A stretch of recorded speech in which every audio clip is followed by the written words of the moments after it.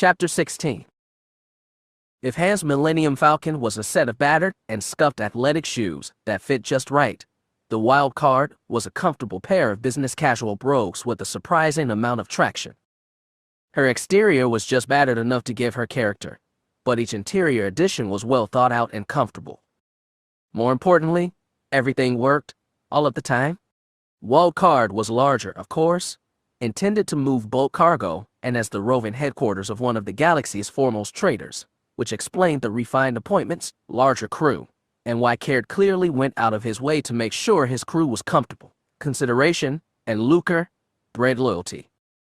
Not the sort the Icers or Palpatines commanded, but something more lasting. Luke and R2 continued their tour, passing by the medbay. Wild Karrde had a medical facility, but a ship her size, with so much internal volume dedicated to cargo, had only so much space to spare, so it was quite compact. The last time he'd been aboard Wild Karrde had been after Wayland, when they'd all been bruised, burned, and exhausted after the final fight with C'baoth. Mara had come out the fight the most badly hurt. At the time he'd had no time to appreciate the furnishings, and had practically haunted the medbay on the trip back to Coruscant, sitting snug between her bed and the bulkhead in the only free space in the room. For as disreputable as he looked, Chin made a surprisingly adept medtech, and while Luke never did get around to asking him where he found his expertise, he'd been too busy watching Mara Kama. The Mirkor native had made a quick assessment and left Luke to watch over Mara while she slept.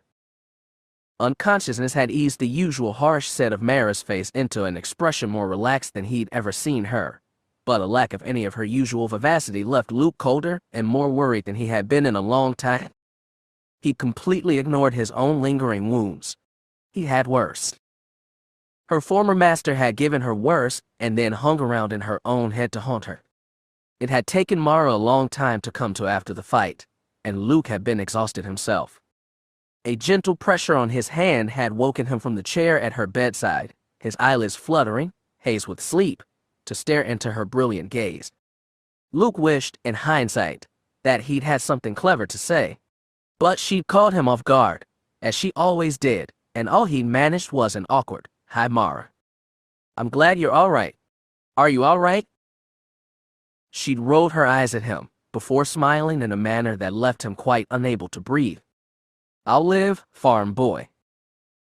He smiled at the memory, and continued on past the medbay into the main cargo hold, deploying his tremendous personal experience to detect the traditional sort of practical jokes that could lie in wait in such a place.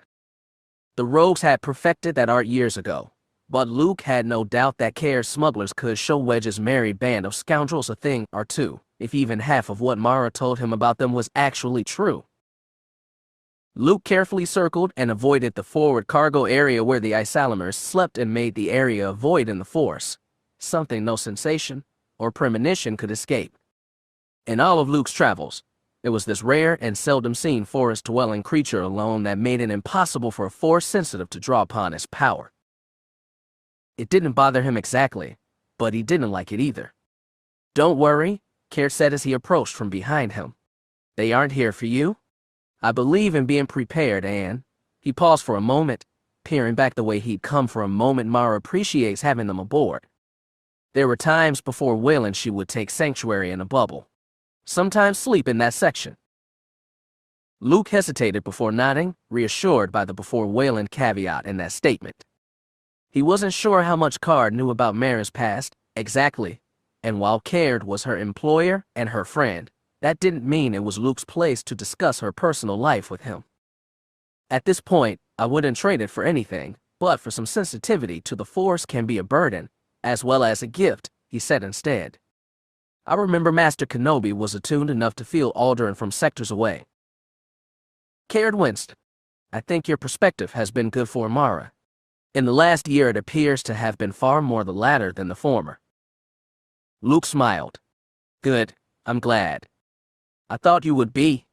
Karrde glanced sideways at him. "Are you comfortable with what I'm asking of you on Rendili?" A year or two before Luke would have been less confident, but he had more experience with manipulating perceptions now, and Karrde wasn't asking him to do anything that would cause permanent damage. "Yes," he replied calmly. "It's a good plan, but I'll need a disguise. As will I, Karrde agreed. You wouldn't know it, but Chen is a master of them. I know for a fact that he's been looking forward to seeing what you look like with the Frothley-style haircut. Luke blanched. If it's absolutely necessary, but I'd rather not go that far. A pity, Karrde said. I believe Denkin was hoping to sell holos afterwards. I would think that with the Smugglers Alliance operational, a few credits from Sludge News would be beneath him. More for a network favor trading than anything else, but still, I'd wager you underestimate your worth, Karrde chuckled. And you overestimate the Smugglers Alliance. Perhaps it will be worth so much in the future, but for now it is still very much a new endeavor. Smugglers do not turn down free credits, leverage, or favors, and we remain smugglers still, even if our business is now technically on the legal side. They stopped in the small lounge, comfortable if compact. It had a few comfortable chairs arranged around the walls, and quick exits to both the bridge down the hall and engineering, and Karrde poured himself a cup of caf which wafted a rich, enticing aroma upward, before gesturing at Luke, who accepted with a welcome smile. The organization has a great deal of potential, of course, but what it will be when all is said and done is impossible to know. It will depend on what the New Republic needs, what our smugglers eventually decide they want, and on the actions of a few vital people. People like me and my friends and family, I'd imagine, Luke said as he sipped his caf. It was quite good, significantly better than anything the Rogues had ever had while he led the squadron. For starters, it didn't have a thin film of machine oil on top of it, a seeming standard for all hot fleet beverages. Still, it wasn't quite as up to the level of the artisanally spiced caf that Leia kept in her office, but Leia probably was one of the only people in the galaxy who sought to impress guests even more than Karrde did. Including yourself. Karrde shrugged. Perhaps. I certainly will serve as a fulcrum of sorts. My reputation and the size of my organization will draw the French closer than it might otherwise be willing to come. But I will not be the one performing the day-to-day work on Coruscant, or attempting to persuade the Senate to reduce tariffs, or deregulate controlled items, or attempting to sue them when things inevitably go wrong. So you mean Mara?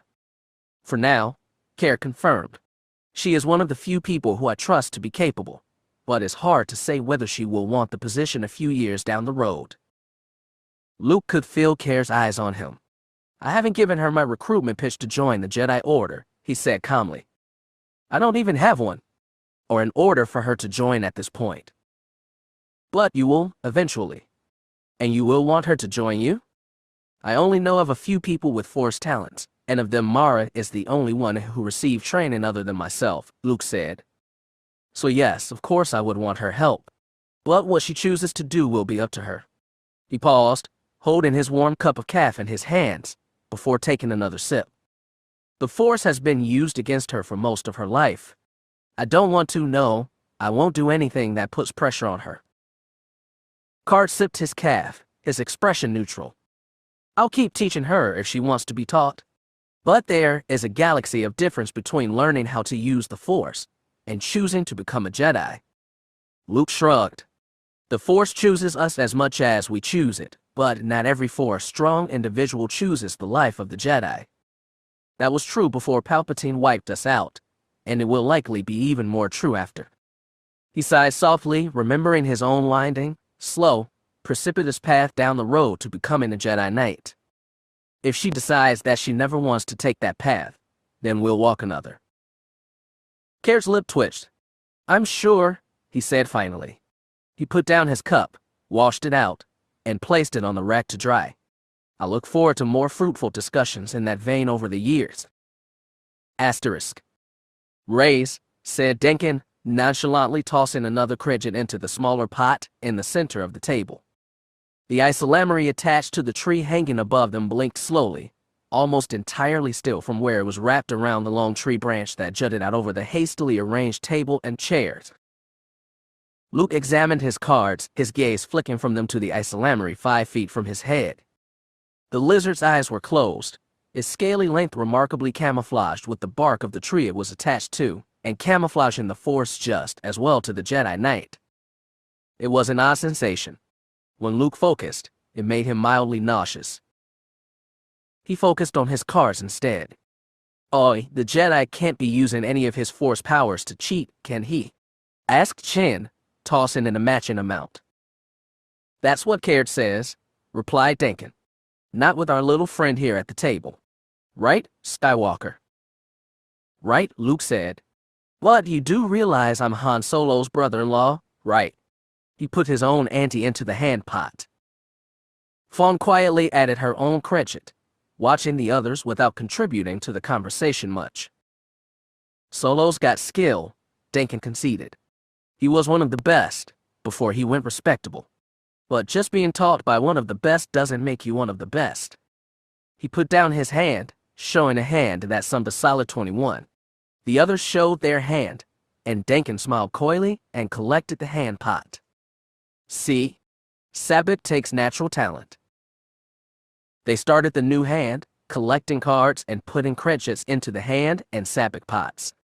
"So, Skywalker," Denkin said. "Had any," he wiggled his fingers in the Air Force intuitions lately. "Mara's been having more and more of them of late. They came in handy a few times on our trip out around the Outer Rim." "Really?" His lips curled into a smile. "I'd like to hear about that later if you've got time," replied Luke, thinking of Mara. "Every time I've meditated of late I've had the same vision," Luke said. "Oh, none of us in danger, I hope?" asked Chin cautiously. Luke shook his head reassuringly. "No. I would have told Karrde already if it were. I've been having a vision of a Jedi and a student doing lightsaber training. One of the practice katas. The student is having trouble performing them properly, and the master is encouraging him to listen to the Force." He sat up in his chair. "Stretch out and feel the Force. We will show you the way," he quoted the master from the vision, before chuckling. "He seems less intense than Yoda was." Yoda. Picture a small green Nalafrog of a barv, speaking in riddles and whacking you about the knees with a stick. There was a ripple of laughter and surprise that went around the table. "But that seems to be the only vision the Force is showing me," said Luke. "Maybe I'll see more of it as time passes. The Force clearly is trying to tell me something. I'm just not sure what it is yet." He shook his head. "I feel like I'm missing something obvious, to be honest." "Maybe you are," said Chin. He drew a card, exchanging it for another. "Or maybe there's another piece you're still missing that you need to put it all together." He nodded at Denkin, who entered up and exchanged a card of his own. "I bet Mara could figure it out," Chin added. "Never seen a puzzle she couldn't solve with brains, beauty, or brawn. Usually brawn." Probably, Luke laughed, feeling his lips twitch into a fond smile. "Maybe when things with the Smugglers Alliance are more stabilized I'll see if I can get her help with it for a while." He paid the requisite fee to continue the hand and exchanged cards, drawing one of the idiots in the deck. "What do Jedi do, anyway?" asked Denkin. Luke considered that. "I've been asking myself that question a lot lately," he said. "Well, you and Mara killed that Sebaoth Scuzzer," Denkin said. "So really all I know about Jedi is that you've got mind powers," he wiggled his fingers, "and fight bad guys who also have dark," Denkin wiggled his fingers again, "mind powers." "Nah," said Chin. "Jedis is about finding ways to solve disputes when no one else can. Resolving disagreements without violence." He used his free hand to wave an expansive circle in the air. "Being able to see the big picture that other people can't, and find a way to go forward. And whenever they can't," he continued slyly, "they have a laser sword." "Older smugglers have stories about Jedi," added Fawn. "Back before the Empire. You wouldn't have any trouble with them as long as you weren't hurting anyone, even if you were doing things that were illegal. But if you hurt someone and a Jedi was around," she plucked a card from the deck and tossed one of hers away, "you would have trouble. They said Black Sun and the Hutts weren't so strong under the Old Republic because of the Jedi." "Personally," said Karrde from the doorway, standing just out of the radius of the light illuminating the table. They all jumped, even Luke, without the Force. He hadn't had forewarning of Karrde's presence. "I always heard the Jedi were the guardians of the Republic, but to be honest, when asked, people didn't usually know what that meant. By the end, most only remember seeing them on the front lines of the Clone Wars." The bet had come back to Luke again and, finally liking his hand, he was in. I've heard all these stories too, and one's much less complimentary, he said, getting rid of the idiot and drawing another card. I imagine they are all true, from a certain point of view. What is yours? Asked Karrde. I haven't decided yet, said Luke. I'm still trying to figure that out. I hope, though, that in the end the answer is we're all of the good things, and as few of the bad as possible. He glanced over at Karrde. I'm not foolish enough to think there won't be any bad. As Leia's told me over and over, good intentions aren't enough for good outcomes. His cards glittered, and everyone at the table took a breath as the characteristic element of Sabbath, the possibility that all the cards could randomly change to any other card at any time, took hold. Luke found himself holding a pure 23, and flashed it to his now-shirted table mates, grinning a solo-taut smirk as he raked up both the hand and the Sabbath pots, adding them to the growing pile of critches next to him. Speaking of outcomes, did I mention I used to play quite a bit with my squadron? Chin glared at the isolamary. Oi, Thrawn the useless, you're letting me down out air, he complained. The isolamary ignored him, but pivoted his head towards Luke and gave a long, slow blink. Karrde pulled out the free chair and sat. Deal me in. I want to see if I can outbluff a Jedi. Are you sure this is absolutely necessary? I remember what you looked like coming out of the forest on Mirkr, Shin replied, applying the last touches on Luke's makeup. Terrible disguise, that was. Far worse than this. And it had to hurt. Mara took as much delight in applying it to me then as you're taking now, Luke grumbled. Whatever works, Chin laughed. We all think she needs a little more fun in her life. He gripped Luke's cheek and pulled on it, then stepped back and admired his work. There. You look nothing like Luke Skywalker, Jedi Knight. He drew his arm out with a flourish. Behold, and weep, the galaxy's noble arrow has a new face. Luke glared at him, then stepped over so he could see the floor-length mirror that rested along the wall of Chin's quarters. Huh, he said, tilting his head to the side. The touches of makeup shifted his features enough that his resemblance to Luke Skywalker could plausibly be overlooked as a coincidence, and with the colored lenses and hair dye, combined with the slight change in the pigmentation of his skin, it might just work. Here, Chin said, handing him a uniform. One junior lieutenant in the service of the Corporate Sector Transit Authority. He also handed him a datapad. And the rest of your identity packet. Against work, but I made a few tweaks for realism and dramatic effect. Dramatic effect, huh, Luke muttered. He examined the datapad, reading quickly.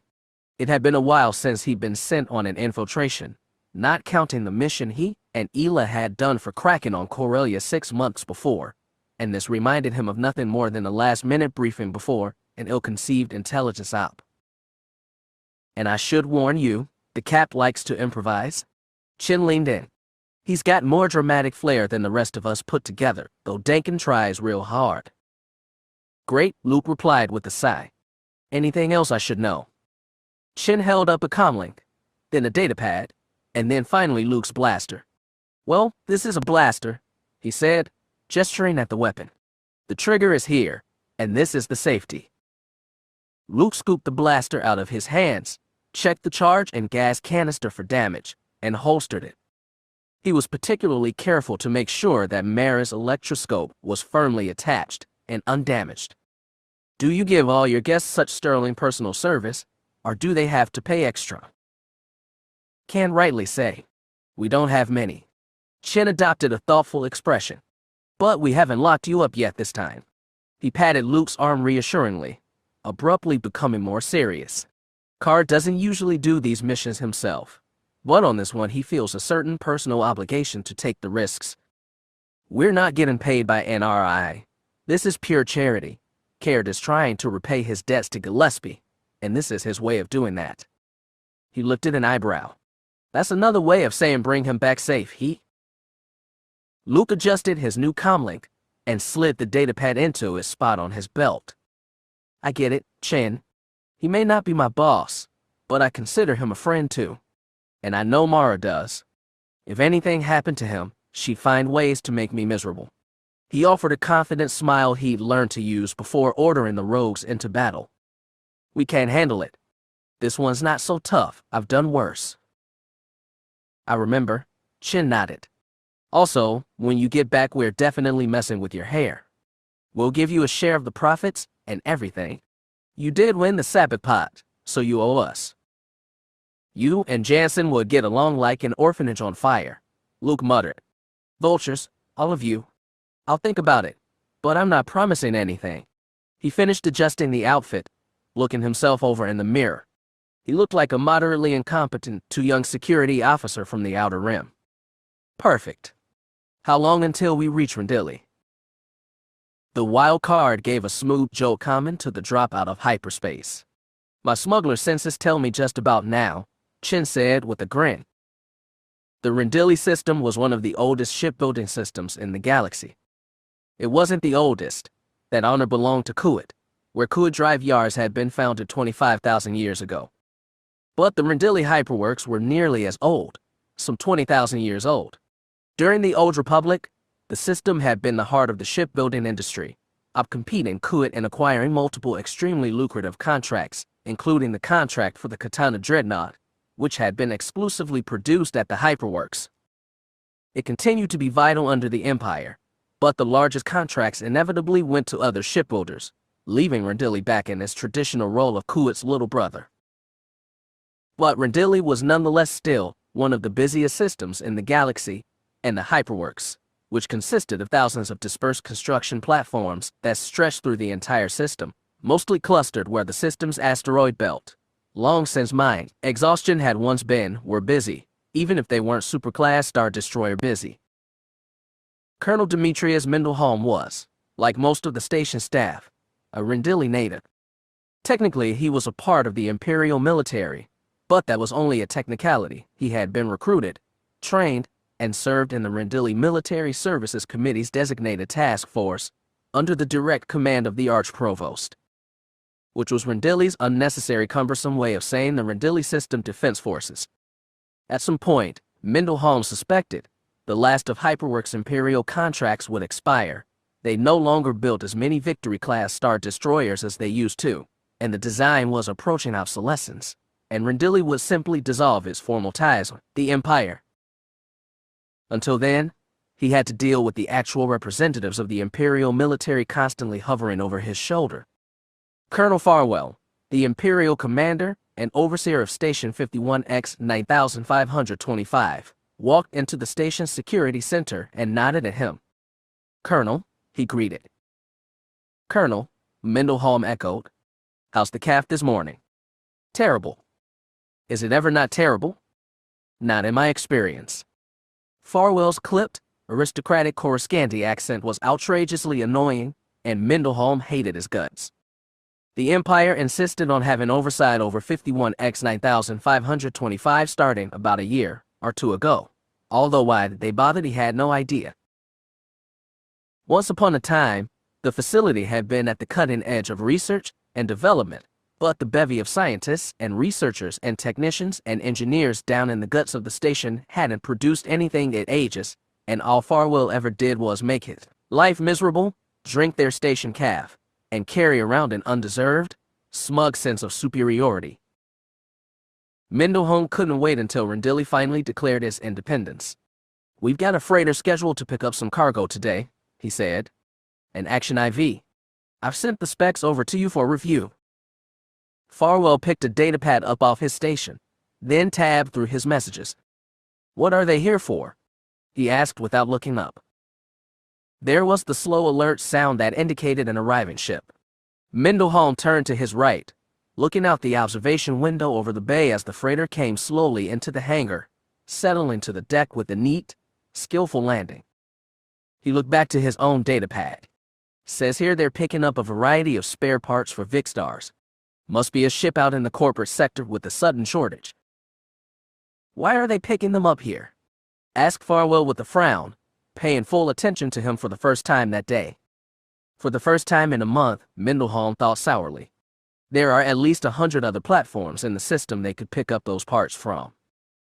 "Yes," Mendelholm explained slowly, trying to keep his contempt out of his voice and not quite succeeding, but we build some of those components here, and we'll have to ship them out sooner or later. The Vice Provost's office assigned this freighter to us. I don't like it, Farwell muttered. Mendelholm wanted to put his face in his hands. Farwell never liked anything that made life easier. Look, they're only sending 2 people to help with the loading process, he said, trying to sound soothing. Our people will load all the packages onto the conveyors, and they won't go anywhere sensitive. Not that there's anything sensitive left on this worthless hunk of spinning metal. It will be fine. I still don't like it, Farwell repeated, and Mendelholm wondered how badly a murder conviction would set his career back. It couldn't be that bad. Besides, maybe he'd find 10 to 20 years on Kessel relaxing. At least there wouldn't be any Imperial stooges floating around his office, chirping at him like the most annoying of Kandorian magpies. They can come aboard, but I insist that they stay here with us for the entire duration of their stay. Fine, fine, sighed Mendelholm. I'll have them brought here as soon as they arrive. We can make small talk with them. I'm sure there'll be better conversation than you. But I've had better conversations with 3PO droids. He lifted his comlink. Trooper GX-106, please have our guests brought to security once they've passed their contraband checks. He very carefully did not scowl at Farwell. He did start considering new careers. I always wanted to be a chef when I was a child. Is it too late to go that route now? I know there's a decent culinary school in Irvinger. But what's required for admission to culinary school? I bet. His train of thought was interrupted by a loud, robust conversation. Well, my boy, that was quite a good performance on the landing, an older man, graying at the temples, was saying energetically. He had an odd accent, distinctive yet not quite placeable, and wore a corporate sector security uniform. You landed the ship without so much as a scratch. It was a perfect performance. I dare say you performed even better than expectations. The man stopped and offered Mendelholm and Farwell an enormous grin. You two must be in charge of this station and its security. It's my pleasure to meet you. My name is Captain Nell Dockett, and this here is my new helmsman Derek. The younger man, perhaps in his early 20s, with dark hair and eyes, looked horribly embarrassed. Mendelholm couldn't blame him, and he would have said something in greeting except that he couldn't get a word in. Derek is from Belderon, but I picked him on Corellia on our way out from the corporate sector. The older man was going on, seemingly losing none of his enthusiasm. I didn't think much of him at first, but my niece seems to like him, so I decided to give him a chance. Mendelholm almost laughed at the suddenly frozen expression on the younger man's face. Sheer, unadulterated terror had crossed his expression, and his cheeks had started to turn quite red. Mendelholm glanced over at Farwell, who was watching the exchange with a sort of dazed, distracted disbelief. Mendelholm understood. He was having a hard time looking away himself. It turns out he can really fly. Not surprising, everyone from Belderon is a born pilot. That's what my Uncle Draven says anyway. I wouldn't really trust Draven, though. He's a crook. But in this case, he's right. Derek is quite a pilot, if our trip on this run is any indication. I decided to take him in to see what it looks like to pick up cargo. And speaking of, the man handed Mendelholm a datapad. Here's the list of the items we'll be picking up. Serial numbers and designations. Amused, Mendelholm took the datapad and started inputting the codes into the system. There was movement out of the corner of his eye, and he looked up, but no, there was nothing important there. He shook his head a bit and resumed his work. And that's it, Captain Dockett was saying, with enthusiastic gesticulation. You just tell them what you're here to pick up. You should have a full manifest prepared. Rendili is much more precise and competent than most of the rest of the galaxy, and you can count on your manifest to be valid when you arrive. It's not like cargo transfers in Corellia, which are very hit and miss. Some runs it'll be smooth as Ottogan silk, other runs it'll be as tough as Athos rough grass. The older man turned towards the younger, putting one of his hands on both of Derek's shoulders. Now, tell me. He leaned in, and Mendelholm again found he couldn't look away from the unfolding drama. Young man, what intentions do you have towards my niece? The sheer terror that had been on Derek's face earlier redoubled, and all the color drained out of his face. Is now really the best time for us to discuss this? He managed. Shouldn't it wait until we're back on the ship? On the contrary, when else will we get the chance to talk alone without one of the crew listening in? They're born eavesdroppers, every one of them. Docket jerked his thumb towards Mendelholm and Farwell. These two probably don't care, and they'll forget all about us by mid-afternoon. That was unlikely, thought Mendelholm, grinning. He leaned back in his chair, caught Farwell also unable to turn away. He was quite sure they'd be talking about this for years. They'd probably even be interested in hearing about it in culinary school. Through the observation window, the conveyor belts were now rolling, and large cargo boxes were being brought across the floor of the hangar and into the Action IV's cargo bay. Its large, mouth-like cargo door was dropped open, and the large packages of spare parts were being mechanically moved from the floor conveyor onto one that lined the cargo door, which took each of the large packages and ushered them into the freighter's maw. For other deliveries, Mendelholm would more diligently watch the process unfold, but the drama of Captain Docket was not to be missed. Derek didn't answer, looking away and visibly trying to come up with an answer. His expression was pinched with fear and embarrassment and focus, and Mendelholm had to lean in to hear. Well, Captain, the young man started slowly, finding himself quite trapped in the older's gaze.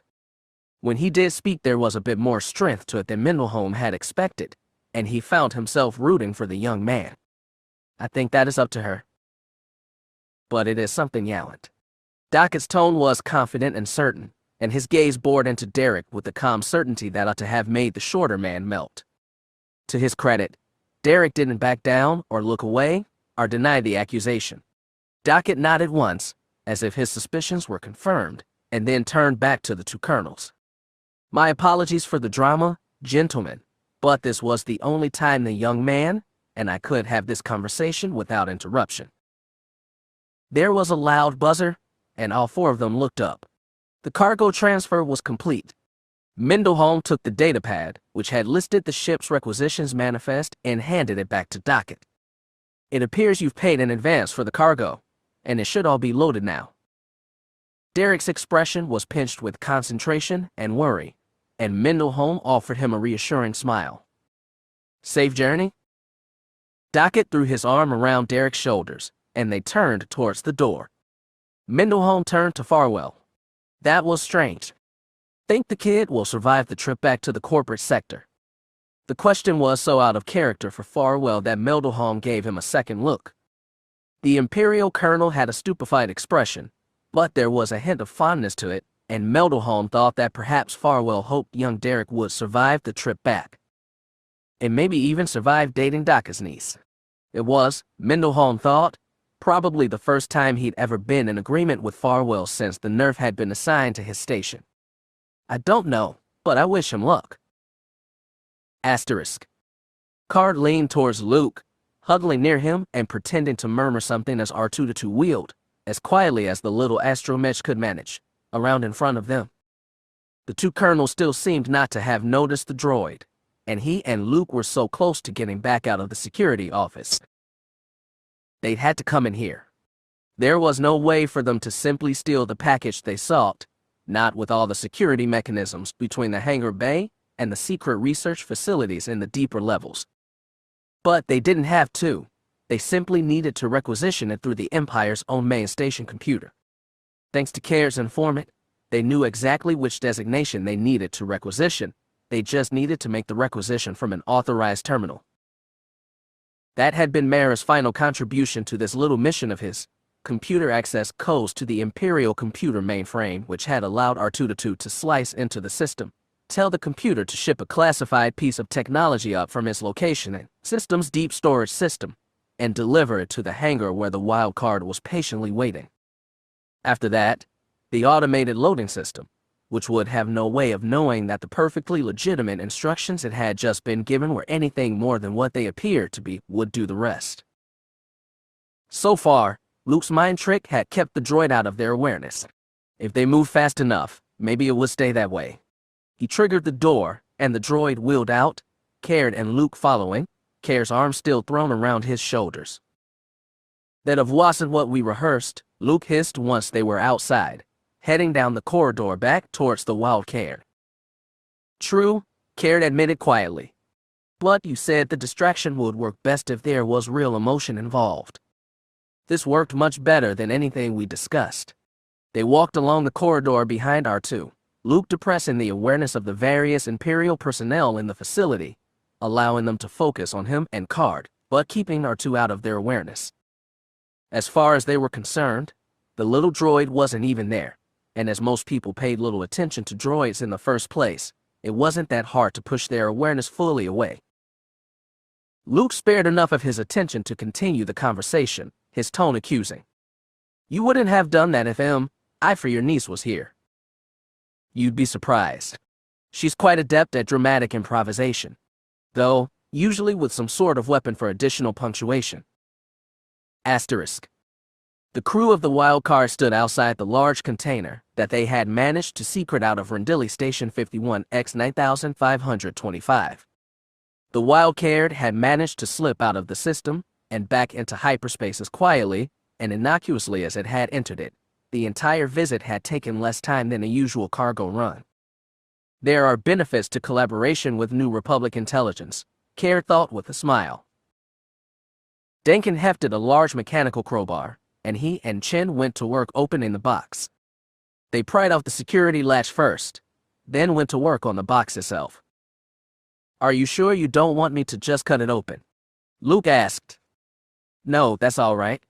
I don't want to risk whatever is inside being damaged, and we don't know how far it is from the inside of the container, Karrde said. Luke had never quite stopped glowering at him, but he'd get over it. It wasn't as if Karrde really needed confirmation that Luke had feelings for Mara. That was plain to anyone who saw them together for more than 5 minutes. Well, anyone except Mara apparently. But he had certainly enjoyed watching the normally completely calm and controlled Jedi twitch like a marionette when confronted with it. Besides, Mara was one of his people. That made her happiness one of his priorities.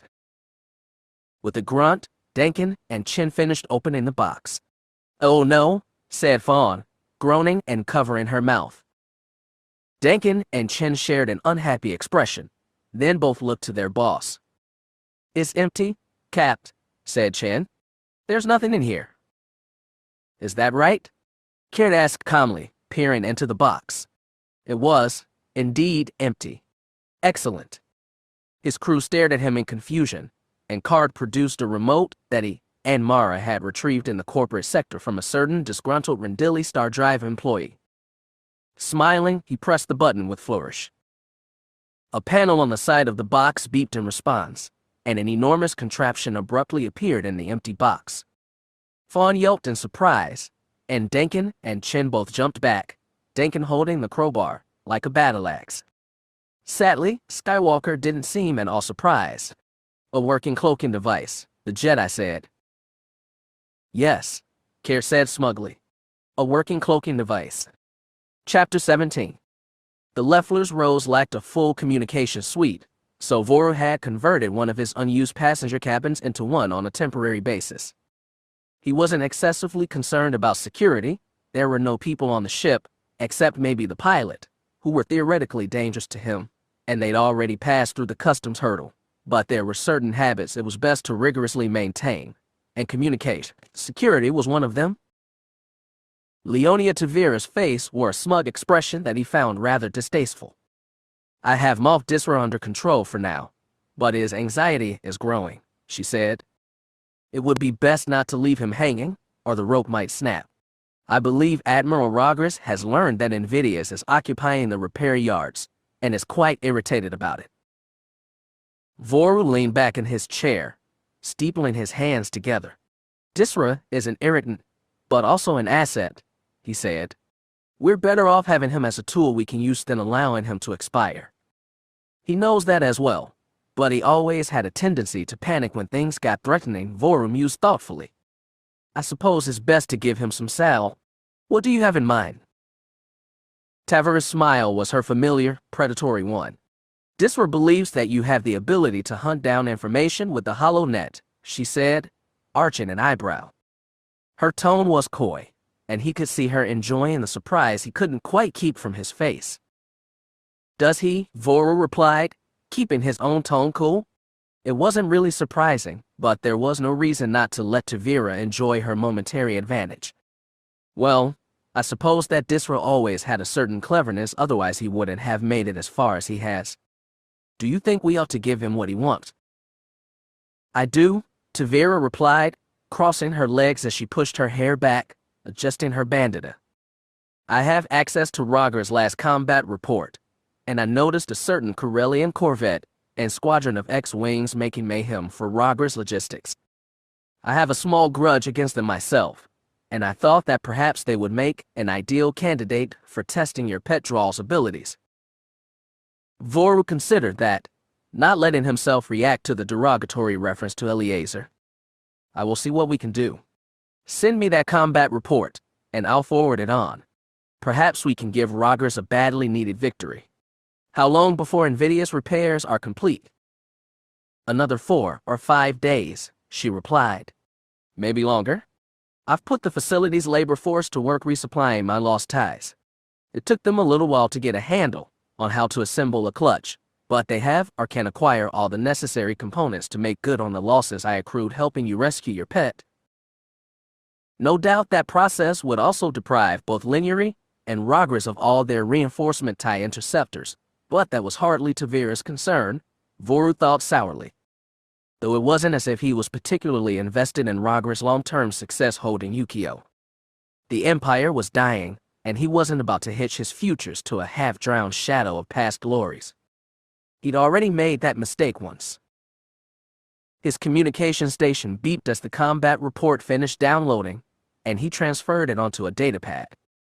"I'll have something for you before your repairs are complete," he said. Tavira's eyes gleamed. "When do you go after the real prize?" Voru smiled thinly at her. "Soon. Good day, Moff Tavira." She chuckled. "Of course. Good day, Moff Voru." Voru exited the makeshift comm station back into the primary lounge, where Eleazar's workstation was assembled. Behind his primary screen, the Drawl coughed heavily, wiping his snout with the back of a furred arm. He looked up from his screen as he heard Voru approach, the steady clacking of his claws on the keyboard ceasing as his attention shifted. What did Tavira want? "Disra is growing restless," he replied as he drew a chair to sit across from the Drawl, placing his elbows on the table and leaning forward. "We're going to need to give him something to make his position a bit more secure." He pursed his lips as he considered possibilities. "Can you identify the New Republic ships in Albrian sector?" Eleazar's claw scraped over the arm of his chair. "Tracking ships is a lot of time and effort," he said, "especially without a full computer and droid suite to help me sort through all the information. But I can still use pings against the HoloNet nodes as an effective tracker, yes." It was impossible to track a ship through hyperspace. Even a tracking device only operated between hyperspace jumps, sending information through the HoloNet before a ship began its jump and after a ship completed its jump. Eleazar had once explained to him, years before, that a holocom was essentially a tracking device. Every time a ship used one to connect to the HoloNet, it provided the connecting node with an incredible amount of information, including its location. This metadata didn't go anywhere, and most of it wasn't publicly accessible. It was buried deeply into the HoloNet, saved to seemingly forgotten files. Unless you knew how to access them? Voru did not, but Eleazar did. The HoloNet was ancient, and Voru suspected that at some point during its design process, maybe 6 or 7,000 years ago, one of the original designers had seen the HoloNet as a potential espionage tool. Perhaps their heirs still used it for that purpose. Or perhaps it was an addition Palpatine had made to the system more recently, seeking to enhance his all-consuming control over the galaxy. Or it may have been there for a reason entirely unrelated to espionage, long since forgotten. Voru didn't know, and for the moment it didn't matter how or why the information was collected and anonymously saved to files which Eleazar had years ago stumbled across. What mattered was that it was there. "I just need you to find just one ship, for now. A modified Corellian corvette named Eschenstrike. It's the ship that harassed us during your escape, he said. We know his last location. Also, it was just engaged in the Yukio system, fighting Admiral Rogris. That should narrow it down, yes. Eleazar's claw scratched harder over the arm of his chair as his snout wrinkled, his beady black eyes narrowing in concentration. Yes, that should help me find it, he agreed. But it will still take some time. The files are enormous and can be unwieldy to sort through, and I'll have to set up a search function manually. And I can't get started right away. We have more pressing obligations that shouldn't wait. After we break into Izer's safe house, then, Voru said with a nod. Are you ready? Eleazar nodded, looking fatigued. I am ready, he said. Not looking forward to it, but ready. Are you? Voru nodded firmly. I'll make one more call to Rotor, and then I am ready. We'll go tonight. The airspeeder meandered through Coruscant's aerial traffic as if it were just another vehicle out for a late evening drive. On either side of them, Argosy District's largest, most ornately decorated and lavishly furnished buildings gleamed with lights matched by the long lines of glowing airspeeders. The speeders hummed in and out of line, landing on the reinforced balcony landing platforms that all the buildings had on offer. In addition to being one of Coruscant's primary business and financial districts, Argosy District also had a reputation for a busy, dramatic nightlife, as all those business people ended their daily work routines and went in search of relaxation with credit to burn.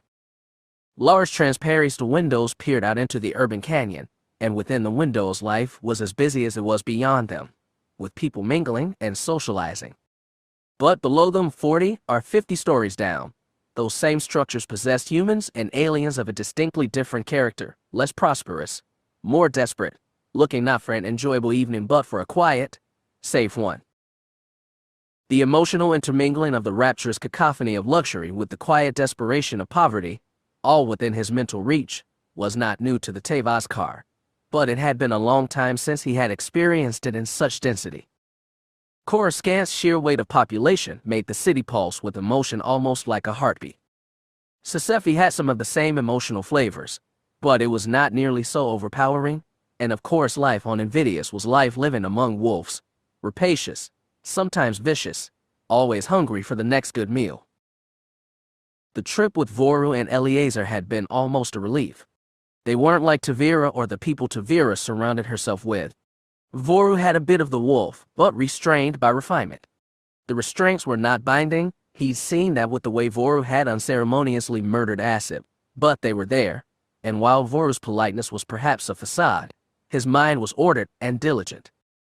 Eleazar was harder to read. The Tavaskar had never been as skilled at comprehending alien minds as human ones, but in Eleazar he could feel the draw's calm preparation, anticipation, and patience. Speculating how Voru and Eleazar had ended up being partners had entertained him through many a dull hour of waiting. Speculation about both of their ultimate objectives had passed many other dull hours of waiting. But he knew his role. He served. The airspeeder dipped out of line with the rest of the traffic, dropping down until it reached what would be considered the lowest levels of prosperity. These were far quieter, darker, with fewer lights and no large gatherings of people behind large windows. There was still airspeeder traffic enough, but not in the volume that occurred above. They neared one of the newer towers, a simple, inauspicious building that blended seamlessly in with the ones on either side. Its highest levels saw plenty of airspeeder traffic, but more leaving than coming. They settled onto a landing platform, dim lights automatically illuminating as the airspeeder's repulsor lifts went quiet. The Tavaskar opened the vehicle's door, swinging it up as Voru did the same on the other side, Eleazar sliding out of the car slowly after them, looking miserable. Are you sure this is safe? He muttered to Voru. It's as safe as it can be, the Moff replied. Rotor has support standing by if we need it, and you said there is no sign that this safe house has been used in some time. True, Eleazar growled softly, his snout wrinkling with distaste. Okay, let's do this. Which way? Voru nodded at the Tavaskar. After you? The Tavaskar frowned, wishing he were wearing his mask, but Voru was right. It was too conspicuous for now. He took a moment to adjust his armor under his bulky clothes, fitting it securely back into place after the airspeeder ride. Once he was sure he was prepared, he gently tapped the entry door with the ID card that Eleazar had made him. The name Rasmus Damask appeared on the attached screen in blocky green font. Then the door clicked open. He pushed through it, ignoring the twinge in his danger sense. At this level, the apartments belonged to employees of the major local businesses. It was well enough maintained, but not ornate, with occasionally flickering lights on the hall. The floor was made of a material that had the appearance of wood, but not any of wood's maintenance requirements, and each door was labeled with only a number. Occasionally they would pass shoes or bags or other personal items against the walls or doors. They reached the end of the first short hallway, after passing about 6 apartments on either side. The lift arrived after a brief wait and a couple stumbled out, gave the 3 of them, especially him and Eleazar, Voru got barely a glance, and then moved down the hall at a more brisk than normal pace and shut themselves behind one of the doors they passed. The trio entered the lift, and Voru pressed the button for their destination. They descended 2 levels and exited into an identical floor, with more of the same style of apartment, maintained almost exactly as well. Walking back in the direction of the building's exterior, they reached apartment 1788. Its door was like any of the others, though it had no items scattered about outside. The door was slightly more worn than some of its neighbors, as if it hadn't received a new coat of paint recently, and its keycard access terminal was just different enough from those of its neighbors for the difference to be notable. The Tavis car turned to watch the hallway, reaching out with the force. He could feel the people above and below them, going about their daily lives, could feel the activity 20 stories above, with the congregations of people in the much larger, fancier skyward apartments. He did not feel anyone that seemed alert to their presence. "We're clear, for now," he murmured to Voru. Eleazar was already working on the keycard terminal. He pulled out a datapad and plugged it in, then started clacking away on the datapad as he searched for a security vulnerability. "How long will it take?" Voru asked, his hand inside his jacket, clearly holding the blaster pistol he had hidden there. "As I told you before we left, I don't know," Eleazar responded, sounding irritated. "It depends on how good Izer's security teams were." The draw worked quickly, text scrolling across the datapad he was holding faster than the Teviskar would have been able to read. It seemed like a long time before anything happened, but the Teviskar's wristcom told him it had only been 4.5 minutes. There was a beep, and the keycard terminal went green. Voru didn't hesitate, pushing the door open and ushering all of them inside. The apartment within was dark, and the Teviskar searched for the activator for the unit's lighting. "Did you trip anything?" Voru asked Eleazar. "I don't think so," Eleazar responded, breathing heavily. "But that was a lot more complicated than I was expecting it to be. And older too. Isert might have used this place, but I think it predated the Emperor's death by quite a while." "Any idea who?" The rustle of Eleazar's shoulders in the dark suggested he had just shrugged. "Someone who learned a lot of their computer skills during the days of the Old Republic. I'd guess this safe house was set up when the building was first built." The Teviskar found the switch and flipped it, sending a flood of light through the apartment. Eleazar gasped, and Voru stopped a step short. The space was much larger than he had expected. It appeared, at first, to be a simple apartment, plain, heavily built furnishings in the space near the door, stretching into a good-sized kitchen against one of the walls. But on the wall opposite them, where normally windows would be, hung a large, 3-story-sized symbol of the Empire. The classic white and black symbol loomed over the entire lofted space. The 3 of them just looked at it for a moment, then at each other. The Teviskar felt a shiver of dread, a shiver the Empire had spent a great many years instilling into as much of the galaxy as possible, go down his spine. It was odd, he thought, that one could spend so many years being a tool of that dread, and yet never fully lose it themselves. Eleazar's distasteful expression regarded the banner for only a moment. He started meandering through the room slowly, slightly hunched, searching for computer terminals. He found none, but the banner could stand 3 stories tall because the apartment interior stretched all the way up, with 2 levels of loft above them. Eleazar coughed, then shook his head with dismay and started climbing the narrow spiral staircase upwards. "The computers must be up here," he said. Voru stepped into the center of the room and looked up. From the floors above, there were flickers of light in the quiet whirring of machinery. "You're probably right. I'll come with you. Tavaskar, do a quick search of this floor and then join us." The Tavaskar nodded. He stretched out in the forest as he meticulously searched all the places he was most likely to find recording equipment, knocking against the walls to make sure there were no hidden rooms. The apartment itself was remarkably unremarkable. The kitchen was extremely well stocked with non-perishable food supplies which looked like they dated back to the Clone Wars. He pulled open a cabinet and found himself staring at dozens and dozens, perhaps hundreds, of boxes of Imperial ration bars, still in all the original packaging. Only a handful of them were missing. He checked the expiration date on one and found it would be good for another few centuries. He closed the cabinet again and kept looking. In the bedroom, he found a hidden wall closet. Working his fingers along the edges of the not quite totally hidden crease, he searched for the latch until he found it. It refused to budge, so he quickly ignited his lightsaber and swept it through the locking mechanism. The doors to the closet came free, and he was able to pull them open, an interior light triggering automatically as he did. It was a weapons locker, no, not just a locker. A full, if somewhat small, armory. A collection of weapons, a long blaster, disassembled with a set of extra power packs, a blaster pistol of a particularly wicked make that looked vaguely familiar, a holdout blaster, which for him would be too small to easily wield but which an Imperial agent might be able to stash on their person. A collection of easily concealable vibro knives. And, he realized, his heartbeat quickening as he took his lightsaber and tested it against the empty hook, a spot for a lightsaber. His danger sense, before that moment a low, unnerving feeling of concern, suddenly became one of menace. The Tavaskar hastened his search.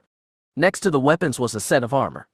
He examined it quickly, black, flexible, and comfortable, to be worn under thicker, equally black blast resistance and fabric, with a few pieces of heavier but still lightweight armor for additional protection. His feeling of dread heightened. He'd seen this fabric before, and the blaster too. Years before, such things had been available for secret Imperial agents. Custom make only. He removed pieces of the armor, looking for anything identifying. He found nothing, but he did learn that the armor was much too small for him. Much too small, period. It was sized for a particularly petite alien, or maybe a human adolescent. While he had never had the dubious pleasure of meeting as an Isert, he, like everyone else in the Empire, had been quite familiar with her. She hadn't been the tallest woman, but at 1.8 meters in height she would certainly not have fit into this armor. He couldn't imagine which Imperial agent would have. The rest of the room was uninteresting. The bed was made, probably kept by service droids, though he hadn't seen any yet. It was otherwise empty, but for all the normal things an apartment would have.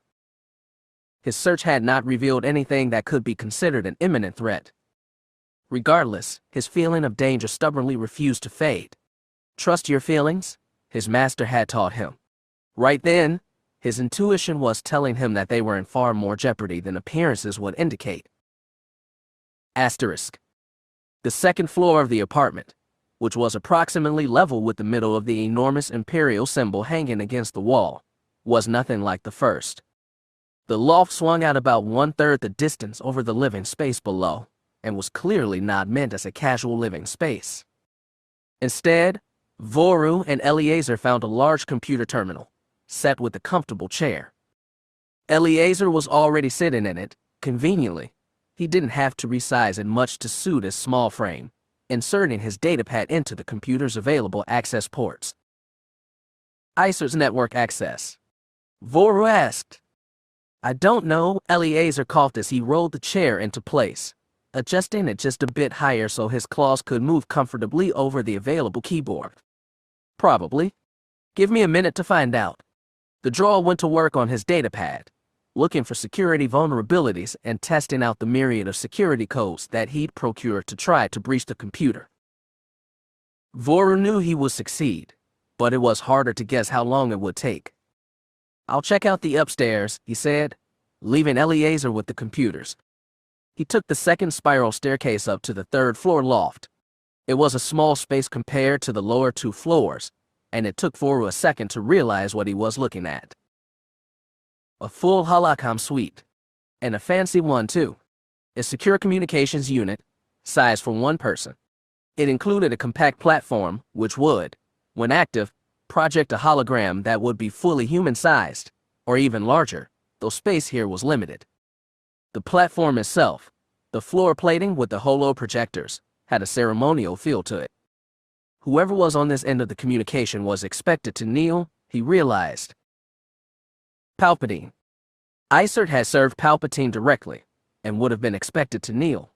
This might have been where she expected to stay in contact with him, a way to be isolated in a safe house, and yet stay fully in command.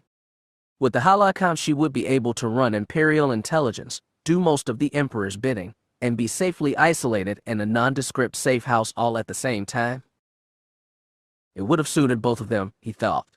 Palpatine with his need for control and domination, for total subservience, and Isert with her need for praise and approval. This place would have suited her just fine, and when Palpatine had died, and Isert had quietly assumed his place, she would have been quite pleased to be the one being kneeled to, also. Voru traveled back down the stairs to rejoin Eleazar. "I found the holocom," he said. "It's upstairs. A fancy one of the Emperor's personal appearance tools." Eleazar seemed not to hear him. He was focused on the display in front of him, his claws clacking against the keyboard vigorously. It was a good 10 seconds before he glanced at Voru, belatedly processing the spoken information. "Good. That'll give me easy access to the Coruscant HoloNet node," he mumbled distractedly. He concentrated on the computer for a few minutes more, then hit a key with victorious finality. "I'm in," he announced, and the display before them, the large monitors arrayed conveniently, flickered to life. "Okay," Eleazar said as he started to sort through the myriad of data suddenly presented to them. "This next part might take a while." On the screen before Eleazar and Voru was Isert's private secure network. As Eleazar searched, he and Voru came across everything one might imagine in such a place. Lists of covert operatives and their assignments, some of which appeared to still be active, thousands of dossiers on important politicians, corporations, and military officers, tens of thousands of intelligence reports, sortable by date, location, and reporting officer, all of the secret files of Isert and, by the looks of some of the dates, of her father before her. 10 years ago, while the Emperor had still lived, this information might have given Voru the wherewithal to challenge him. Isert had been one of his most loyal and trusted advisors, loyal to his memory long after his death, loyal to his empire because it had been his empire. Now, 10 years later, much of this information would be worthless, or outdated, or no longer relevant in a galaxy where the New Republic ruled Coruscant. But, New Republic or not, some people who had been powerful before remained powerful, and information always had value. "Can you transfer these files off-site?" Voru asked. "Probably. Go back upstairs and get the holocom up and running, and I'll start an upload. We can go through these once I have a computer system capable of sorting through it all." Eleazar coughed, his beady eyes locked rapidly on the screen. "I don't see what we're looking for yet, though." "Keep looking," Voru instructed. He jogged back up the stairs, the old Kessel inflicted aches and pains forgotten for the moment. The holocom was a complicated piece of equipment, but essentially Imperial standard issue. He had the system up and connected to the HoloNet in only a few minutes. The steady buzz and hum of the equipment betrayed that it was in use, stealing all of Isert's secrets for future use. He returned down the narrow spiral staircase. The Tevis car was waiting for him at the bottom of the stairs, carrying his broad frame stiffly, his face covered once again by his white mask. The bronze of the tall man's armor was mostly concealed by the unremarkable brown of his long jacket. "Did you find anything?" Voru asked him. "Not very much," the Taviskar responded. "Some old equipment. It seems Isert had a child operative using this as a safe house at some point." A child? Voru asked in surprise. Why do you think a child? No one else would fit into the armor I found, the Tevaskar said. For the first time, Voru thought he heard just a hint of sarcastic wit, although it was possible he was imagining it. Either way, it was gone. But I don't think it has been used in quite some time. By now the child is certainly grown. Voru nodded slowly. A child? That was strange, to be certain, but not completely unknown. Still, it wasn't like Isert. She had preferred to train her operatives herself, and while she would have appreciated the malleability of a child so that she could impose herself upon them, it struck Voru as unlikely that she would have employed a child for intelligent work. Not impossible, though. Merely unlikely. The Tevaskar's attention was wandering, his head tilted slightly towards the sky, peering back in the general direction of the center of Argosy district. That was unusual enough that Voru felt the need to comment on it. Is there something else? The tall man's masked face turned back to him, and Voru found himself staring into the brown eyes of a Diomir bear. In the dim light of the computer center, the white of his mask faded to a dull, slightly ghost-like appearance. Voru couldn't see the man's expression, but the slight hunching of his shoulders betrayed enough nervousness that Voru started to feel it himself. I'm not sure, the Tevaskar said after a moment, but I think we ought not to linger here any longer than we must. Something feels wrong. A shiver went down Voru's spine. He'd never worked with Force adepts, not before the Tevaskar, and he'd only had occasion to meet Darth Vader once. He didn't understand the Force. It was said that none outside the Jedi really did, but he was familiar enough with his power from his experiences with Palpatine not to doubt the man's sincerity. And there was enough weight behind his words to take him seriously. Suddenly waiting for Eliezer to finish uploading all of Isert's secrets no longer seemed like the most important order of the day. But he would not leave until he knew Eliezer had exhausted every option to find the rest of what they had come for. Let me know if you think we are in danger. Calm our pilot and tell him to take off and come back for us. I'll make sure our backup is in place. The Tevaskar nodded, already reaching for his wristcom. Voru took out his comlink. Colonel Rotor, he said. Rotor here, the comlink replied instantly. Are your men prepared in the event they are required? Voru asked, putting all the weight of Mofdom, not to mention the Underlord of Black Sun, into the words. I have 3 teams in Argosy district awaiting your location and instructions. Very good. Stand by, Voru said, switching the comlink back off. Flurry. Eliezer's voice was rapt. Voru had known the drawl for a long time and never heard him so odd. Flurry, I found it. He was back at the drawl site in an instant. The screen was a mess of account numbers and passwords, and it took Voru a second to realize what he was seeing. Once he did, he felt like the breath had been sucked from his chest. It took him another second to regain it, his heart thudding in his chest, blood pounding in his ears. There it was. It wasn't much to look at. Just one line, among others. An account number. A password. A sum. A staggeringly large sum. A sum so large that he almost had trouble conceptualizing what it meant. Almost. Have, his voice was throaty and haggard, and he was forced to clear his throat. Have you started transferring the funds? He asked, the awe in his voice matching the awe in Eliezer's. He felt the Tevaskar peering over both their shoulders, and heard even him gasp. I spent days working up a routing system, Eliezer reminded him. It will take some time to transfer it all. HoloNet credit transactions have a cap, so I'm having to utilize a few hundred different banking institutions and thousands of individual accounts. But after it's into the HoloNet, I can make sure it's impossible to trace. He smirked, the first to recover. I'll route most of it through Moonlist. They won't participate in any New Republic investigations. Voru nodded. He'd known it had to be here. It's an Isert's personal slush fund, funded by years of the Emperor's largest, and her seizure of the previous Underlord, Prince Zizer's, personal fortune. It wasn't all there. Isert had taken a fair amount of it when she'd abandoned Coruscant, and squandered much more of it even before her flight. But there was enough. There was more than enough. How long? He asked Eleazar, still barely hearing himself speak. 20, 30 minutes. There are a lot of credits here. Voru nodded, forcing himself to breathe.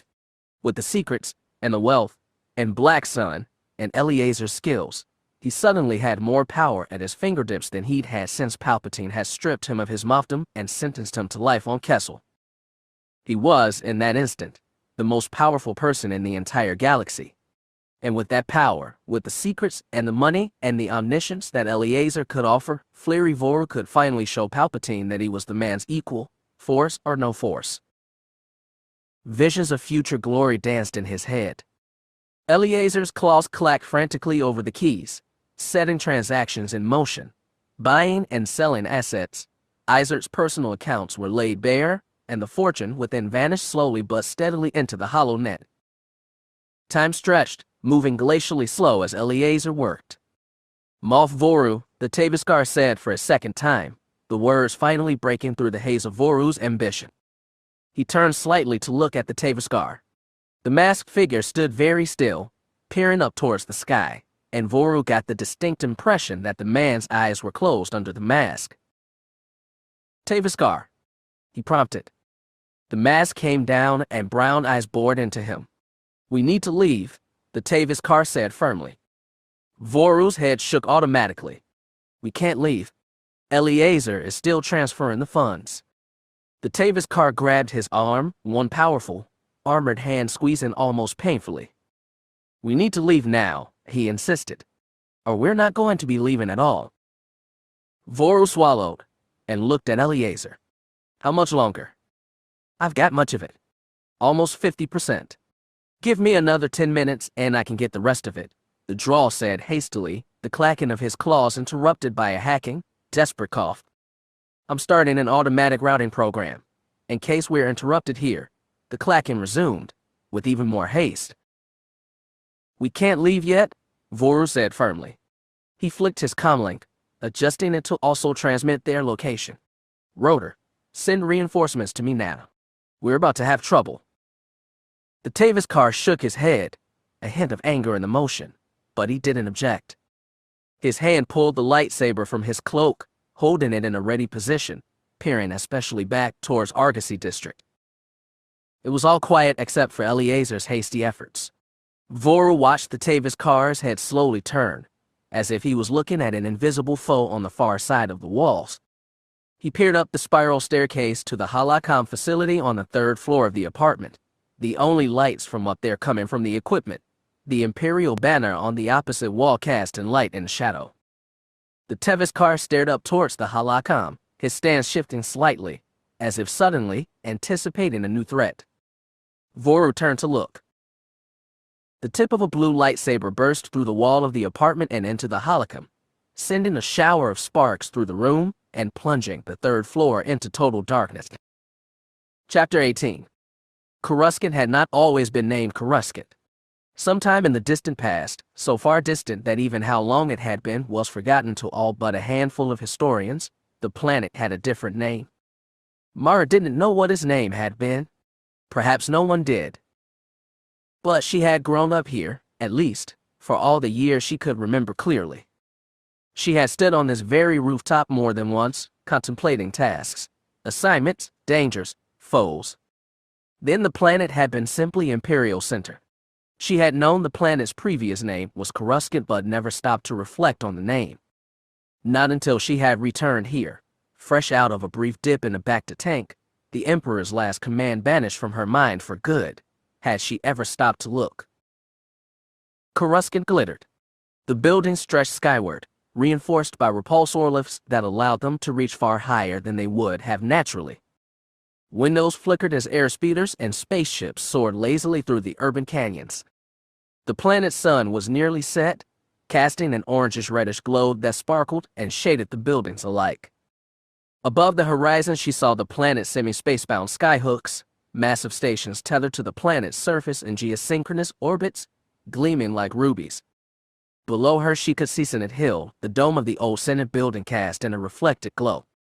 Palpatine's placement of the Imperial Palace had ensured that the Senate Dome was always cast in shadow when the sun rose, and always cast in reddish, somber light when the sun set again.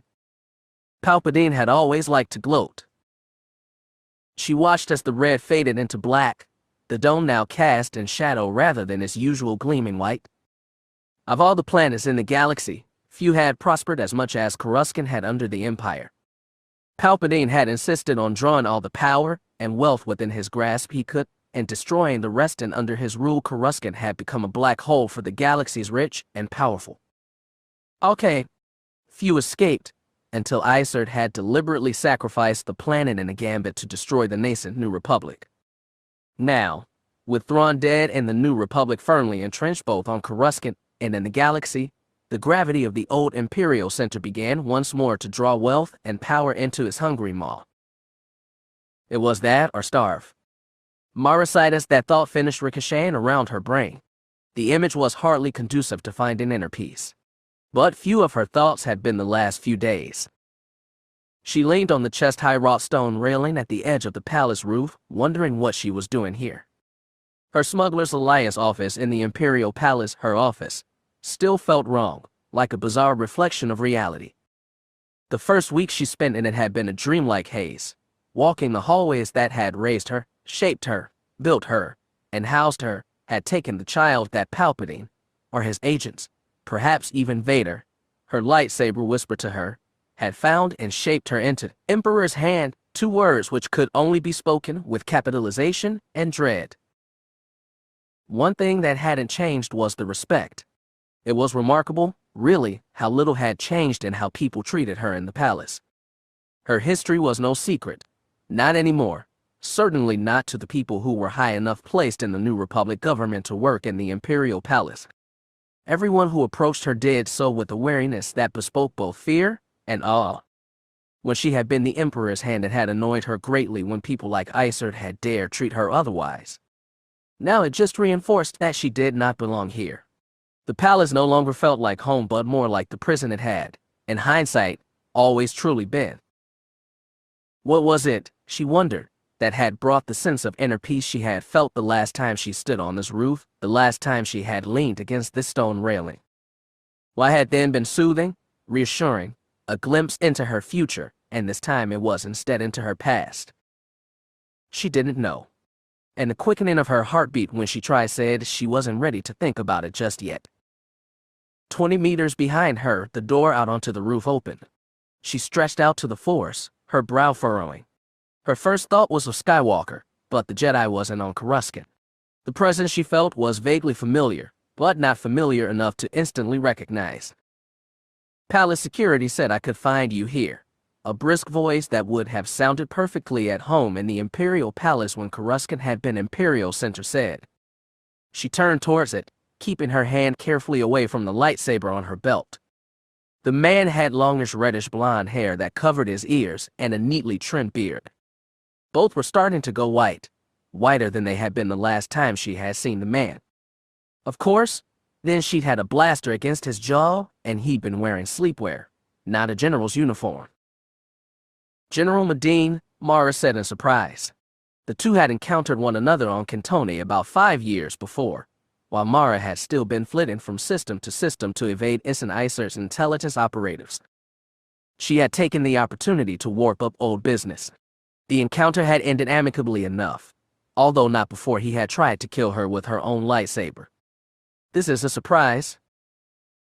I can assure you, Miss Jade, he replied, his intonation carrying the barest hint of amusement.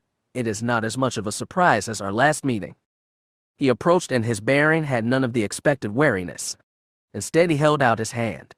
Let me formally introduce myself, since we weren't the last time. I'm Crix Madine. He ducked his head in a nod as he waited for her to take his proffered hand. Thank you for your help on Kantoni, by the way. Mara paused for a moment, evaluating the man, what she remembered of his record, and his sense in the Force before she took his hand. She didn't bother to return the introduction. I take it you were satisfied with your share of Governor Barkale's ill-gotten gains, she said. It covered the New Republic's expenses for the better part of a year, Madine replied as he released his grip on her hand. To her surprise, he stepped past her to the stone railing, looking out over the view. "I haven't come up here before," he commented, watching the view. It didn't seem to offer him any more inner peace than it was currently offering her. Mara watched him cautiously. Madine wasn't acting like an enemy, but there were only so many reasons for him to have approached her like this, for him to have deliberately sought her out. Leia Organa Solo had assured Mara and Karrde that there would be no punishment meted out for her time as Emperor's hand. Leia's voice had been so soft, so understanding, so forgiving in that meeting that it had only added to Mara's anxiety. But Leia was not the New Republic's Empress, and her word was hardly law. "I did my research after our encounter," Madine said. "I wasn't sure who you were at first. Imperial intelligence was my first guess, but you didn't seem like one of Isert's. The way you let me go and let us have Barkael's stash told me you were an ISB. The only useful hint was the lightsaber," Mara finished for him. "That's right. Only a handful of Imperial agents carried lightsabers. So I started collecting intelligence reports, and I asked General Kraken to send me all the reports he had. Put together a little dossier on a mysterious woman who went by the title Emperor's Hand." He rested both his hands on the rail, and Mara could see in her peripheral vision that his belt had a blaster holster. She could also see that it was empty. The dossier wasn't complete, of course. "Of course," Mara echoed stiffly. "I gave it back to Kraken when the word started going around that we had the Emperor's Hand in custody, and he quietly passed it around the Provisional Council members when you escaped again." Madine paused, letting the cool Coruscant breeze flow around them both. "I wasn't surprised when you came back with Jedi Skywalker as a confirmed ally." Mara was abruptly tired of the conversation. Because Skywalker has a history of turning foes into friends, or because I once held a blaster to your head and didn't pull the trigger. Madine's head turned towards her, seemingly not put off by her scowl. Because over and over again your record was of someone who punished the guilty and protected the innocent. Palm, Kintoni, Kayaks, Gildaneth, Neftali, every mission was a display of careful precision. And yes, because if you'd really been an enemy of the New Republic, you would never have let me live on Kintoni. Mara firmed her lips together and locked her gaze on the glittering skyline. "I just didn't want to run from the rebellion and Isert at the same time," she thought. "What do you want, Madine?" "You know Governor Farrell says something else in his report." Madine's voice was soft, understanding.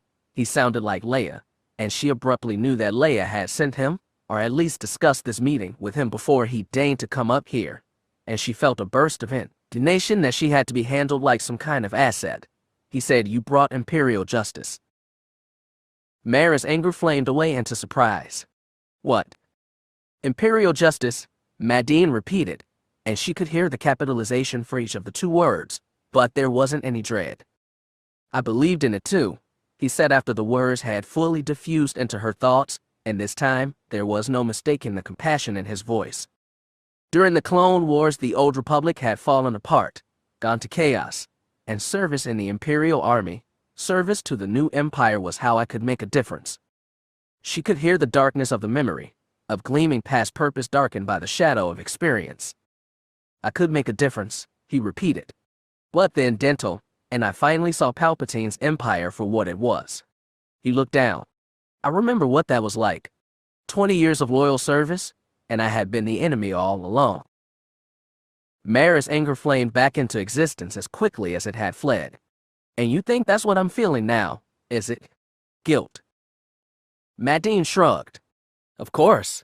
But dealing with guilt is easy. It drives us to act. The hard part was realizing that I never really knew who I was, and that if I didn't know who I was before, then how can I know who I am now?" Mara scowled at him and his presumptions. She especially scowled at how close he was hitting home. "I see your lips moving, but I'm hearing Organa Solo's voice." She crossed her arms across her chest and glared at him. "She put you up to this?" "Not exactly," Madine demurred. "We discussed it, but I would have come even if we hadn't. You made an impression on Kintoni, and I thought it was important that we talk, after what happened on Wayland." He gave her a small but genuine smile, and Mara got the impression that Madine wasn't a man who smiled very often. It looked uncomfortable, almost alien on his face. I just wanted to tell you that if you ever wanted to talk about it, I know a lot of ex-Imperial defectors who have faced exactly this, and so does General Skywalker. We'd all be happy to talk about it, if you ever want to. She could stay angry with Leia, with Madine, or get angry with Luke, because she was sure this was all actually his fault. He had probably asked Leia to look after her while he was away. She'd just have to remind him that she didn't need looking after when he and Karrde got back from Yukio. But she found that her anger was hard to sustain. Fine, she said sourly. Was that all? Or were you also going to try to recruit me for some mission just vital for galactic security? She narrowed her green eyes at him, and if they'd been blasters, his impeccable uniform would have had 2 smoking craters in it. Not this time, Madine said. He shrugged one shoulder. But if something comes up, I'll be sure to ask. Or send Karrde a request for your services. I don't come cheap, she retorted, as if to remind him that she hadn't gone and done anything stupid like sign up for the New Republic Defense Force. Nothing Talon Karrde provides does, Madine replied dryly. He pushed off the stone railing and straightened his uniform. Well, I've said what I came to say.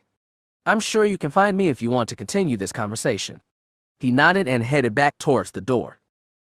She heard him turn back briefly to look at her, but she was gazing out over Coruscant again. Mara sighed and leaned forward, her chin lowering toward her chest as she closed her eyes. Her anger, which had been mostly for show anyway, passed back into an ache of loss and loneliness and uncertainty. She should have stayed with Talon on the wild card, she thought. At least there she had routines and a sense of what normal meant. She knew who she was, the role she was supposed to play. Here she was still trying to figure it all out, figure herself out, and with Skywalker gone, the closest thing she'd had to constancy was missing. But at the same time, talking with Madine had helped, which surprised her. And as she opened her eyes back up and peered out over the cityscape, watching all the people go about their evening business, she found a bit of the inner peace that she'd found the last time she stood up here. And pride. Imperial justice. Madine, she called.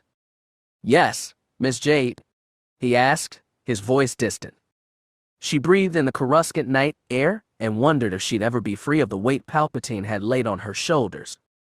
There's a service elevator down the hall on the left.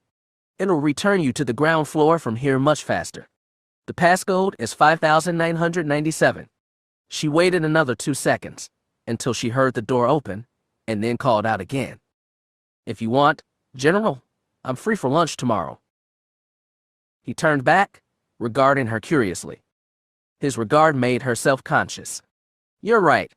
I need to talk about it and no one understands. He nodded. Certainly. I'll make the time. See you tomorrow. There was the opening and then the closing of the door, and he was gone. She sat and watched the city, alone again. The longer Mara spent working on the shipping part of the Smugglers Alliance's responsibilities, the more she hated the liaison job. Now that the business relationship between the New Republic and the Smugglers Alliance was formal, the list of requests for shipping had started to grow. And grow. And grow.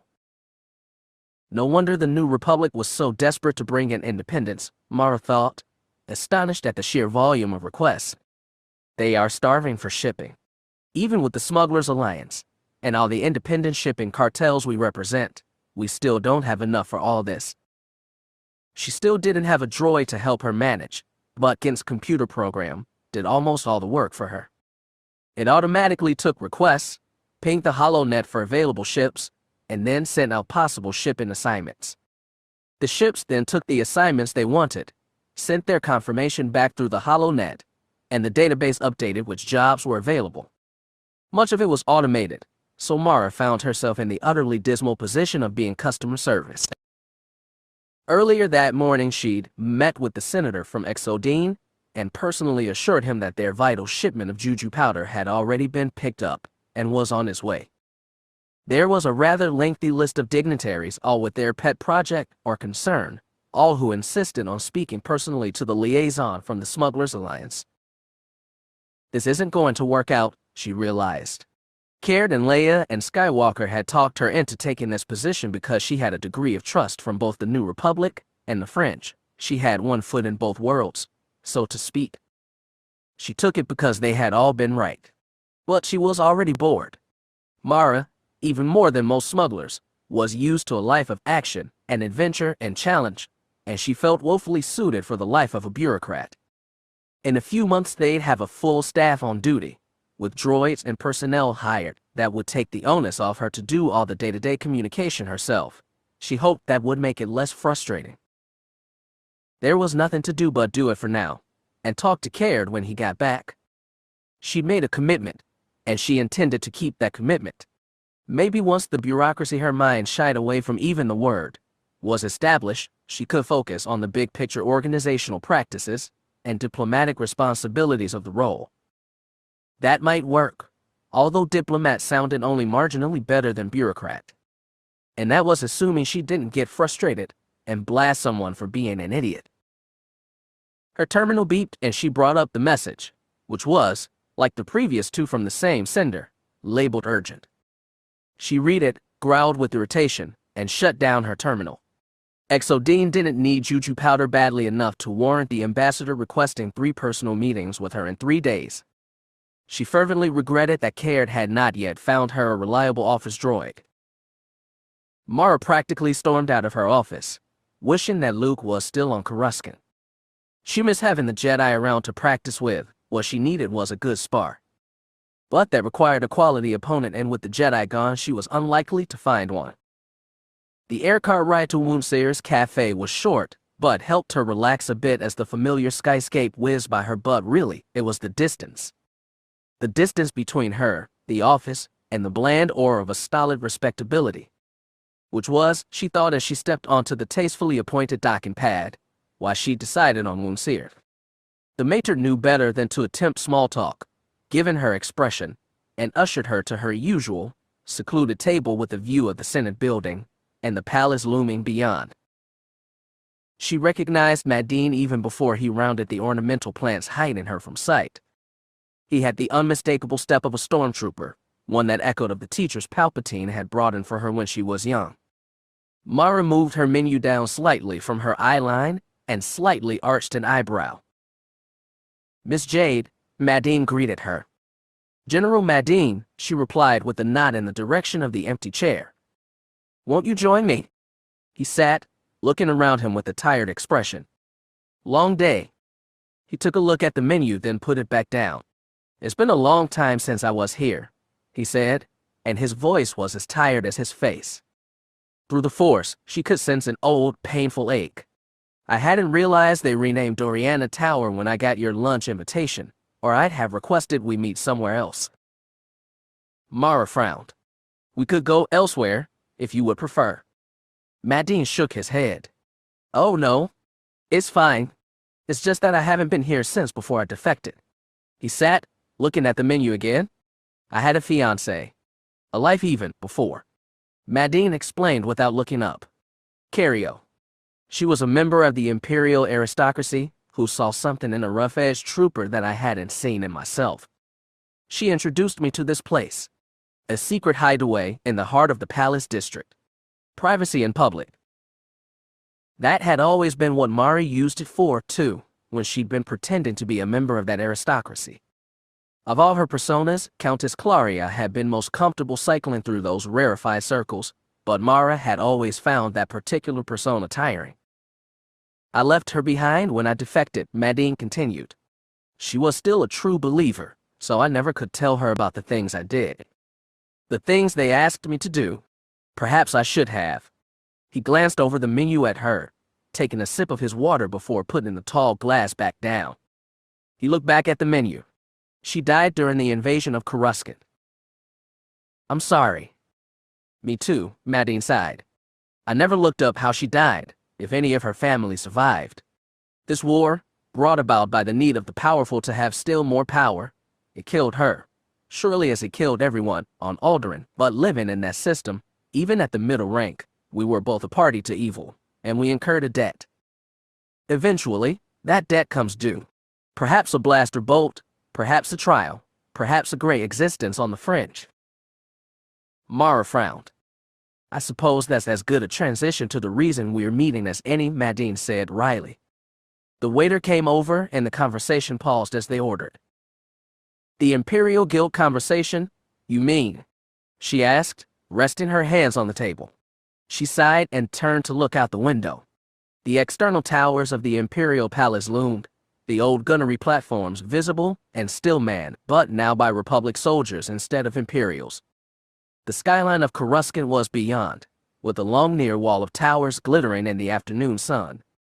Beyond that were the Manta Mountains, steeped in white and orange as the sun hovered above. I think you said all you intended to say when we spoke on the roof. But you didn't say very much at all. She sighed and turned back away from the view, her attention returning to Madine. Palpatine groomed me from childhood to be his agent. He molded me, my strengths and weaknesses, my abilities, my mindset. He turned me into a living testament to his cleverness and his power. She scowled. I was a trophy as much as I was an asset. She shook her head. You know all that already. So do I. What else is there to say? Maybe nothing. Maybe a lot, Madine replied. We, former Imperials, all live with a great deal of guilt. We all have a different reason for not acting sooner than we did. Sometimes, often, it was fear. Resistance against the Empire from the ranks is dangerous, what with ISB always on the lookout for the enemy within.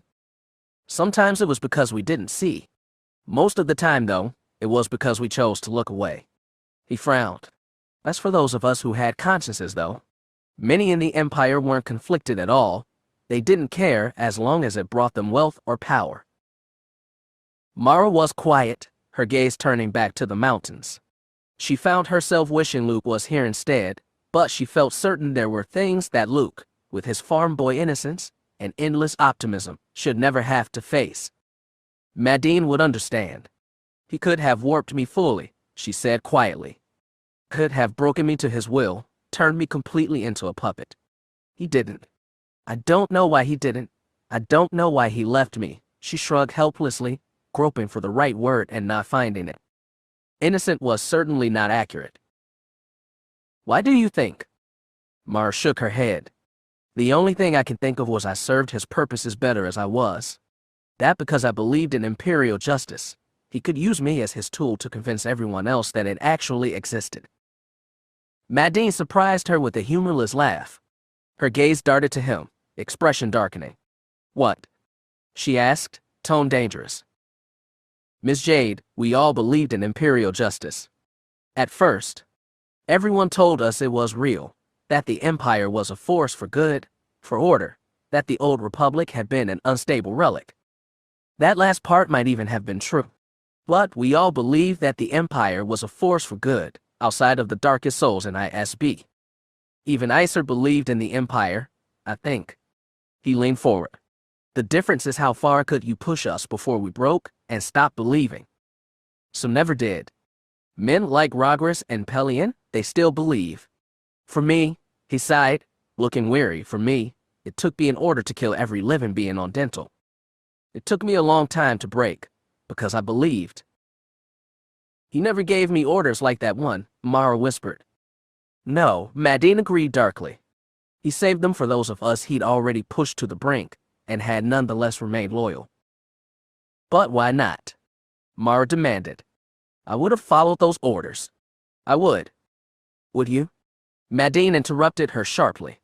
Would you have followed those orders, Miss Jade? She swallowed hard. No, she thought, and knew in her gut that it was true. If Palpatine had broken her more, warped her, molded her, but the Emperor's hand had believed in Imperial justice, believed in it more than anything else in the galaxy, upheld and fought for it. The Emperor's hand had detested Grand Moff Tarkin for what had happened to Alderaan, because it had been the antithesis of the Imperial justice she had believed in. The Emperor's hand had always believed the Empire and his Emperor were better than that. Because Palpatine had let her believe it. That's why he didn't give them to you, Madine said, almost kindly. Because he knew you wouldn't follow them. Mara wasn't sure if that made her feel better or worse. She wasn't sure how that made her feel. Good. Bad. Prideful. Ashamed. Yes, there was a fair bit of shame in that mix. One thing I have learned, something I tell all of us, Miss Jade, Madine said quietly, is that ultimately, the most important thing is how we move forward. Some of us, he shook his head, some of us, it doesn't matter how much good we do, we'll always be damned for the evil we fail to stop. We will spend the rest of our lives paying back our debts, and what matters is that our payment has meaning to the living people we help in the present. The living people we help in the present. She'd never been ordered to destroy a world. Never been ordered to murder an innocent, at least, someone she had been told was an innocent. But it almost didn't matter, she thought. Palpatine could have made her do those things. She would have done them. All he had to do was twist her mind a little more, and the knowledge that he could have made her do them, but didn't, somehow made her feel even more guilty. Why spare her what he inflicted on others? And then, of all things, she thought about Tatooine, the Tuscans, the venality of Mos Eisley, and the Hutts, and all the hard choices Luke had doubtless grown up with, followed by the subsequent challenges of his life. He had remained a beacon of light through it all. She had only just realized what she had thought, started to interrogate it, when her train of thought was interrupted by a familiar beeping, one that sent shivers down her spine and made her instinctively inhale. She froze, anticipating a mental touch, a knife of telepathy pushing into her mind, but no. Palpatine was dead. She forced the spasm of dread back, then patted herself down, looking for the source of the beeping. Mara pulled the wristcom she had found on L6000H82688 out of her pocket. She'd entirely forgotten about it since she and Skywalker had found her old ship, and she stared at it in confusion and mounting alarm. "What is it?" asked Madine. She glanced up at him, saw his own confused and mildly alarmed expression, and shook her head. "I'm not sure," she said, fumbling with the wristcom. She'd always worn one on Coruscant, at least when she was younger. The device had been one of Palpatine's less invasive forms of communication, and a way for her to communicate with her myriad handlers, when she had still needed handlers. She pressed on it, following the alert to a more detailed explanation of his cause. "Miss Jade." Her frown deepened. "I found this in my old possessions," she said without looking at him. "It's something Palpatine used to communicate with me. I'm not sure why I took it." She scowled at the device. Damn Skywalker and his Force intuitions. Madine had the grace not to press, perhaps recognizing a Force thing when he saw it. "Why is it beeping?" "It says one of my old safe houses. I had about a dozen of them, scattered all over the planet in areas I operated in when I was younger, while I was still in training, has been compromised." She glanced up at him, saw his eyebrows lift with curiosity. "The one in Argosy District. Apparently someone is trying to breach the main door, and just succeeded." She frowned, thinking back and trying to remember everything she could about the Argosy safe house. "I operated in Argosy District about 15 years ago," she mused. "There wasn't much at the safe house, but I have reason to believe Isert co-opted all my old facilities after Palpatine's death." 15 years? How old were you?" Mara shrugged, pressing the wristcom and trying to elicit more information. "I'm not sure. 10 or 11 standard," she replied distractedly. "I'm going to go check this out," she continued as she moved her lightsaber from its concealment in her clutch to its more convenient location on her combat belt. "I doubt it's a coincidence that I explore my old facility here in the palace, and a week later someone breaks into another of my old facilities on the other side of the planet." She stood. She'd need to go back to the office first. Her primary blaster was there, and her extra power packs. It was too bulky to wear easily concealed, but it wasn't wise to go into a potential fight without it. Her holdout was already in her sleeve. "Shavit, I need to call Kraken too," she cursed, annoyed, and reached for her comlink. "I'll come with you," Madine volunteered. "If it is related to Isert, you might need backup." She frowned at him. "General Madine, I work very well alone," she said. "I don't want to have to protect you while I investigate." Madine held up at hand, his gaze hardening. "Miss Jade," he said stiffly, "I am not some desk jockey. I was an Imperial Storm Commando. I was the Imperial Storm Commando. I'm probably one of the few members of the New Republic military who can rival yourself in terms of field experience. He smiled thinly. And, most importantly, Mon Mothma hasn't allowed me to go on a field mission in years. I'm craving a chance to stretch my legs, and this sounds like fun. He nodded at her. You call Aaron and let him know where we're going. I'll arrange transport to Argosy District. I guarantee I can get us there faster than you can. There didn't seem to be much room for argument. Besides, he was probably right. And it did sound like fun. Ultimately, she hadn't needed to go back to her office for her blaster. The transport Madine commandeered was small, fast, and equipped with enough commando gear to storm Coruscant all over again. Mara smiled, remembering the best stormtrooper units that had served with her. That Madine reminded her of them shouldn't surprise her given Madine's history, she thought as she finished equipping herself, pulling on a lightweight blaster-resistant vest. I should have asked Kraken if I could recover my old gear, she thought with a frown. It was all much more expensive than this. Nothing but the best for the Emperor's hand. Still, the equipment Madine provided was better than mere trooper grade, and it was much better than harsh language. She checked her borrowed blaster pistol and her holdout, plus the viper blades at the small of her back and a lightsaber secured to her belt. It was nice to be well armed, but the whole arsenal didn't mean much until she knew what she and Madine might be facing. Weapons were tools, and it was always important to have the right tool for any job. Madine had offered to call up a commando unit, but it would have delayed them by half an hour, and Mara thought that too long to wait, so they would be coming along behind as reinforcements. In the meantime, Mara quickly briefed Madine on the facility as the transport finished its low-orbit hop. It's located in the mid-levels of a nondescript apartment building, she explained. 3 floors, taking up what appears on maps of the building as a condo unit in empty space, close to one of the building's landing pads. On the inside is essentially a 3-story loft.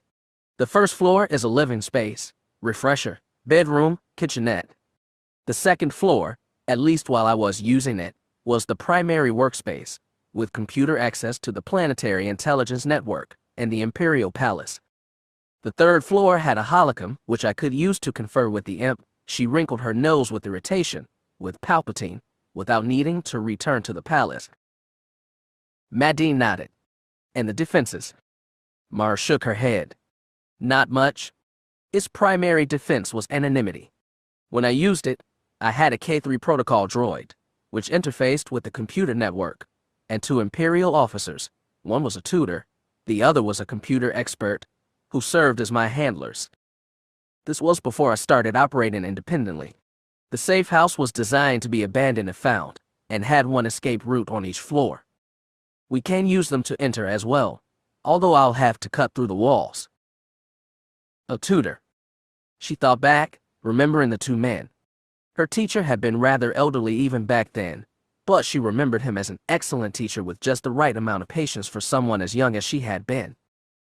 The other man had been one of the many faceless Imperial officers who had shuffled in and out of her life without leaving any impression at all, as replaceable as spare parts for her blaster.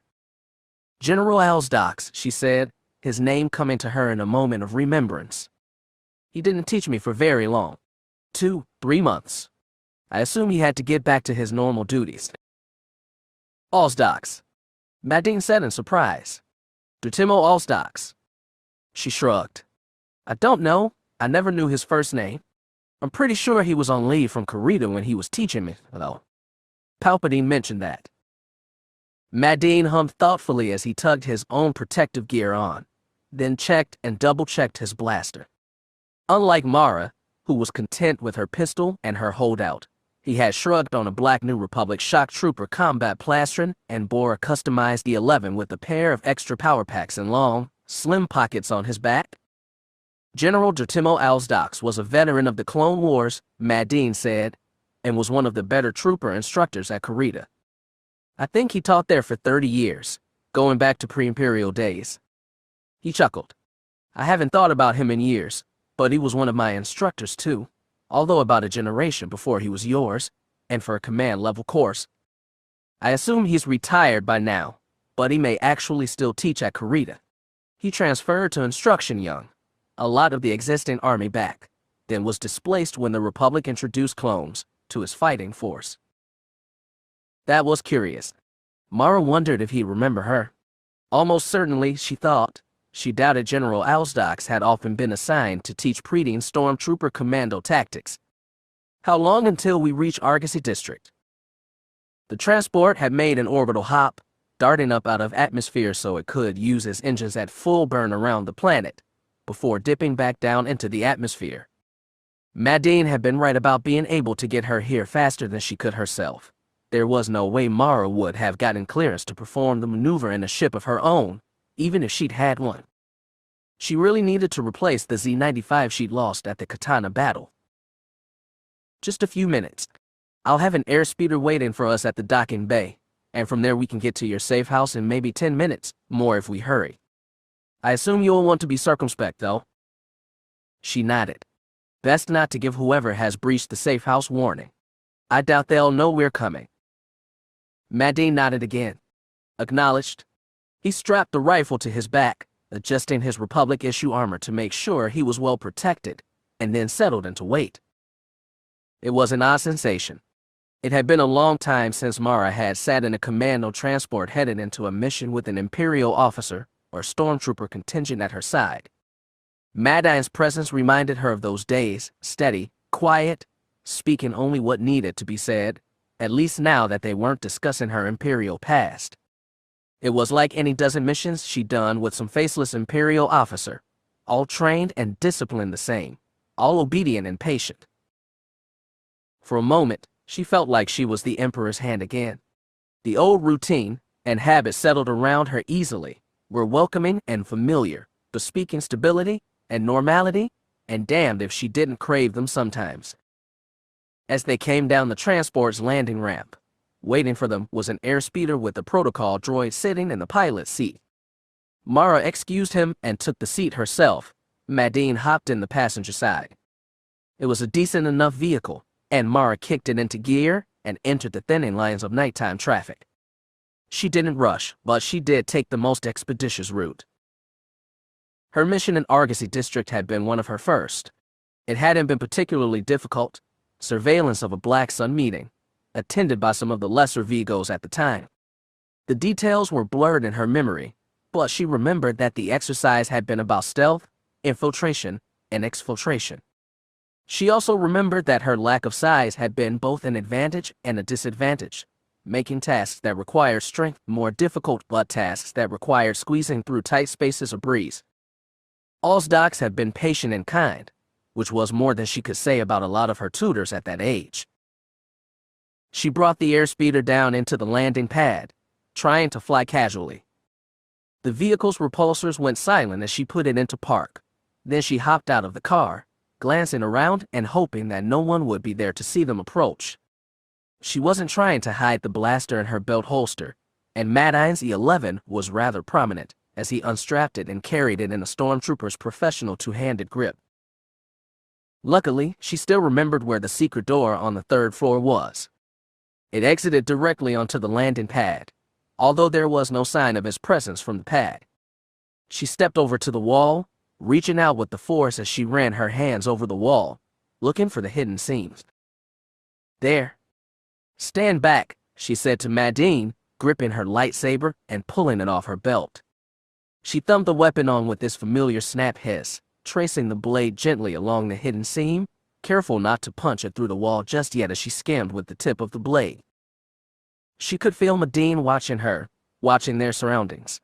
His awareness was keen, nervousness suppressed under a professional's intent. Mara ignored him. The pressure of the force grew in her mind as she reached out into the space beyond, and then she felt it. A presence in the force, a powerful one. One skilled and perceptive, and one who had just become as aware of her as she was aware of them. The force also told her something else, that she had reached both the place and the moment to strike. With Skywalker's persistent lessons to let the force guide her echoing in her head, lessons that said she needed to let the force show her what she needed to do when she needed to do it, she placed both hands on her lightsaber and thrust the blade through the wall, to the hilt. Chapter 19. Voru jerked back in surprise as Eleazar cursed. "I just lost the connection to the holonet," the Droll exclaimed, his beady eyes searching out the holocom on the floor above. He started in his chair as he saw what Voru and the Tavis car had already seen, the blue lightsaber now carving down through the wall one floor above. "Oh, Sith spit," the Droll breathed in horror. The Tavis car was the least surprised.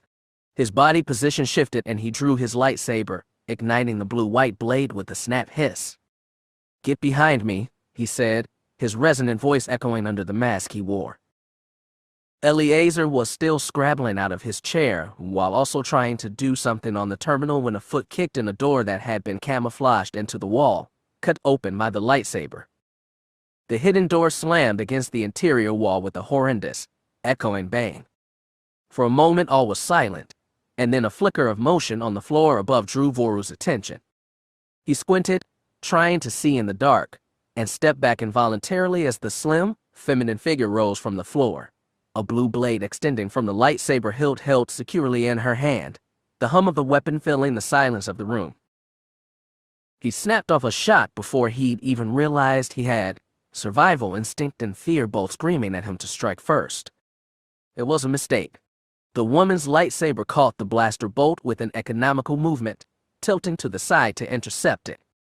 The bolt ricocheted back towards them, blowing a hole in the computer terminal just inches above Eleazar's head. Sparks and flame ignited and Eleazar's gasp of agony and frantic maddening at his foretold Voru that firing a second time would be another mistake. "Prepare for evacuation," the Tavis car said firmly, one of his hands pulling the flailing Eleazar behind him, then pushing both Eleazar and Voru towards the spiral stairs down to the first floor of the safe house, never taking his eyes off the woman. Voru got his first good look at her and had no idea who she was. She had striking red gold hair, a relative rarity, but hardly distinguishing, in youth. One of Isert's, Voru guessed, although the idea of Isert training a Force adept was almost too ridiculous to seriously contemplate. But who she was and how she'd come to be there were questions for later. Eleazar had gotten at least some of the funds in Isert's black account, and even a fraction of the credits would be more than enough to serve his immediate needs, which meant now they just had to survive. "Hurry, Rotor," he thought as the woman stalked down the spiral staircase after them, her lightsaber held in a comfortable, confident defensive grip. His only reassurance was that the Tavis car looked equally confident. "Who knows, Fleary," he thought almost casually. "Maybe you'll finally find out if that armor of his is purely for show or actually serves a purpose." Mara kicked through the emergency exit she carved free with her lightsaber, hearing the heavy metal slam into the wall on the inside, the bang sending trembles through the building. She held up a hand to Maydeen, telling him to wait, paused 2 seconds, and then rolled into the room, confident she'd avoid any blaster fire. She came up in a crouch, rising as she reignited her lightsaber, and it was then she heard the echoing hum of the equally blue blade one level down. There were 3 people down there. The sight of a draw was surprising. The small alien was clacking at a computer terminal with a distracted expression.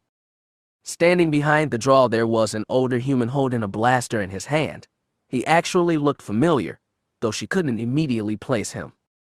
The barrel of his weapon was snapping up towards her and snarled, sending a bolt zinging towards her. She casually deflected it back, sending it through the computer terminal's interface. Her focus was on the third figure. He was very tall and clearly powerfully built, wearing bronze armor that covered him from head to toe. It was a light armor, not appearing particularly protective, but appearances weren't always indicative of usefulness. Most distinctive was the white mask, carved to give a furred appearance, and the calm brown eyes that gazed through that mask at her. He held a lightsaber, blue blade looking quite like her own, comfortably in his hand. Skywalker had told her he thought it was important that they practice lightsaber sparring, but hadn't been sure why. She was pretty sure that she now knew why. She stepped onto the staircase, not saying anything, her gaze on the tall figure. He ushered his 2 companions behind him. The one armed with the blaster didn't try shooting her again, and hurried them down the spiral stairs towards the first floor. Beyond the spiral staircase, framing his back, was an enormous Imperial emblem, which hung 3 stories high along the external wall. Dozens of times Mara had stalked after her prey. All those corrupt governors and administrators, crooked nobles, she had been the Emperor's hand, and when she approached, her slow and steady and purposeful step had carried justice closer. Some had bartered, others begged, justified or cowered. Occasionally, rarely, they had even fought. They had known, all of them, that the game was up. But she was not the Emperor's hand anymore, and none of her previous targets had ever held a lightsaber in his hand. New Republic Armed Forces. She heard General Medine yell from the floor above as he took up a sheltered position at the top of the stair. "Throw down your weapons." The armored man didn't seem inclined to obey. The other 2 figures continued to hurry down the stairs. Medine took a shot at them, the stun blast charring the Imperial iconography behind them. They hit the floor, ducking behind a heavy table. The older, armed man fired back blindly, sending 2 shots into the ceiling. Dust glittered in the air as it descended from the damage done by his wayward fire. Mara never even noticed. Her focus had narrowed to the forest adept before her. As blaster fire continued between Medine and his 2 elderly foes, she gazed solely at the very tall man before her. "I don't suppose you'd be willing to surrender peaceably?" she asked sarcastically. Unsurprisingly, the tall man didn't reply, but she could feel a sort of grim, sympathetic amusement hovering between them. He didn't feel like Vader or Palpatine had. There was no persistent sense of menace, no suffusive chill. But neither did the other man have Skywalker's calming presence, his warmth or light, purity tempered by pain and experience. Skywalker was the child of Tatooine moisture farmers at heart, one who had never stopped dreaming even after all the pain and uncertainty, one who had the temerity to hope and dream even more because of it. The man who stood before her was no Skywalker. She wasn't sure what he was. But there was no time for her to ruminate. Harsh tongues of blaster fire licked between their companions, and the bronze figure's lightsaber reached out and deflected one of Medine's bolts back towards him, sending the general dodging to the floor with a grunt. Mara stepped forward and the blue-white blade flicked towards her, humming with purpose. She caught the blade with her own, deflecting it away, shifting her footwork to keep his attention on her and away from Medine. They faced each other, twin blue lightsabers humming, gleaming in the dark as the Imperial crest hung from the ceiling beyond them.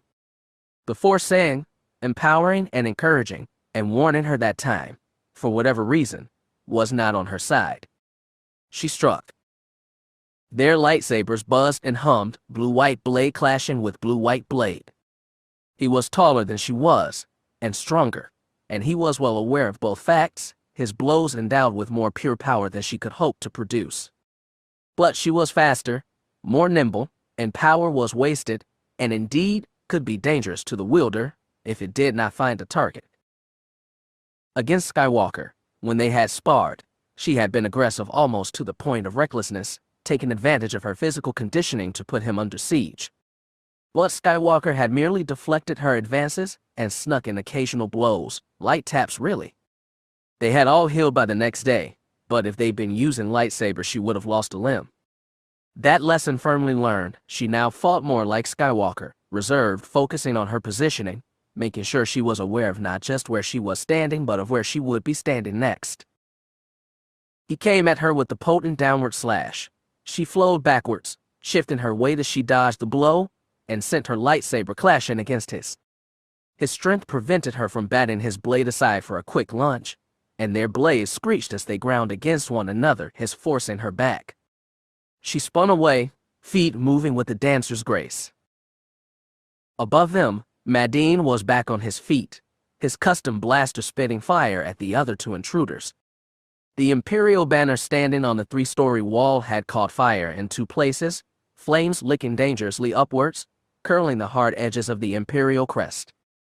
She could hear the white-haired human hiding with the drawl talking on a comlink, but she didn't have the time or attention to spare, enhancing her senses to listen.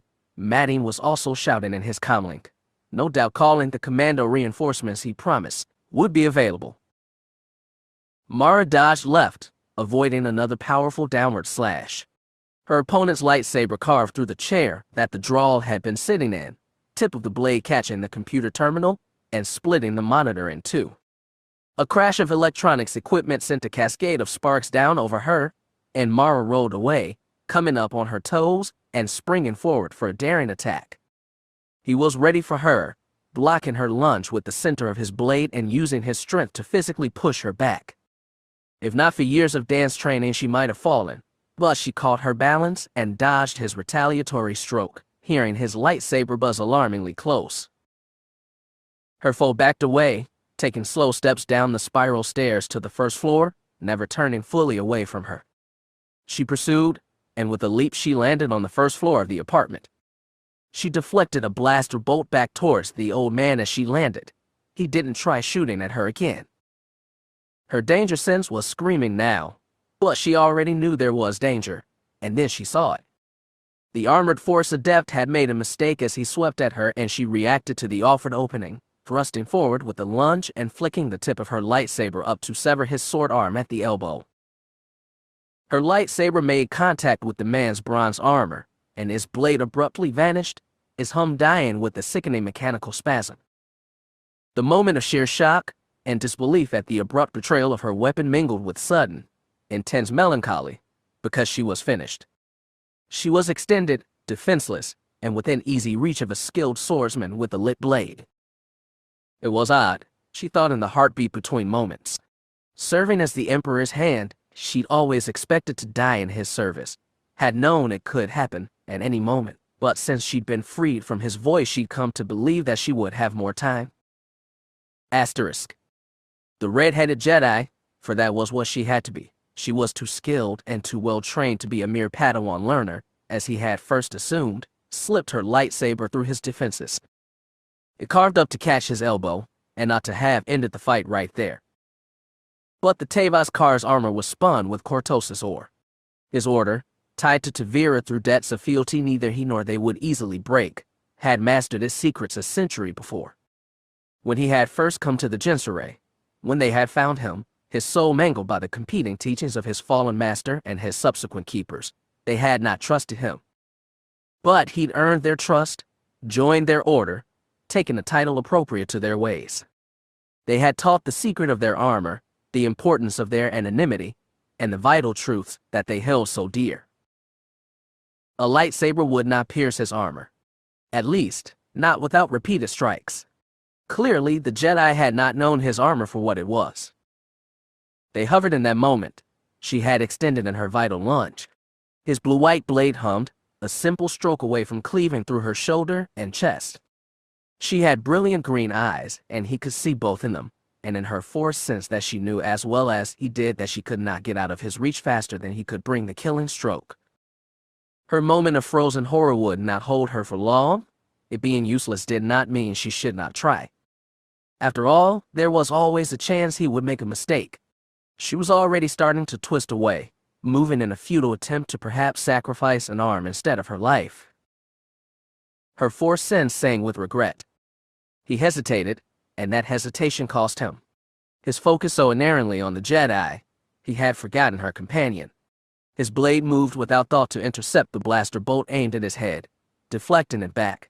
He deflected a second, and a third, taking a step back to improve his body posture. The Jedi had rolled away. A double tap on the stud of her lightsaber, and it sprang back into existence to her obvious relief. Instead of his blade carving through her, she caught the killing stroke and batted it back, then retreated towards the stairs, covering the man who had just saved her life. She reflected Voru's blaster fire back towards the moth, bolts leaving embers in the apartment. Furniture, each one slowly stoking greater flames. Asterisk. Mara reached Maddie inside in 2 quick steps. He was sprawled on his back, using one of the apartment's comfortable lounge chairs for cover. His armor had absorbed a lot of the energy of the blaster bolt that had saved Mara's life, but not all of it, and his pained expression and blood-soaked tunic told the rest of the story. He offered her a painfully wry, genuinely amused smile, gasping as she peeled off his armor to put pressure on the wound. This is why Mon Mothma doesn't let me have any fun, he bit out as she fumbled. You never know when you're going to run into a lightsaber, he hissed as she applied a compress, taking a hitching breath. How bad is it? You'll live, Mara replied shortly, risking a glance from behind the chair. She pulled out her blaster pistol and fired a few quick shots in the direction of the now huddled trio on the other side of the living room, who were hiding behind a table turned over onto his side. She put a few more shots into it for good measure, making sure they kept their heads down. But I think you're out of the fight for now. She paused, holding the pressure on the wound, wishing the Force had more convenient tools to offer for healing than the healing trance. Thanks, she muttered, her eyes flicking to meet the general's. For saving my life. Oh, that, Madine gasped, his hands squeezing tight, gritting his teeth. What happened to your, he flailed as she applied more pressure to the wound, Uaf, T to your lightsaber. I don't know, she grated. I hit him, and it just vanished on me. Memories of the Imperial Palace, of the material that Palpatine had used to line the walls around his most important working and living spaces. Material that would prevent a lightsaber from cutting through it. She didn't think she'd ever learned his name. His armor must protect against lightsabers, she said, trying not to reflect on just how close she'd just come to death. There would hopefully be time to be philosophical about it later. Reinforcements should be here soon, Madine assured her, his expression slackening a bit. Indeed, outside Mara could hear the sound of sirens. Airspeeders from the Coruscant Constabulary. Probably, they would have been dispatched when the neighbors started reporting the sound of blaster fire, and maybe called automatically by the building's fire detection system. Flames had now fully consumed the banner with the Imperial crest, sending embers down in a mockery of a Tanabian firelight show. Other, smaller fires were burning elsewhere, a legacy of errant or deflected blaster bolts. Sounds like that's them now, she said, leaning out from behind the chair to fire a few more shots over the table the trio of enemies were hiding behind. Except they weren't there anymore.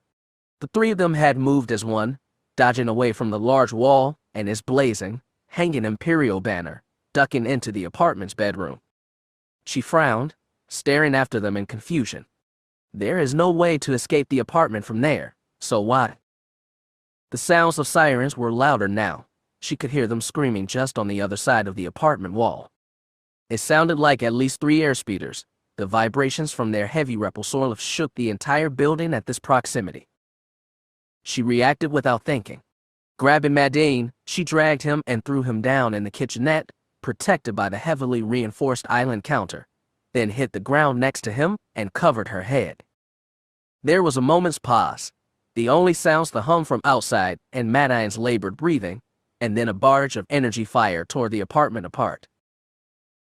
3 airspeeders, each one armed with vehicle-mounted anti-personnel cannons, opened fire as one. Red lasers burned through the exterior wall, blasting through the apartment and vaporizing what was left of the furniture. The smell of fresh night air and burning ozone came in as the wall shredded under the barrage, lasers ripping through transparent steel and the table and the chairs through even the apartment's far interior wall. Mara could now see the 3 airspeeders, marked in Coruscant Constabulary colors, hovering over the deep chasm that separated the towering apartment building with the adjacent ones, flickers of starlight and windows across the urban canyon as every person in a kilometer radius woke up as one. Clearly, they did not actually belong to the constabulary. Either that, or the constabulary had been bought. Both were real possibilities. The barrage stopped, leaving the apartment fully aflame. Mara poked her head up higher, saw the trio of intruders heading towards the newly made void in the wall. A nondescript airspeeder had approached, avoiding the falling permacrete and transparent steel to sidle up with the building, its side door gaping open. They were helping the drawl into the vehicle. He looked worse for wear, while the bronze-armored Force adept held his lightsaber up protectively.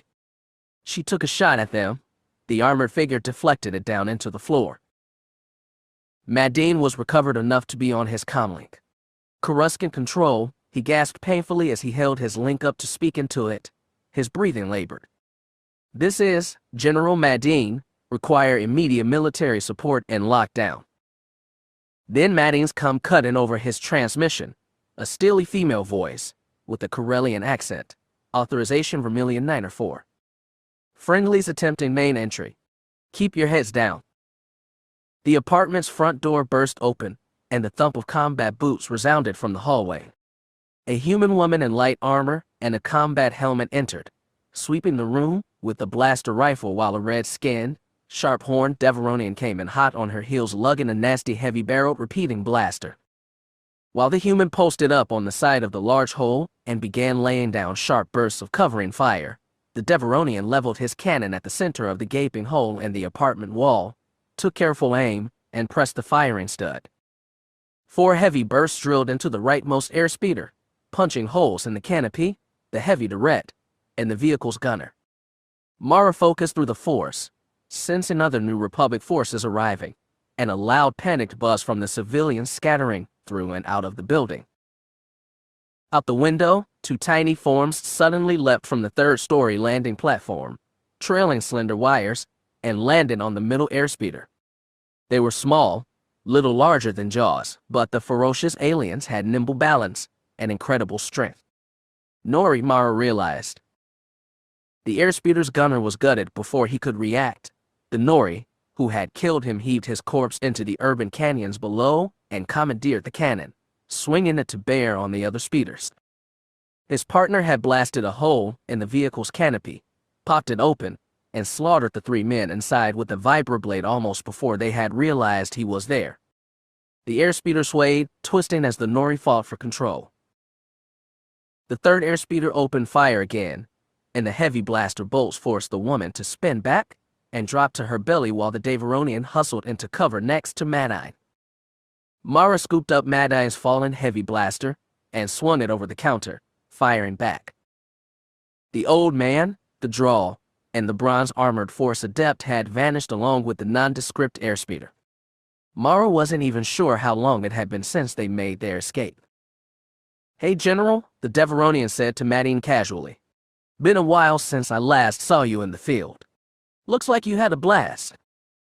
"Shut up, Cap," Mad-Eye coughed, wincing and holding a hand to his wound. "I thought you were detailed to intelligence."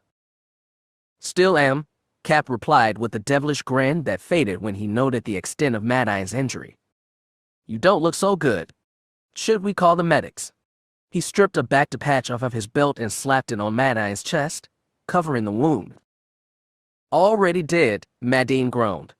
"My shock troopers should, be arriving any minute now. But thanks for the backup," he wheezed exhaustedly, taking long breaths between words. "Anytime," Cap said half cheerfully, easing the heavy gun around for a few more shots. The fire in the apartment still raged, and out the now open wall Mara could hear additional sirens, these from the planetary fire and rescue service. Mara finally started to come down from her adrenaline high when she heard the booms of twin Noveldex's engines. A pair of A-wings screamed by outside, rattling every window in a 3-kilometer radius. The fact that rebel ships could evoke a sense of ease in her was not something Mara wanted to unpack just then. She watched with a rattled detachment as the airspeeders tried to make a run for it, but with A-wings around there was no chance they could get away. Mara just hoped they could down the vehicles without sending them into any inhabited buildings. The Nori who now controlled the middle airspeeder brought it to land above them. Finally, Mad-Eye's commandos arrived, 2 entire attack teams of some of the most dangerous-looking sapiens Mara had ever seen, some carrying fire suppression gear, and one carrying a medpack who rushed over to Mad-Eye. None of them looked visibly concerned, but all of them took up positions around Mara and the General, shielding them both with their bodies and heavy armor. This, Mara thought with fierce appreciation, is service you can't buy or instill through fear. This is years of pure, unadulterated respect and professionalism repaid instantly. And it wasn't earned through lies. Clear. It was the woman who led the first insertion, crouching with her rifle held low, ready, and finger off the trigger. "Clear," Cap replied confidently. He waved one of the commandos to search the apartment. They fanned out carefully, blasters sweeping the dark corners as lights from the far side of the urban canyon and the sound of sirens peeked through the now gaping hole in the apartment. Fresh night air swept in, sending a chill over Mara's skin. The woman rose slightly to look around her, then saved and slung her rifle before moving over, still low, through the smoke between them to the nearly indestructible cover the 3 of them were hiding behind. Streaks of grime and soot accentuated her fine, pale features, while a wisp of blonde or light brown hair, Mara couldn't tell with all the smoke, emerged from underneath the helmet. She brightened with relief when she saw Cap with Maydine and Mara. "Hey, Ela," Cap waved her over, gesturing to the supine Madine. "Look who decided to go on a field operation, and at his age." "Ela," Mara thought, surprised and giving the woman a second look. Madine himself didn't even have the grace to look abashed. "Excellent timing. Your Agent Wessery, correct?" He grimaced, pushing the back-to-pack against his wound again. "Ouch. Remind me, too. Have Colonel Dindo spend a few months doing budget analysis. I think that's the agreed-upon penalty for quipping about a general's age." The Deveronian grinned, but didn't say anything more as the woman, apparently Mara's partner-in-waiting, the storied Ela Wessery, finally gave Mara her undivided attention. She had kind eyes, which clashed with her focused expression. "You must be Mara Jade," she said, her gaze meeting Mara's. "I hear we're going to be working together." Ela extended her hand. Mara took it. Wessery was younger than she had expected, without the perpetual hard-bitten expression or sinewy age she guessed the woman would possess. She certainly looked nothing like Issenaiser.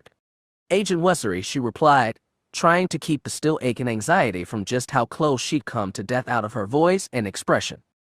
"Get it together, Mara. You've come close to death before. Thank you for the help. I've heard a lot about you." "All of it good, I hope." Mara thought about how complimentary Karrde and Kraken had sounded, and of the warm affection she'd heard in Skywalker's voice when he talked about the woman who now, finally, stood before her in well-worn tactical gear. "All good," Mara agreed. From a truly remarkable range of people. Cap was taking Mad-Eye's vitals. The general looked pale, but his breathing was steady. "Sure you're not a little old for field work, Crix?" Cap teased him, though his tone didn't quite match the light-hearted words. "Sure you don't want to spend a month doing the military's budget reports?" Madine grimaced, his breathing growing steadier. "But, maybe Mon has a point." He shifted uncomfortably. The screaming of engines and the rattling of windows had subsided, so if there was any fighting ongoing, it was more distant now. "I think that was Black Sun," Madine added absently. Ela's eyebrows both rose. "Black Sun. I didn't see any markings or characteristic tactics. I recognized one of the men who was here."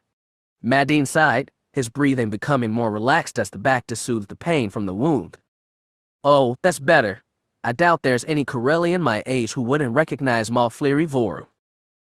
Wessery's kind eyes went cold and her tone even colder. "Voru. Are you sure?" Madine nodded seriously, his expression still pained. "I'm sure. I met him once, before Palpatine removed him as Corellia's Moff, and saw him in plenty of news bulletins when I was younger. He looked older, but it was him, or a damn near likeness. Or a clone, I suppose." The combat haze started to fade from Mara's mind. She'd never met Voru. Palpatine had taken him out of circulation before she'd been fully active as the Emperor's hand, but she knew him by reputation. The Imperial Moffdom had been of two minds about him.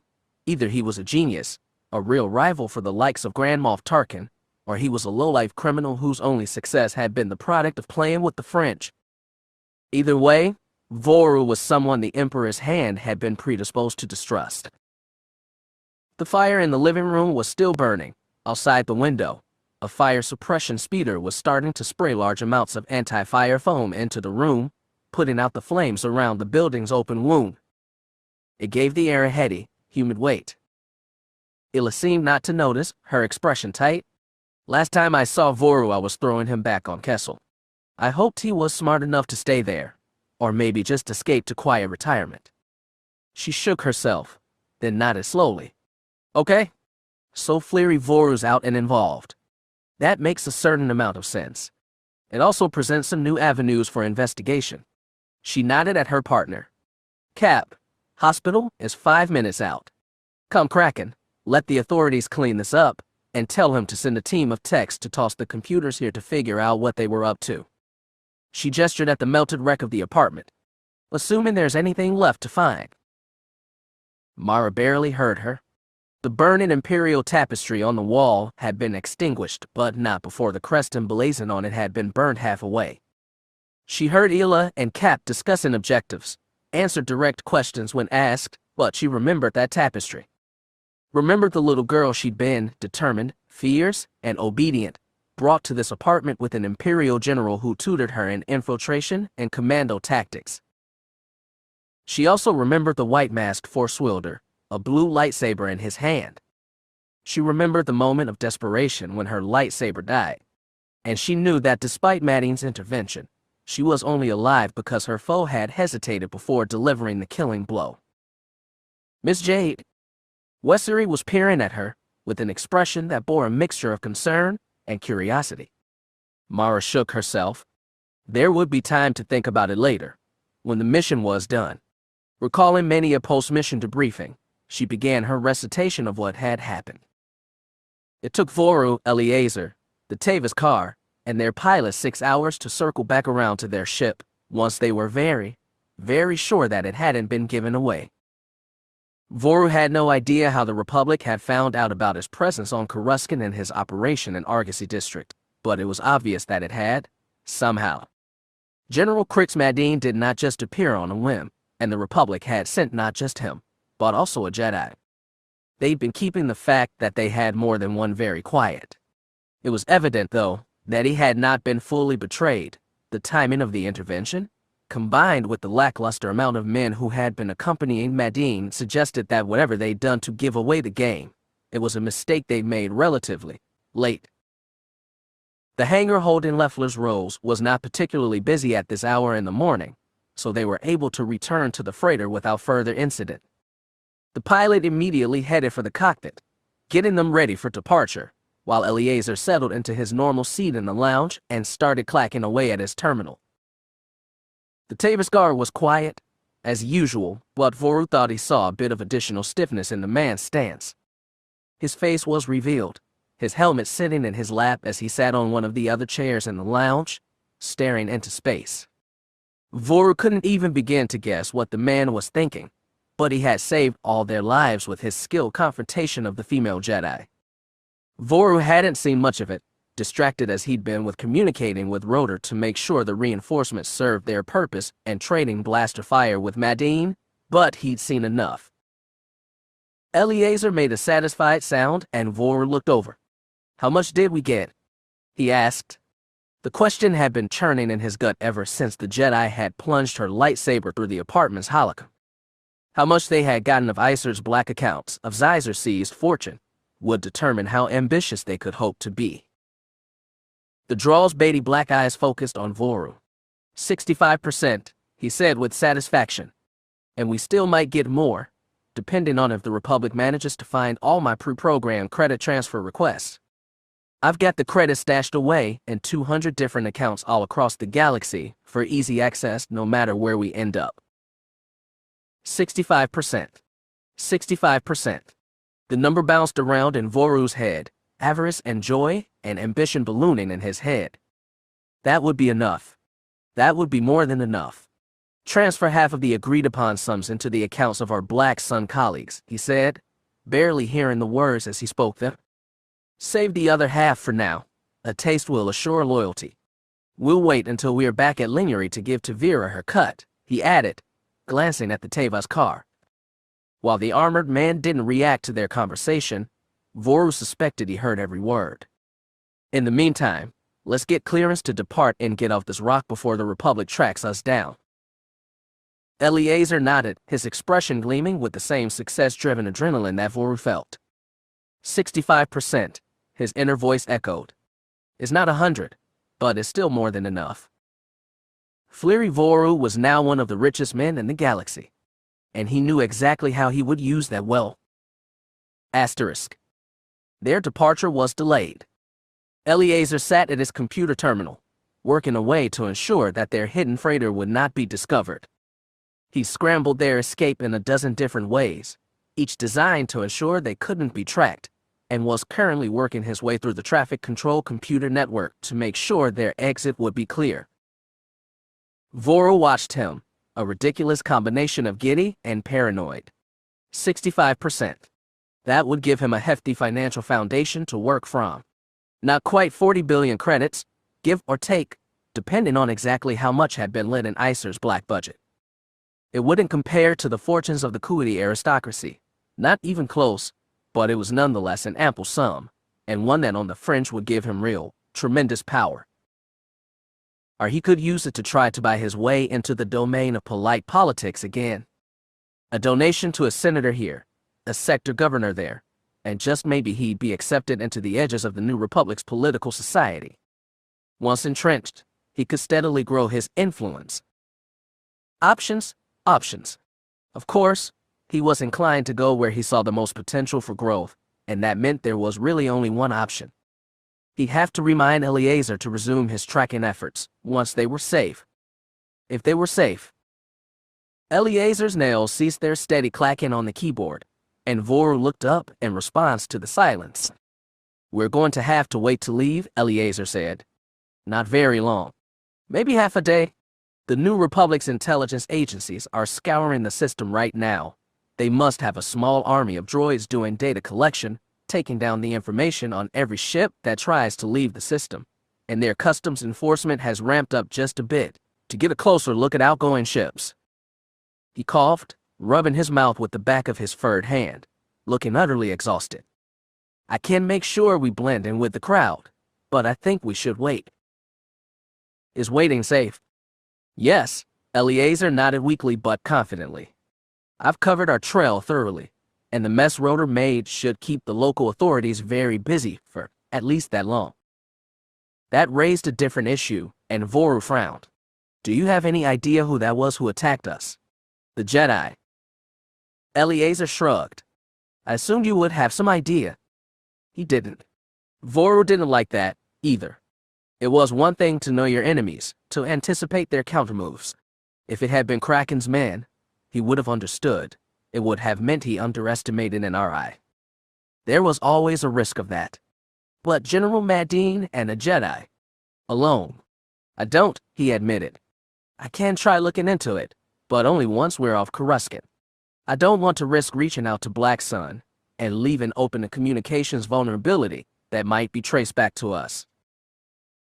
Eliezer stood, sliding from his chair and onto the deck of the freighter. He walked gingerly across the lounge, pressing on a button on the wall underneath the freighter's original name, Leffler's Rose.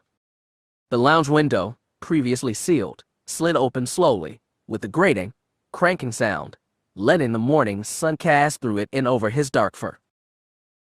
Voru walked over to join him at the window. Outside, Coruscant glittered. Even Argosy District, which was a shadow of the glory of the Palace District, cascaded with shining light. "It reminds me of Coronet City back home," Voru said. The droll scoffed, coughed, and shook his head with disgust. "No. Coronet is a wonder and deserves to be known as one. For all this planet has a gaudy name and reputation, it's a pit. The bright center of the galaxy," he said sarcastically, "is only bright because it steals the light from the rest of the galaxy, like an entity sucking the life from a victim." He scowled out at the urban canyons, the rows of airspeeders above their landing pad, and the carefully controlled clouds of the sky above. "The Empire is dead, and nothing has changed," he said with a pained, contemptuous grimace. "Nothing at all." Chapter 20. Under the early morning light of a new day, Counselor Leia Organa Solo surveyed the wrecked safe house apartment with odd detachment, managing to suppress the low whistle she was sure she'd picked up from Han. Given all the years Leia served with the rebellion, she was hardly unaccustomed to battle damage. Being a dignitary didn't make her immune to the dangers of combat, and she had served as a soldier when needed. Still, it had been some time since she'd been in a light fight, and longer still since she stuck around to investigate the results of high-grade blasters up close. The room still stank of ozone and Tabana gas effluent. Next to her, one of the people who had been in that room and survived Grimace, holding a hand over the back-to-patch he still had affixed to his chest. Next, Trader Jay took us into cover in the kitchen. Madine nodded over to one of the few parts of the apartment that was still recognizable. She must have remembered that the material here was reinforced to stand up to heavy blaster fire. Or made a very lucky guess. The suborned constabulary speeders wrecked everything else on this floor with their opening barrage, and our quarry must have escaped in the confusion. After that, Cap and Agent Westry made a tactical entry and opened up on the enemy to clear the ball cops out. With our Nori team, Ela added modestly. Cap and the Nori did the hard work. Ela glanced at Leia's Nori bodyguard, Kakmane, but Kakmane was studiously silent and still. Only Leia could feel his quiet approval of his kinsman's actions. "How'd you get here so fast?" Madine asked curiously. "You got here ahead of my commandos, and I didn't call you." "No, but Miss J contacted General Kraken," Ela said. "We tracked Eleazar to Coruscant. I pulled a few of his computer programs off the prison hardware, and we got lucky, and found one of them active here. We were already on World to investigate. The program lit up on our tracker, but we couldn't narrow it down to a specific location other than somewhere on Coruscant. It wasn't even 5 minutes later that Jay called to tell Kraken that she thought there was an infiltration at an old Imperial facility. He put 2 and 2 together." "Have we had any luck tracking down Voru, Eleazar, and the Force Adept?" Leia asked. Ela's expression darkened. "No. They escaped on an airspeeder, and then Eleazar did something to scramble Coruscant's traffic control computers. It randomly reassigned identifying tags to all vehicles in Argosy District and in 2 of the neighboring districts besides. Traffic control's admin thinks he'll be able to sort it out in 2 or 3 weeks. It's probably not worth the effort, but we might be able to use it to identify their ship." Madine and Leia both frowned. "Clever," Leia said. "So what now, then?" She gestured at the hole where the building's external wall had been. "I'm going to be playing peacemaker between local authorities and the New Republic government for the next week. The district comptroller is furious and wants to know how and why the local constabulary ended up in a running fight with the New Republic military, complete with A-Wings running close air support through one of the busier streets on this side of the planet. Coruscant's local politics could be a nightmare, which was why, despite the changeover from Empire to Republic, and before that, from Republic to Empire, municipal government on the planet had remained effectively unchanged for centuries. Each district had its own rules, and even someone like Leia, as well versed in galactic politics as anyone in that galaxy, found Coruscant's local political traditions arcane. "So do I," Madine growled. "I think that's an easy enough question to answer," Ela said. "Voru has ties to Black Sun, and Black Sun makes a point of infiltrating local governments and police services everywhere they do business, especially Coruscant. It wouldn't surprise me if a third of the constabulary in Argosy District receives supplemental income from Black Sun. The better question," she mused thoughtfully, "is what did Voru use to pay for that support? Black Sun doesn't work for credit or loyalty alone." "I can't answer that question," said a new voice from the floor above. The stairs between the 3 floors of the lofted apartment had survived more or less intact, but General Kraken descended them gingerly, with the light tread of a professional spy. The techs just finished their examination of the terminal upstairs, and have started sorting through the networks that they infiltrated from it. The older man's expression was pale, and Leia felt her guts tighten at the sight of Aaron Kraken looking anything less than in total equanimity. It linked directly into what used to be the Imperial banking establishment, among other things. He sighed. "Voru and Eleazar stole something on the order of 58 billion credits." Leia felt her mouth drop open. "What?" Kraken nodded miserably. 58 billion. Eleazar routed it a world through the hollow net with about 50 million independent, automated transactions. It's really a remarkable piece of work. I think we'll be able to hunt some of it down, but not that much." He shook his head, his expression turning to one of wry amazement. Apparently, the Empire buried a handful of credit accounts after seizing them upon the death of their original owners. They all got quietly added to Imperial Intelligence's black budget. Icer's doing, no doubt. The account that Eleazar emptied originally belonged to Underlord Zizzer of Black Sun. Leia's mouth closed with an angry click. She'd had the misfortune of meeting Zizzer while Han had been in Carbonite. But Zizzer had died not long after, when in a fit of pique Darth Vader had ordered Zizzer's personal skyhook destroyed and Executor scattered as debris across Coruscant's orbit. Zizzer had been an extraordinarily wealthy man, both because of his legal and his illegal businesses. His legal business, Zizzer Transport Systems, had been broken up by the Empire and his assets seized. A fair number of his inheritor companies were now members of the Smugglers Alliance. You said a handful of credit accounts. There was more than one. Ila asked curiously. There were, but the others were all already closed. I've got a team of forensic accountants looking into it. It looks like what was left of the Mahdi family fortune and Darth Vader's personal fortune were all stashed in there too. But either Iser spent it all, or someone else had already got into them before Eliezer got here. Kraken's eyes flicked meaningfully to Leia when he mentioned Vader. Leia paled. Vader's personal fortune. Kraken's gaze didn't linger over Leia for more than a moment. He might know of her genetic parentage. Many of the New Republic's inner circle did, at this point, but he never made a point of it in the past. So, he continued tiredly. We've now got Voru, Tavira, Eliezer, and this unnamed Force Adept working together, with the Star Destroyer, unlimited access to the HoloNet, and 58 billion credits to their name.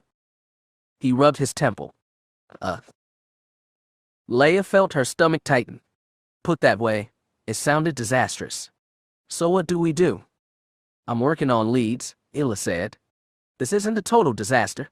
If Jade hadn't been alerted to the breach here, I wouldn't have clocked Voru, and we still wouldn't know he escaped Kessel again. Voru is our best lead, I think. I know he was on Kessel not that long ago. I had to put him there so he wouldn't start working on people who owed him favors. I can't take a team to Kessel and investigate the circumstances surrounding his escape. Maybe I can dig into his communications history there, try to figure out what else he's planning. She frowned. I'll need a fast ship to get out to Kessel as quickly as possible, and I'll need a Fringer who's more familiar with the planet than me. Leia felt her stomach tighten even more, but put that way there was no avoiding it. I'll ask Han, she sighed, regretting every syllable. He knows more of Duel personally from his smuggler days, and you can't find a faster ship than the Falcon. Ila's gaze was sympathetic, but she knew better than to turn down the offer. Thank you. Don't thank me, Leia said tiredly. There was always something to pull one or the other of them away, just bring Han back in one piece. You should also ask Miss Jade to accompany you, Madine suggested. The others turned to him, and he shrugged. She's good in a fight, and she's invested in this now. I agree. You're going to need someone to even the odds against their Force user, and Luke has already gone off to rejoin the Rogues in case this Force Adept shows up again there, added Leia. It does make sense, said Kraken. I can't believe Voru would stay on-world after almost getting caught here. He got what he came for. He'll be off to safer grounds where he can spend his new fortune, especially if he doesn't know how we tracked him down to start with.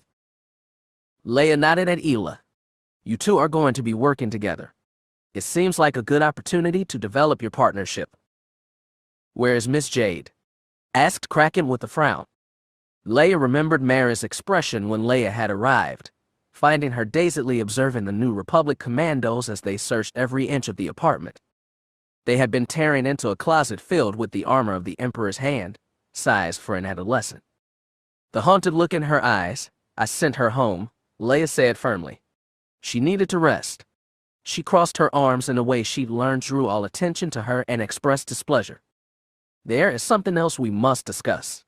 Why exactly was it that I had to find out about all this from the Holo News? Did you not think to calm me last night? She asked archly.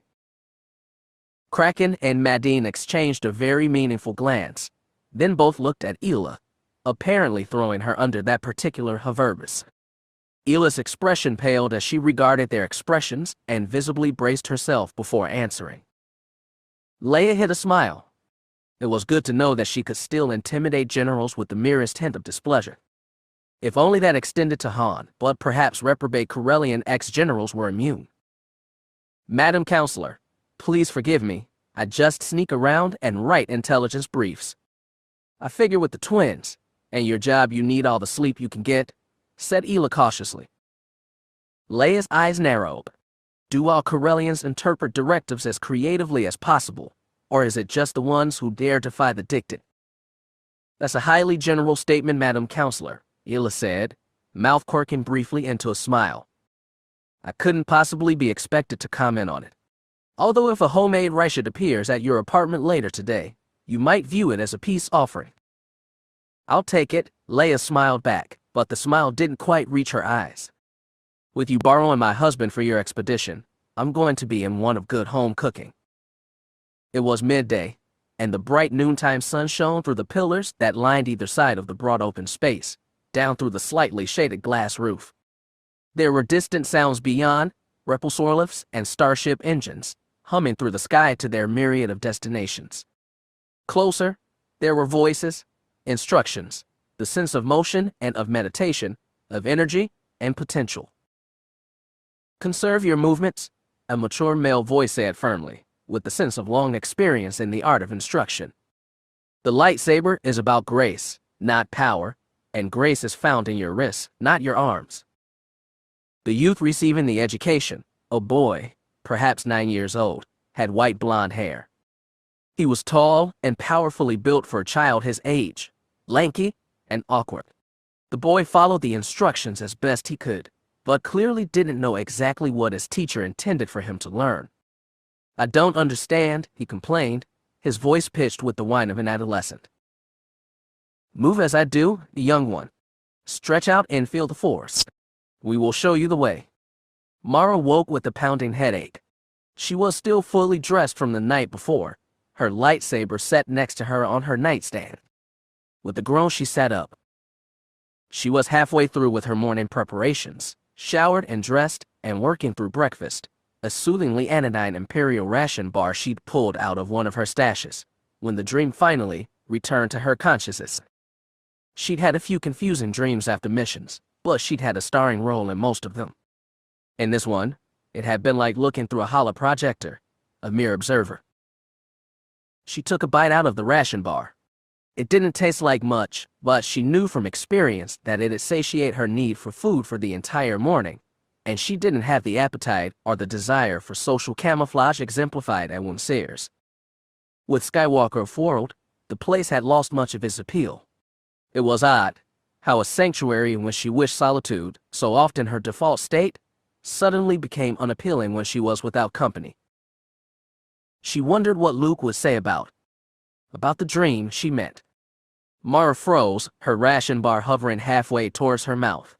She and Skywalker had many conversations during their meetings at the cafe and their training sessions, and she distinctly remembered him telling her about his visions during his meditations. A man and a boy in lightsaber training. The man giving instruction, the boy complaining, and Skywalker being at a loss as to what the Force was trying to communicate. Criffing wonderful. She spends a little bit of time with the Jedi, and now she was the one getting his damned Force visions with no way to tweak context menus or change the blasted channel. He had warned her that her Force intuition would grow stronger, but visions and dreams were Jedi business. And if she knew anything, it was that she was no Jedi, the words emphatically slotting into her psyche as if to confirm her tainted spirit and unsavory history. Sighing, she rubbed her temple and took another bite of the ration bar. Well, she supposed the best place to start, as with any investigation, was by reviewing the available facts. She thought about the two people in the vision, running through a Force memory enhancement technique, focusing on faces and features. Her eyes widened. Scrambling for her jacket, she slung it over her shoulders and raced out the door. Asterisk. Luckily, the museum pass that Leia had given Mara still worked. Unluckily, Mara had arrived at the museum during the morning rush. Children and teachers swirled around, conducting traffic to exhibits as she tried, mostly unsuccessfully, to make haste through the flood of bodies. She stepped into and through the crowd, dodging passers-by and darting through openings when they presented themselves. It took considerably longer to make her way than it had the last time she had come here. The doors to the Jedi exhibit were closed, but as before they opened dutifully for her.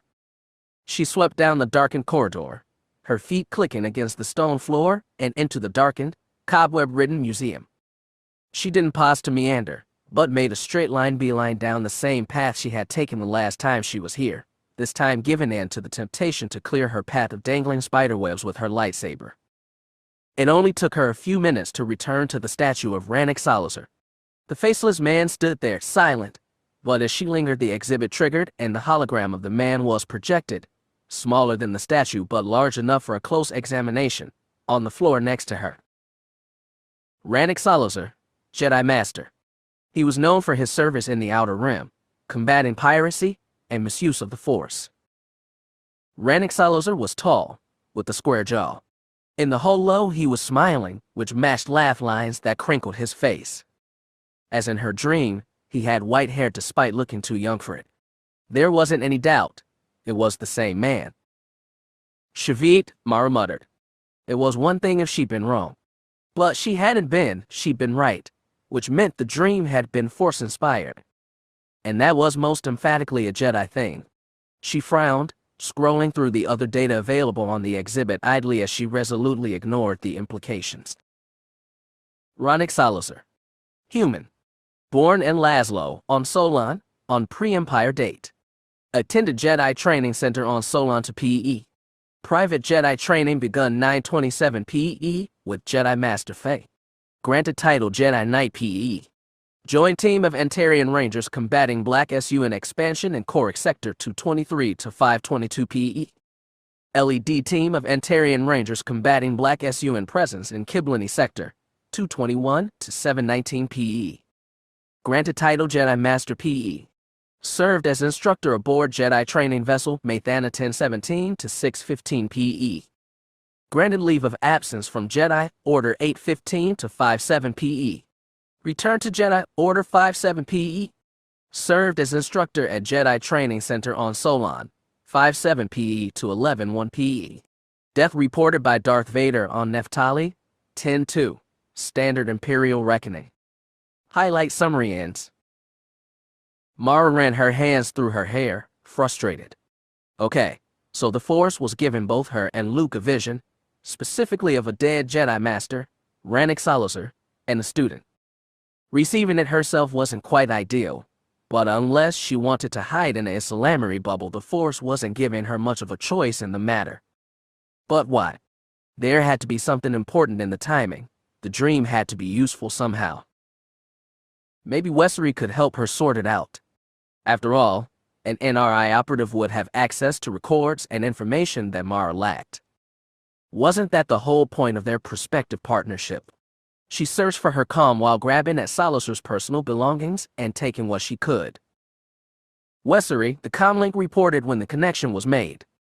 Agent Wessery, this is Mara Jade. I need to talk to you. Can we meet?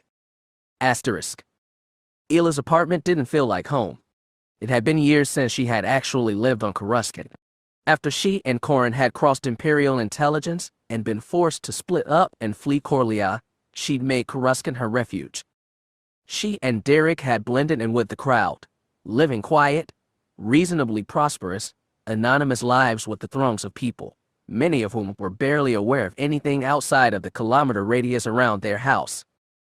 They'd barely realized the Republic had fallen and the Empire had risen, and it would have been so easy to just live that quiet, prosperous life. But she'd never been one to tolerate tyranny, even if it meant a life of comfort. The apartment had all the accoutrements of a home. There were several different hand-sketched drawings of Corellian scenery on the walls, only one of which Ila had ever had the opportunity to see with her own eyes. They had been gifts from Wedge, a first attempt at taking her sterile apartment and transforming it into something more. A holo of Corran and Merrick sat on the table, in the middle of the living room, in pride of place, her former Coruscant partner and his smuggler wife. On the other table was an old holo of Wedge and his comrades from their time on Hoth. Luke Skywalker had his arms slung around Wedge's shoulders, the two of them grinning at something Dak had said, while Hobby, Tycho, Zev, and Wes laughed in the background, all wearing their orange flight suits. Even with the trappings of a home, it wasn't. A home was more than a place to sleep, it was a place to belong, with love and friends and routine. With neighbors and family. She picked up the last holo in the apartment. Derek had been a good man, patient and kind and trusting, but not naive. He had been older than she was, possessing enough family wealth to be comfortable, but without the entitlement that so often came with privilege. Their love hadn't ever been passionate, but she hadn't been looking for passion. Their apartments on Corellia and Coruscant had been home. Isn't Isert had killed him. However driven she had been before Derek's death, however incapable she had been of just quietly living well, after Derek had died, the way he had died, she had been a single-minded torpedo aiming to burn her way through the Empire and Isert. The only thing that had kept her from self-immolating was Wedge, his hand finding hers, letting her know that she could live again, someday. Dreaming of a new life after the Empire, a home she and Wedge would make together, didn't mean she burned any less hot though. Which was why her apartment had a fully secured intelligence suite, including 2 full-access terminals. The attached weapons locker wasn't really her style. She preferred to outthink her enemies than outfight them, but it was better to be safe than sorry. The fact that she came here more often to work than to spend time with Wedge was probably the other reason it didn't feel like a home. Not all that different from the burned-out apartment she spent much of the previous day in, really. There was a chime at the door, and she checked the security monitor. Mara Jade was outside, glancing down the hallway in each direction to make sure she hadn't been followed. Ela buzzed her in. Mara was shorter than Ela, brimming with focused energy. She glanced around the apartment, drinking in the surroundings, her eyes lingering over first the holo of Derek, then the holo of Wedge and the rogues. Her back stiffened slightly, Ela noted curiously, and then Mara focused on her. "We didn't really get a chance to really introduce ourselves," Mara said cautiously. "I'm Mara Jade." Ela laughed and extended her hand. Mara took it. "Hello, Mara Jade," Ela said with a slight bow of her head. "I'm Ela Wessery. I hear our bosses have decided that we're going to be working together." "For the good of the galaxy, I'm sure," Mara replied dryly, visibly relaxing at Ela's informality. "Thank you for the help last night," she continued. "General Madine and I weren't sure what to expect, but a company of the Coruscant Constabulary and 3 fully loaded combat airspeeders, wasn't it?" "You're welcome," Ela replied, guiding Mara to sit on her couch. The furniture was rarely used and stiff to sit on, resisting their weight as she sat across from the former Emperor's hand. "Thank you for being alert to their presence. Without you, they would have gotten in and out without anyone being the wiser." "Have you had any luck tracking them down?" Ela sighed. That had been a battle she never had any chance to win. "No. I'm quite sure they're either afoul or about to be. We considered a temporary blockade of Coruscant, but do you know how many transports arrive and leave this planet every day? Even a temporary blockade would have caused serious shortages of vital goods, and the politicians vetoed the idea. If Voru hasn't escaped already, he soon will." Coruscant was an ecumenopolis and couldn't even feed itself. The minimal agriculture the planet did produce was barely sufficient to satisfy the members of the planetary aristocracy who had the wealth and clout to demand truly fresh produce. The wealthiest of the planet's population would be able to eat under a blockade that lasted more than a month. Everyone else would starve. Mara nodded her understanding, a small grimace on her lips. "I discussed this with Counselor Organa and General Kraken this morning," Ela continued. "I'm going to be traveling to Kessel tomorrow on the Millennium Falcon." Mara blinked in surprise. "Solo is letting you borrow his ship?" Ela laughed. "Oh, no, certainly not. But he's agreed to ferry us and introduce us to Morth Duel when we arrive. I want to get there as soon as possible. Our lead on Eliezer has just about gone completely cold, and whatever tracks Voru left during his escape from Kessel might evaporate at any time." She wrinkled her nose. "If we were willing to delay our arrival a day or 2, we could bring a star cruiser as an escort, but that's just too long." It was a risk, Ela knew, but it was one they had to take. Mara didn't seem either surprised or critical, merely another professional considering a problem. "The counselor and general believe that you ought to accompany me," Ela added. Mara frowned.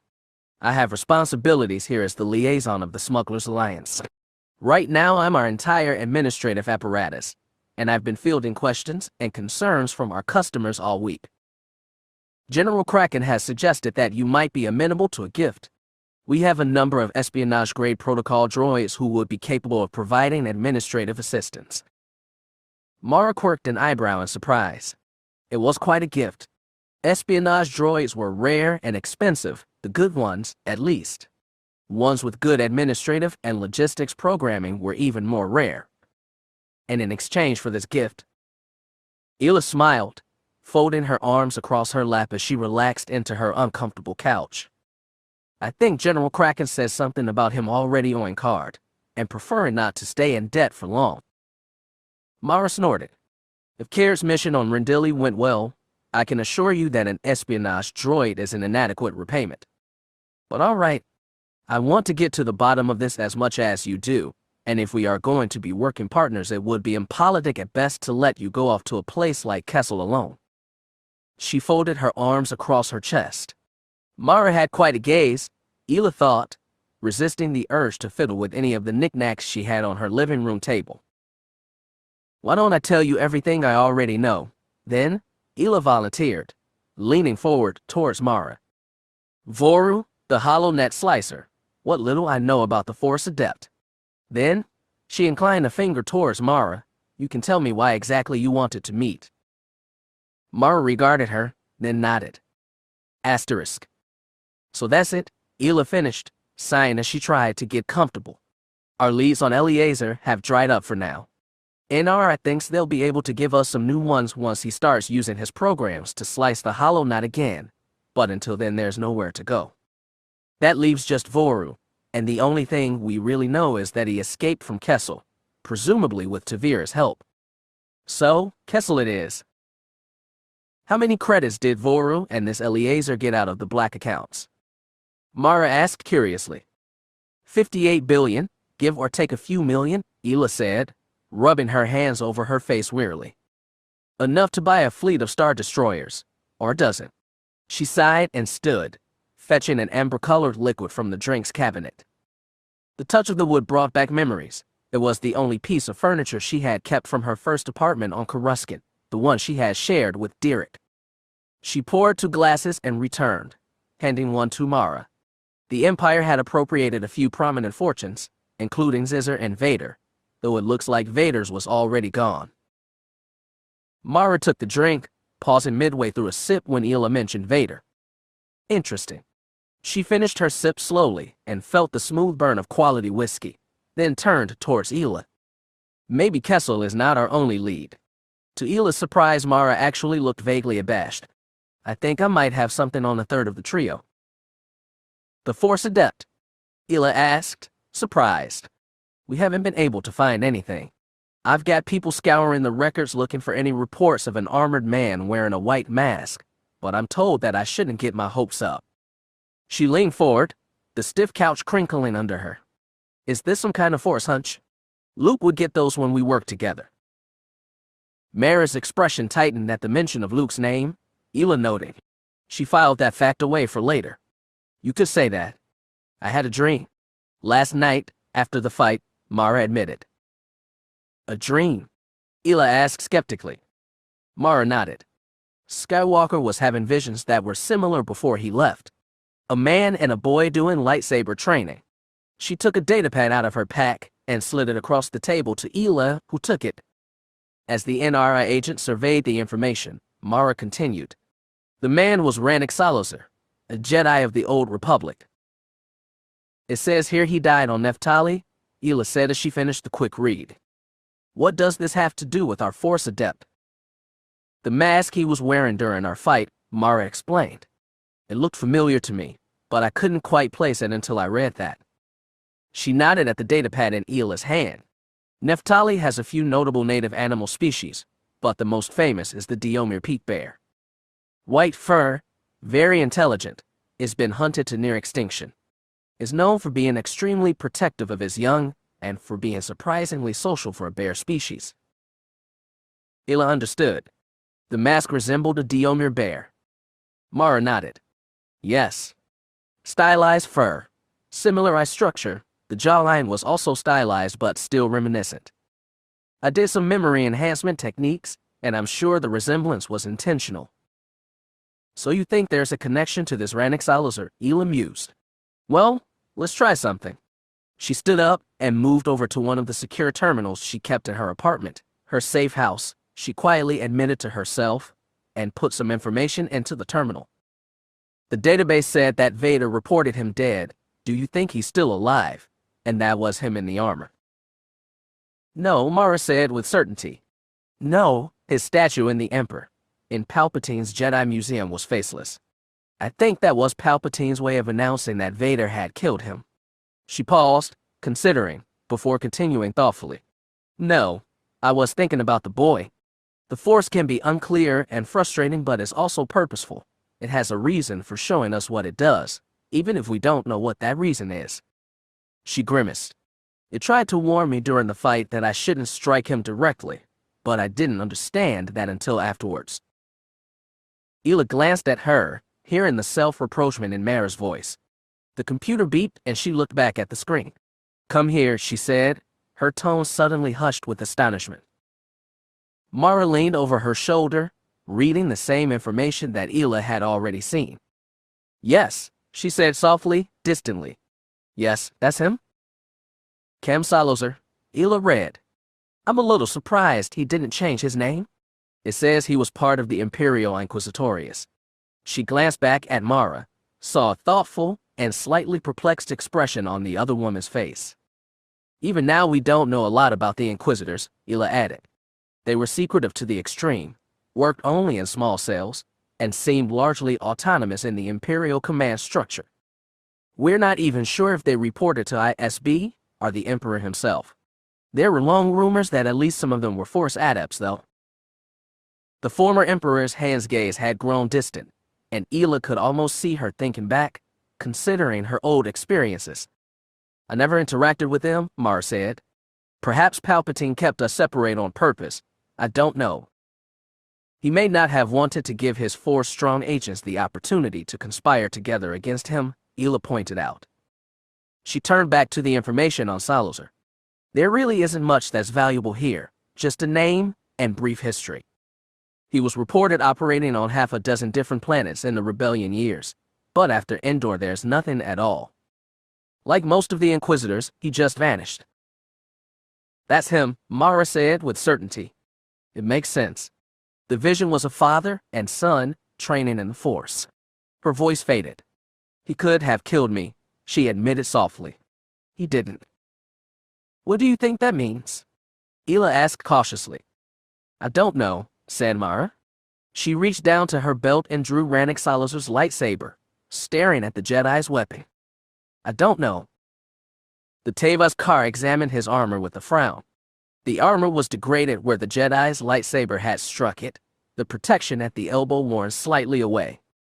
The Sare Karrde had warned him not to rely on the armor, that not every lightsaber used the technology susceptible to overloads on contact with cortosis, but the risk had been minor and it had paid dividends.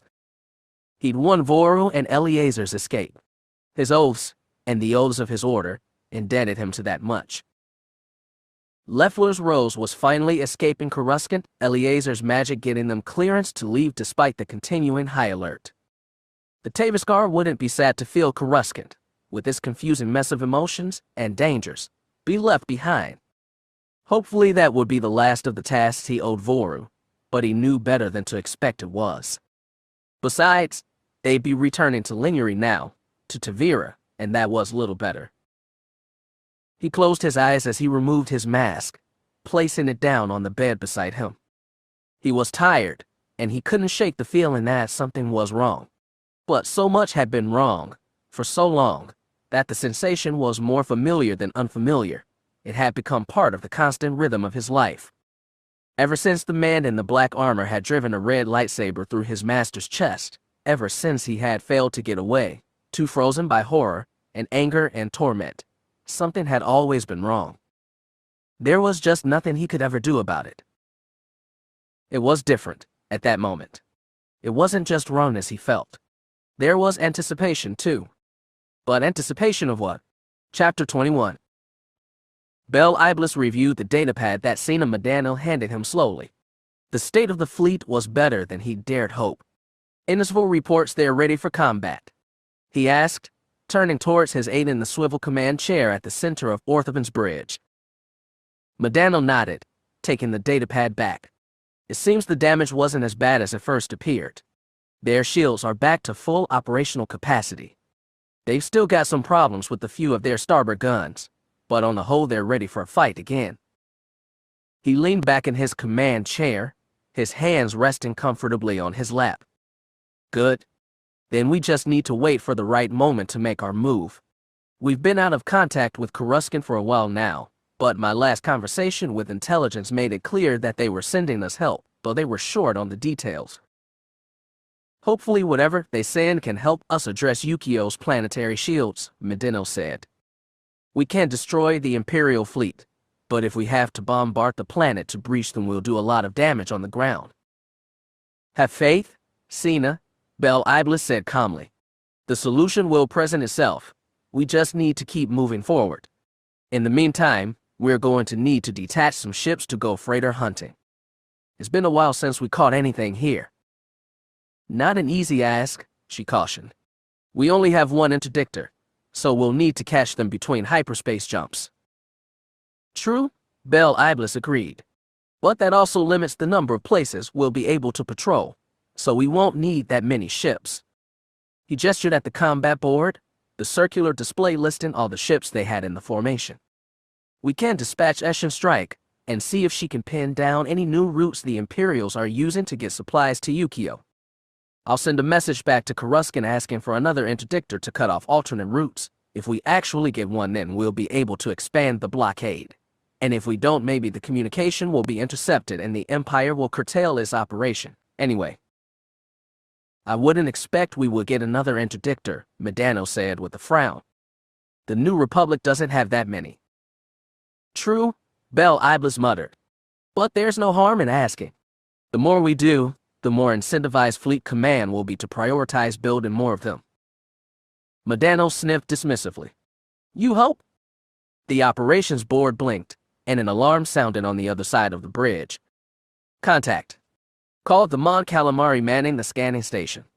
We've got a new vessel in our interdiction field. It looks like an Action IV medium freighter. Scramble the duty squadrons, and have the Cap intercept them, Bel Iblis ordered, and send the standard notification. Contact Major Page and inform him to cancel his afternoon combat drill and prepare a boarding party just in case we require one. Medano was leaning in for a closer look at the board. We should get their IVE any moment now, she murmured, then frowned. That's odd. They're not running one. She turned towards Bel Iblis and gave him a mildly annoyed look. I suppose they could be Imperials trying to slip past us. If they are, it's not a very clever ploy, Bel Iblis replied. I doubt the Empire would be so stupid to think that would work. But if they're not Imperials, who are they? Medano pointed at the blinking comm button on his armrest. Why don't we find out? Bel Iblis pressed the button, activating his comm. This is General Garm Bel Iblis of the New Republic, commanding the Star Cruiser Orthoven. State your identity and purpose for being here. General, Talon Karrde's smooth voice emerged from the bridge speakers. It's good to hear your voice. This is Talon Karrde, representing the Smugglers Alliance. On the other side of the bridge, Captain Herrero's expression darkened, and she turned away, looking annoyed. Bel Iblis made a mental note to talk with her later.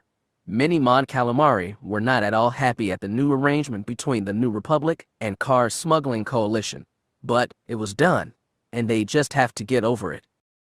Karrde, what brings you out to this part of space? I don't suppose you're here to partake in the flourishing Hishium trade in Sanoa diamonds. Perhaps while I'm here, Karrde said without missing a beat, I will take a look and see what's worth shipping to the core.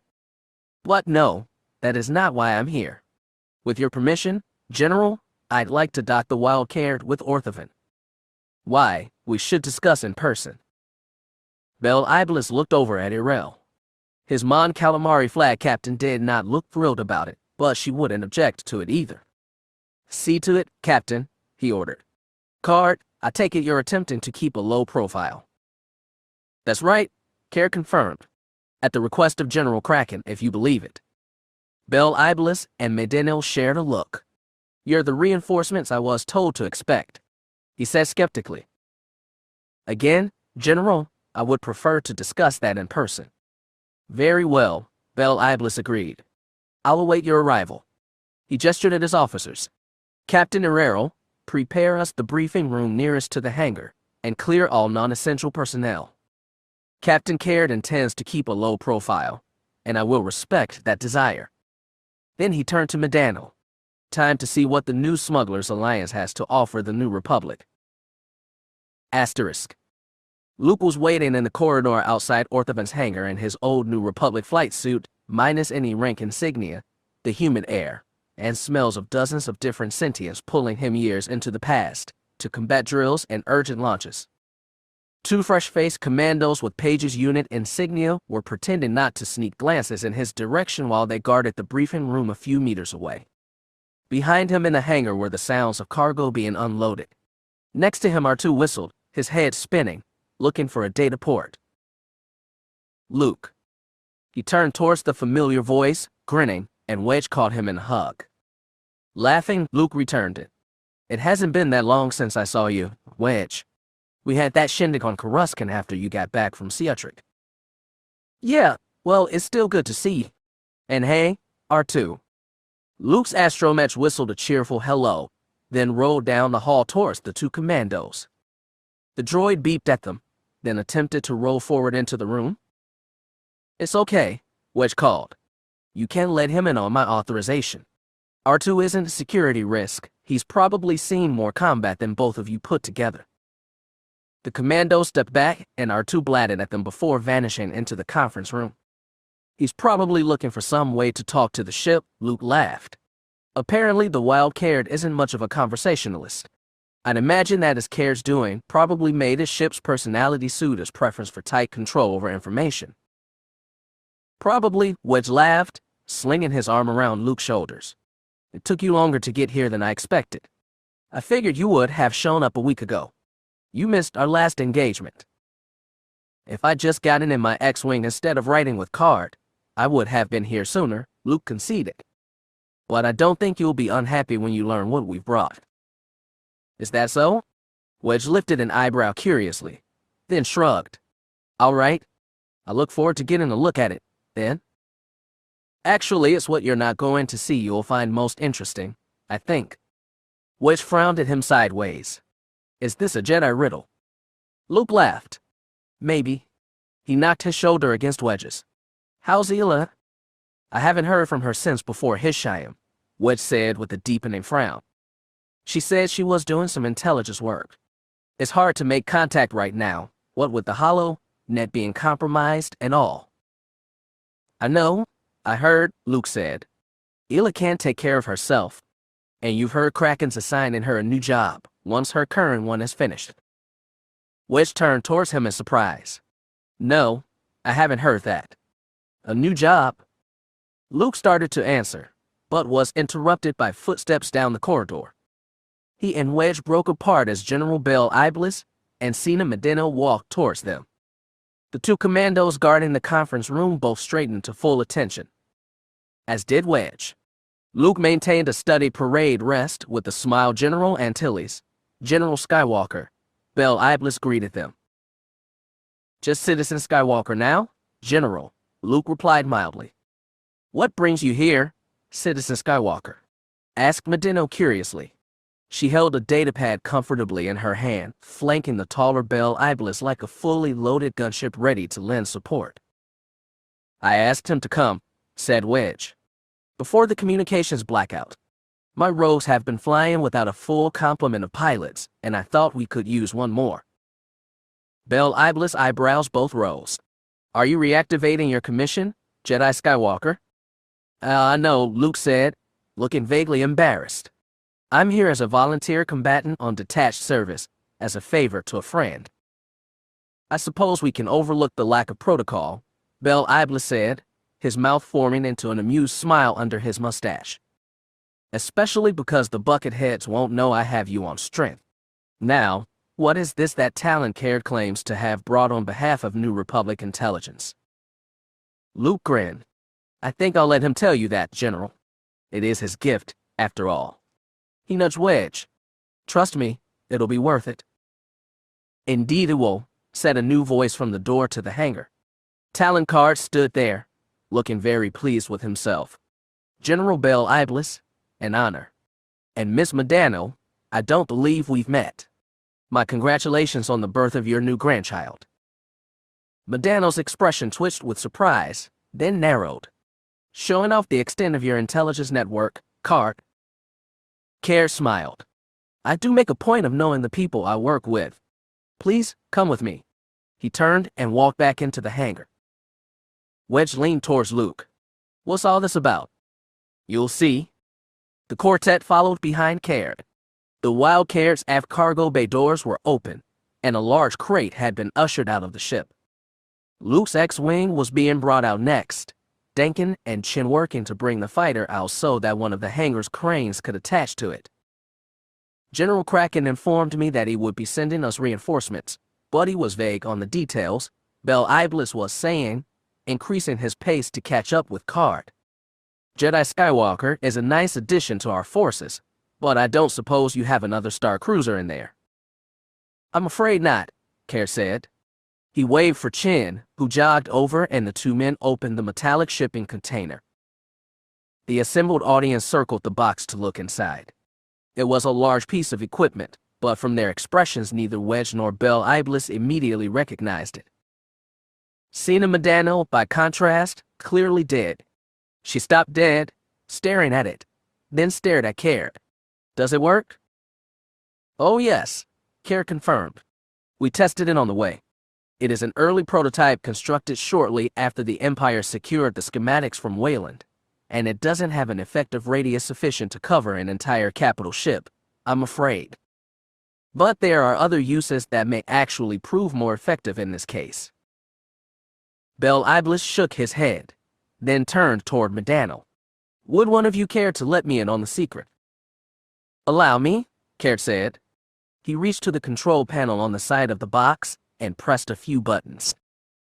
The device shimmered for a moment, and then vanished. Bell Iblis and Wedge stared at the sudden absence. Luke grinned and nudged Wedge's arm again. T-O-L, you? Wedge stared at the empty box, then turned and glared at him. You can't just come fly with us for a while. You always have to be dramatic. One working prototype cloaking device, Karrde said with satisfaction. Courtesy of the Smugglers Alliance, with Jedi Skywalker's aid of course. Consider it our gift to the New Republic. He smiled. We can extend the radius of the cloaking effect out to as large as 40 meters. General Kraken believes that the newest Imperial cloaks can do significantly better, and may even be able to cover an entire Star Destroyer. But for Yukio, this should be good enough. Luke could see the wheels turning behind Bell Iblis and Wedge's eyes. The two generals turned towards one another. Sluice Van, Bell Iblis said. Wedge nodded in excited agreement. We'll need a freighter. Something that can pass through Imperial security. Chin handed Karrde a datapad, and Karrde handed it to Bell Iblis. This is from General Kraken, he said. It's an up-to-date identification code for a Star Galleon that will be recognized by Yukio's computers. And I should add that if you don't have one of those available, I've made a call. Surreptitiously, of course. Ave should be here with the last resort in a few days, depending on how long it takes my courier to track him down. I didn't want to risk the HoloNet. Wedge nodded again. It'll work. He grinned at Bell Iblis, then turned to Karrde. As long as they don't know we have the cloak. Karrde gestured to Luke. Skywalker and I staged the theft a few days ago, from a semi-covert Imperial research facility in the Rendili system. This prototype cloaking device was constructed early in their development cycle, but ended up being pushed into storage when Thrawn requested some small design changes. It's been sitting in storage ever since. They could realize it's missing, Luke added.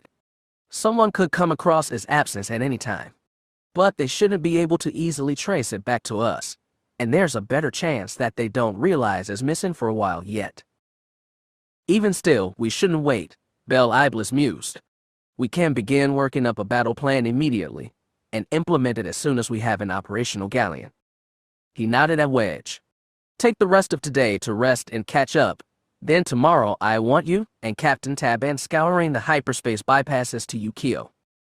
You may not find anything, but if you do, we might be able to shave a day or two off our timetable. I'm also going to prepare some recon flights on Yukio and make sure our intelligence is absolutely up to date. He turned to Karrde. It seems we owe you a debt. Hardly, Karrde said. I'm merely being neighborly. Pellaeon snorted. Whatever you say. I also don't intend to stick around for very long, added Karrde. I'd rather not let anyone find out I was here. That might make it easier for the Imperials to realize where their cloaking device ended up. I'll be taking the wild Karrde on a quick run to Rishi, then heading back to Coruscant to resume work on the Smugglers Alliance. He nodded at Luke. I'll miss having a Force user on my ship, I think. Luke smiled. I'd say you're good enough to work well without talent. Oh, I disagree. But I suppose that may simply be because I've long had the luxury of having one on loan. He smiled. Please do take Yukio back, if you would. I'm looking forward to being able to give Gillespie the deed to his land back the next time I see him. We will, said Pellaeon grimly. You can count on it. Wedge was positively giddy. The rogues had assembled, with some annoyed grumbling, in Orthopan's primary briefing room, a large circular area, which was quite akin to the same space aboard Admiral Akbar's home when they sat, talking to one another. Tycho had an expression which suggested he had an inkling of what Wedge was up to, but the other seemed entirely baffled and uncertain. Attention! Wedge barked as he entered the room, and laughed inwardly as they all scrambled to their feet in surprise and snapped to order. He glowered at them. As you were, he said after a moment, and they all sat, looking at each other in confusion. As you know, Wedge continued, Rogue Squadron has been under strength for some time now. We have been lucky enough to persuade Her Beneficent Majesty to rejoin us. He nodded at Plor, who looked thoroughly unimpressed, but poor Major Clivian remains without a wingman. He gestured flamboyantly at the door behind him. So, with that in mind, Luke swept into the room, looking both embarrassed and amused. The dead silence betrayed a sudden, bated excitement as the rogues who had served under Luke when he'd been rogue leader, Hobby, West, Tycho, and Ren, gasped in surprise, especially Hobby, whose sudden, uncharacteristic excitement bordered on giddy. The younger rogues took a second longer, but they'd all met Luke at one Rogue Squadron function or another. Greetings to old friends and new faces, Luke said cheerfully. I'm very proud to be flying with the rogues again. Wedge reached out and suggested that there were certain things that I might be able to help deal with. The excitement stilled a bit. They had all heard the story of the Force adept who had confronted Korn, Ren, and mine at Kraken's prison. For the purposes of rank and communication, I'll be flying as Rogue 3, paired with Major Clivian, with the effective rank of Lieutenant. Outside the cockpit, I'll be ignoring all orders from Major Jansen unless otherwise directed by General Antilles or Colonel Selchu. We thought about making him Rogue Leader and giving me back Rogue 3, Wedge put in. That's the designation I used at Hoth. But for some reason Skywalker seems averse to taking back his old rank. Hobby's jaw had gone slack. The longtime rogue glanced around at his squadron mates and stood slowly. He counted each of his prosthetic limbs slowly, then ambled down the round stadium seating to put his hand on Luke's shoulder. Listen here, young Skywalker. I'll only tell you this once. I want to end my tenure as your wingmate with exactly as many limbs as I have now. If I'm short one, I'm taking your hand as an incentive to do better. He nodded seriously. But stick with me, I'll show you the ropes. Wedge snickered. Luke, struggling not to laugh, merely inclined his head with hard-won grace. I bow before your decades of superior skill and experience, Master Clivian. Teach me your mysterious ways. For once, Wes Jansen was struck silent as Hobby grinned and danced over to Wes's seat with an off-key, repeated taunt of Luke likes me better. Luke likes me better. Wes sputtered like an exhausted shield buffer, and his expression was one Wedge was quite sure he'd never forget. Asterisk. The forward lounge on Eshin Strike was more comfortable than Luke expected. Through the window were the spiraling lights characteristic of hyperspace, casting the room in dim hues. He found a seat and relaxed into it, propping his feet up. Been a while since we were on assignment together. Wedge chuckled, taking the chair next to him and sliding a tumbler and a bottle across. Luke poured some warrants and handed the bottle back. Wedge filled his own and popped the cork back in, then set the bottle down between them. Years, regretting stepping off the flight line. Luke watched the light spiral. Yeah, he replied, sipping his drink and feeling the burn. Some days. Then some nights I see everyone I ever flew with who didn't make it back. All those narrow escapes. And I don't miss it so much. He leaned back in his chair. Any updates on that Force Adept Karrde ran into? No, Wedge said. Invidious is still at Lineary, or it was just a couple days ago when we ran our last recon flight. Luke nodded. His meditations persisted in showing him the teacher and the student, but there had been one night he'd seen Mara instead. Confident, composed, a bright light in a dark room. It was a fleeting glimpse only. He forced himself to avoid clinging to the image. He was in trouble. Well, he said, you're going to go after Tavira sooner or later, I assume. Wedge nodded.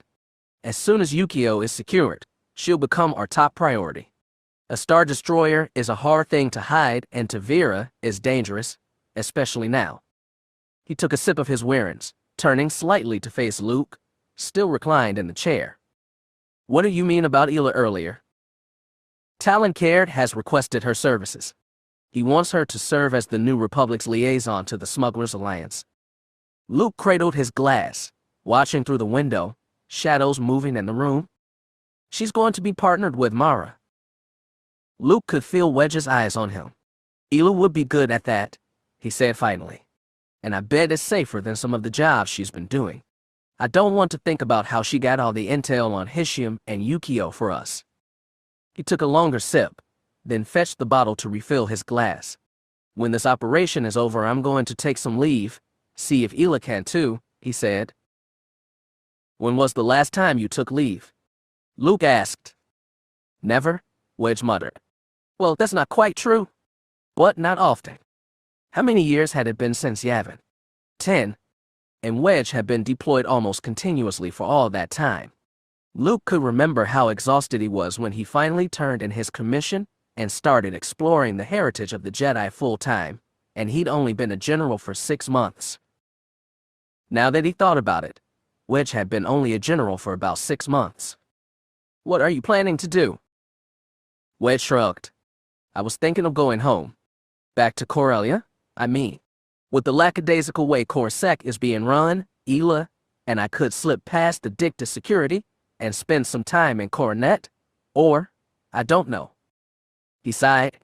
I've been back to Corellia only a few times, and always on mission. I want to, he groped for words, sounding weary, just go home for a while. He shifted. But it's not like the New Republic is going to be displacing the Empire from Corellia anytime soon. Their hold there is as tight as it is anywhere in the galaxy. You should take some time, Luke said. He chuckled softly. Even I miss Tatooine sometimes. The way Gavin talks about it, you think it's a paradise, all the womp rats you can shoot. Wedge laughed. He took a sip of his drink, watching Luke. When he spoke again, his voice was speculative and just a bit teasing. So, how is Mara? Luke flushed. Am I that obvious? Do you want an honest answer? Wedge chuckled softly. We were kids when we met, Luke. Kids with dead families and cut-off childhoods who were asked to do the impossible. And worst of all, we succeeded and lived to tell about it. You even got a medal. And then we were asked to fight the Empire with a fleet made of spite, spit and space tape, and stuffed into quarters the size of a closet together for months at a time. I probably know you better than anyone else alive except your secretly hidden twin sister, who I might add you also had a. Luke cut him off with a mock glare. Yeah? He smiled despite himself. At this point I say you're basically family. Just, Luke sighed, family who keeps getting posted away. The mask of command had completely left Wedge's face. I tell you, I've been taking correspondence courses for architecture. Luke shook his head. Tycho knows I asked him for some holos of Alderanian buildings for a class assignment, but it's something that I can put a little of myself into that doesn't involve planning to kill people, killing people, and writing letters to the bereaved. Maybe something I can do for the long term? With Ela. You know, build things instead of just blowing them up. He paused, stared out through the viewport at the starscape beyond, and caught himself before donning a more cocksure expression and awaiting ribbing for something that clearly meant the world to him. That's good, Wedge. I'm actually a bit jealous you have that destination to aim for, Luke said, remembered half-done flimsy sketches on the walls of their quarters. I'm still figuring out what the whole Jedi thing means, let alone how my personal life is going to pan out. Wedge smirked. So, how is Mara? Luke flushed again, and Wedge snorted. Oh, stop that, Luke laughed, smacking Wedge's shoulder, which caused Wedge to spill a bit of his drink and laugh some more. She's fine. Luke, you brought her to the celebration after Thrawn's death, Wedge said, snickering. If you were planning on being discreet, you should have come alone and commiserated with the other rogue bachelors. Instead, you spent practically the entire evening secure to her arm. He smirked. You're just lucky that Jansen was on his best behavior. Not lucky, Luke muttered. Mara took a few minutes to explain her favorite interrogation techniques with her heel on his instep. Wedge sputtered with laughter. She's very Mara, said Luke after Wedge's laughter had finally died down. He fought to find other words, but using words like luminous and inspiring would just elicit more teasing. Wedge took a deep breath and nodded, as if that was all he needed to hear. She'll look after Ela, right? His tone suddenly carried in a hint of worry. Luke reached over and squeezed Wedge's shoulder. I have absolutely no doubts whatsoever that Mara and Ela can look after themselves, he said with certainty. They're probably the two most competent people in the whole galaxy. He paused. Well, along with Leia, he added. It's a good thing that we're the two best pilots in the galaxy, or we might really feel inadequate here, said Wedge after a moment, but his tone didn't quite match the bravado of the words. Luke smiled, remembering years now past, with him and Wedge and the rest of the first rogues crammed into the barracks on Hoth, boasting confidently to hide their fears. Yeah, he said. It is. Chapter 22. Terran Rogers' office was sullenly quiet as he perused the final reports after Bel Iblis' raid on Yukio. Agnes Ramon, a heavily damaged wreck badly in need of repairs, though Captain Tygan and his crew had labored heroically to get the Star Destroyer back into something resembling fighting shape. Suwon Station was a complete loss, but most of the facility's crew and some of his final Tabana gas shipments had been salvageable, which meant that for now he'd have no issues with ensuring that Yukio's garrison could fight ably against a similarly capable Republic force.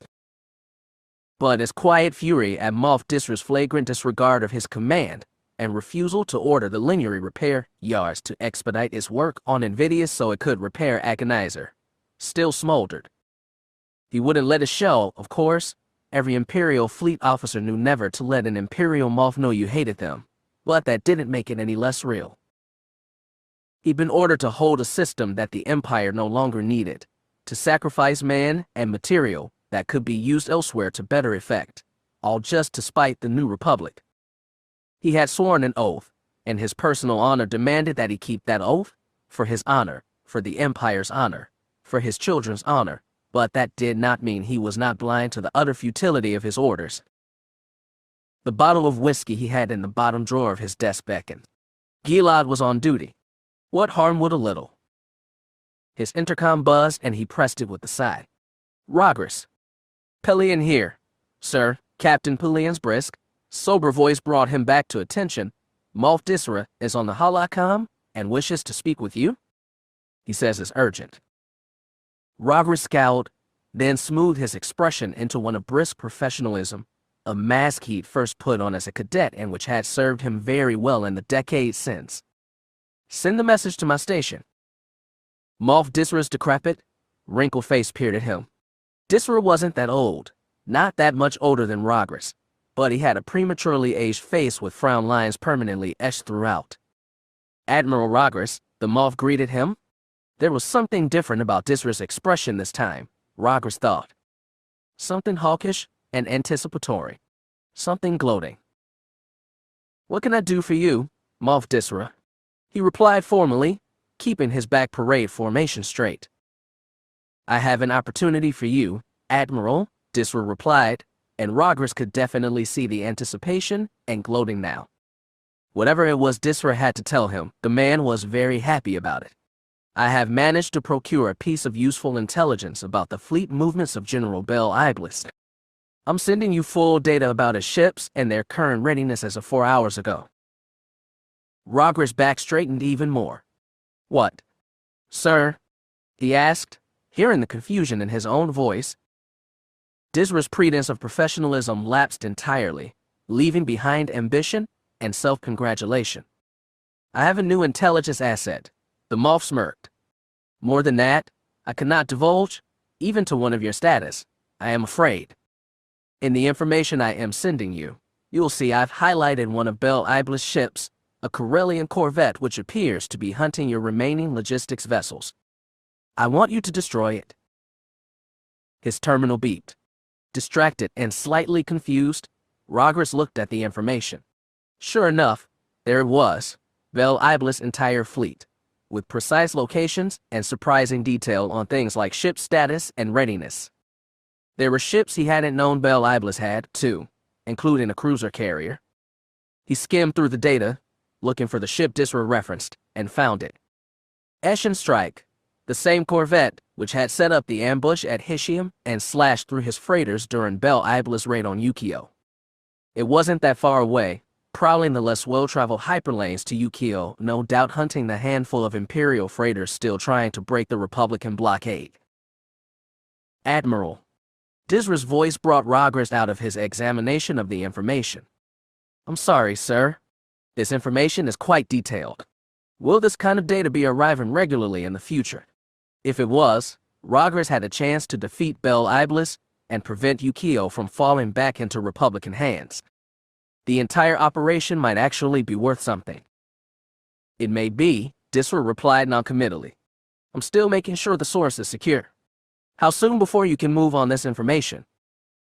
Rogers was already pulling up his terminal to reassign the vessels he would need.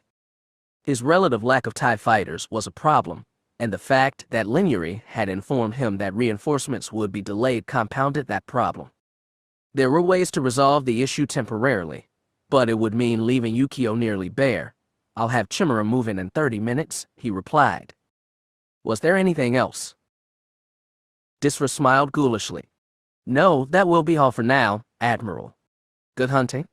The terminal reverted back to the Imperial crest. Rogers pressed his intercom. "Captain Pellaeon, prepare Chimera, Death's Head, and Stellar Web for immediate hyperspace jumps. I'm forwarding the coordinates to you now. I'm also going to need all of Yukio's ground-based TIE squadrons moved to our ships. You can assure our ground commanders that the move is temporary only. Inform Captain Brande that he will be in command of the Yukio fleet until our return." "Sir." "I'll explain when I arrive, Captain," Rogers said, pushing himself to his feet. "I believe we have an opportunity to score our first real victory of this campaign, and I do not intend to miss it." Luke couldn't sleep. This happened sometimes. There were nights his mind was too active, or the Force swirled with too much energy, for him to easily rest. On Dagobah, Yoda had occasionally talked to him about the voice of the living Force, and told him that once he learned to listen, to really listen, he would also have to learn how not to. But one of the solutions was meditation, and hyperspace wasn't all that conducive to meditation, which was an art best performed surrounded by life. Eshin Strike had life aboard, but nothing like Dagobah, or Coruscant, or even Tatooine. It didn't help that his pilot's quarters reminded him of the days after Yavin, dodging from base to base and crammed in cramped spaces. Luke half expected the Empire to be waiting for them at their next hyperspace destination with a Star Destroyer or two. It was odd, being back in uniform. It had been years since Luke had resigned his generalship and taken up the role of Jedi full-time. There was something oddly reassuring about wearing his orange flight suit as a member of a fighter squadron again. As a rogue again. It was a simpler job, though simpler did not mean easier, forbid Wedge ever heard him say that, one without the ambiguities of the nascent Jedi Order. Allegiances were clear and unambiguous. Responsibilities were given. Point your X-wing at the enemy, charge your laser cannons, and just fly. He didn't even have any of the demands of leadership. Wedge was the general now. Luke really could just fly. But for all the certainty being back with the rogues offered, Luke still couldn't sleep. He considered putting himself into a hibernation trance, but he dismissed the thought almost out of hand. He could do that, but it would be a crutch, something to allow him to avoid dealing with whatever it was that was actually bothering him. He sighed and pushed the sheets back, sliding out of the compact bunk. It was a short walk and climb down to the starboard hangar where his and Hobby's X-wings sat, prepared to launch. When he'd been a kid, not being able to sleep had never been an issue. Waking early to make sure the vaporators captured all the pre-dawn moisture had been a frequent task. But when he'd been longing to escape, or fighting nerves over some teenager drama, he usually found some mechanical task, something to do with his hand. Working on his speeder, or the skyhopper, or one of the droids. It didn't really matter what. He found himself working on his X-wing. About a half hour into recalibrating the snub fighter's laser cannons to make sure they were properly zeroed, R2 rolled past and whistled a surprise greeting. "Good evening, R2, he replied, waving his micrometer at the droid. R2 blatted rudely at him in reply, and he laughed. "Yes, I know what time it is. I got some sleep, but not very much. I decided to come down and work in the hope that it'd clear my mind." The astromech examined him, then warbled a reluctant assent, followed by a question. With a chuckle, Luke fetched one of the cranes and helped winch the droid back into his socket. The X-wing hummed as R2 booted up its main computer and started a full systems diagnostic. "Make sure to check that the laser cannons are properly calibrated," Luke asked. R2 made a dismissive sound, one that Luke knew meant that he should stop being a nag and let his faithful droid do his job. He smiled, putting his tools back in their case, and then the case back in the X-wing's small cargo compartment. The sound of feet on the ladder down into the hangar, followed by those feet on the metal deck, drew Luke's attention away from his trusty X-wing. Corran Horn was standing there, his own lightsaber hanging from his belt, a slightly tired, slightly amused expression on his face. "You couldn't sleep either?" the Karrde asked. Luke shrugged. "I guess not. It's been a while since I've traveled in pilot quarters, and these are even more cramped than what the rogues had on Flurry years ago." Corran was slightly shorter than Luke, well-sized for an X-wing cockpit. He, like Luke, was Force-sensitive. Like Luke, he had a Jedi heritage, as Corran's grandfather, Neja Halcyon, had been a member of the Order during the Clone Wars and killed before Palpatine's purges began. His grandfather's lightsaber hung from Corran's belt. Luke thought of Anakin's blade and wondered if it was keeping Mara safe. "I'm used to that by now, though I think we would all be happy to move back to Orthovan," Corran said dryly. He slid one of the sets of step ladders over and sat on them. "I even considered trying that hibernation trance that was described in the teaching materials you sent me." "It's not a good idea to try that one alone," Luke said, frowning. "If you don't prepare the wake conditions properly, you can end up sleeping for days, and it's not easy for others to rouse you out of it." "Just as well I didn't," then Corran replied with a grimace. Luke sat back, brushing his hands off over the pants of his Jedi black slacks. He tried to convince Corran to do some training as a Jedi in the past. With only limited success, Corran had been too committed to the rogues, and Luke got the feeling that the Karrde wasn't quite sure that being a Jedi was what he really wanted for his future. Just the same, Luke didn't know that many Force-sensitives, and after Mara, and perhaps Leia, although all the complications involved with that possibility made Luke grimace, Corran seemed to be the most likely candidate to be a future member of his Jedi Order. "Can I ask you a question?" Luke asked. Corran shrugged. "Sure." "You were a Karrde security officer," Luke said. "You were Illa's partner while she was there. When we worked together, she talked about what you did, hunting down criminals, investigating crimes, bringing justice whenever and however you could, given the imperial hold over Corellia. Luke leaned back, pausing as he formulated the question in his head. Karrde is a law enforcement institution, he settled on observing. Is that what the new Jedi Order ought to be also? Karrde's bushy eyebrows both lifted in surprise. You're asking me what I think the new Jedi Order should be about. His expression narrowed. Are you leading up to asking me to join it? Luke shook his head. No. Well, at least not directly. I've spent the last year in discussions with members of the New Republic Council, my sister, representatives of foreign governments, all who have a vested interest in the rebirth of the Jedi Order. But they all have wildly different ideas about what the Jedi Order should be. Some want us to be advisors to politicians, others arbitrators of disputes, or dispensers of justice, or, he grimaced, warriors. Those who remember the Jedi before Palpatine destroyed them don't agree about what they stood for, other than vague concepts of justice and goodness which sound good but ultimately are slogans, not practices. And you're trying to think about practices, Karrde said thoughtfully. My father knew he was a Jedi son, he said after a moment. He didn't tell me, no doubt to help keep me safe, but I know from the records back on Coruscant that he received at least rudimentary training when he was young. I wish he was here to tell us about why he made the choices he did after Palpatine's purges, but he chose Karrde. I assume he did because it allowed him to get closest to upholding his values. He shook his head. But, Luke, I don't know if that was because those values were Jedi values, or if they were just my father's values. Luke sighed and nodded. So much has been lost. The Emperor destroyed almost everything, and much of what there is that remains he deliberately corrupted.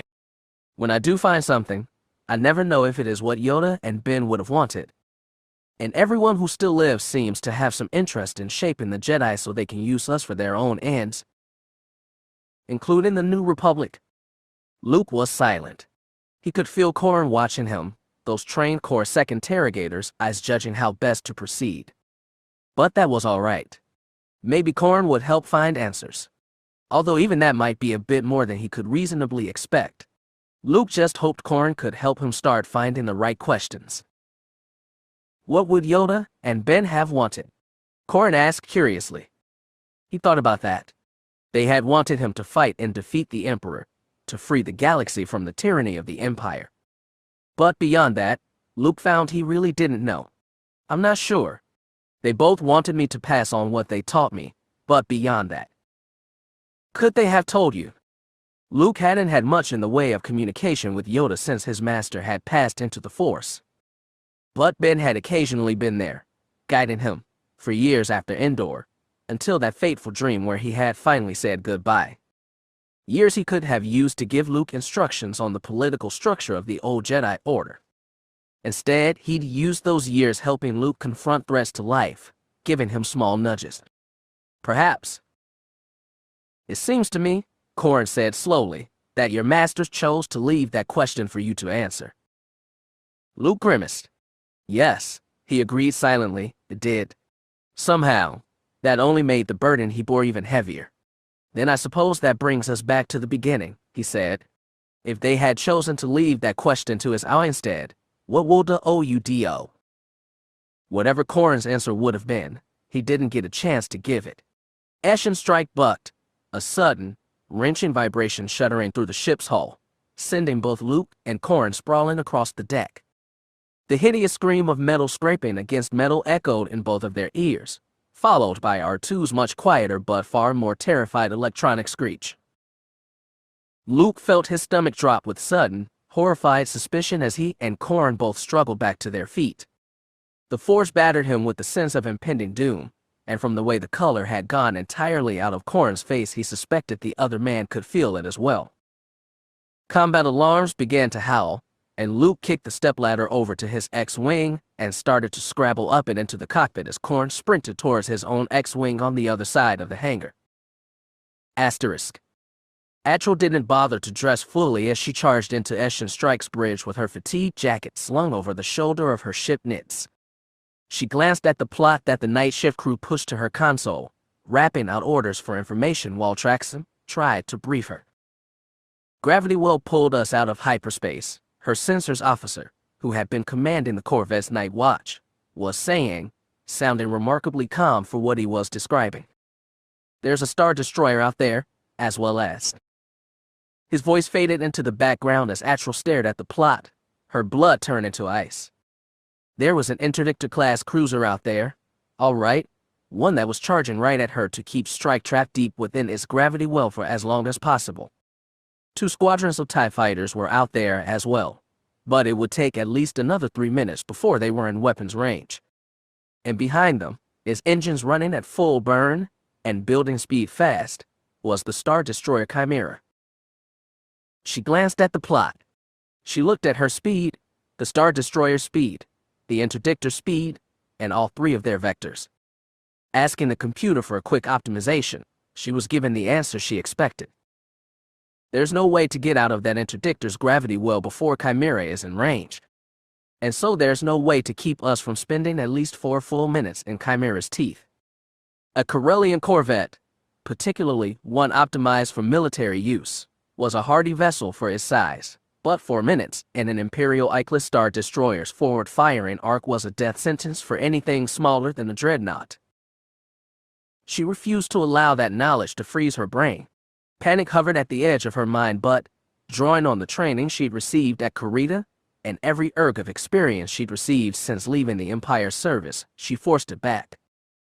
She'd deal with the consequences of the sudden ambush once. There was no more good she could do. Right now there was good she could still do. Atril thumped the ship's intercom. "Rogue Squadron to your fighters. Expedite launch sequence."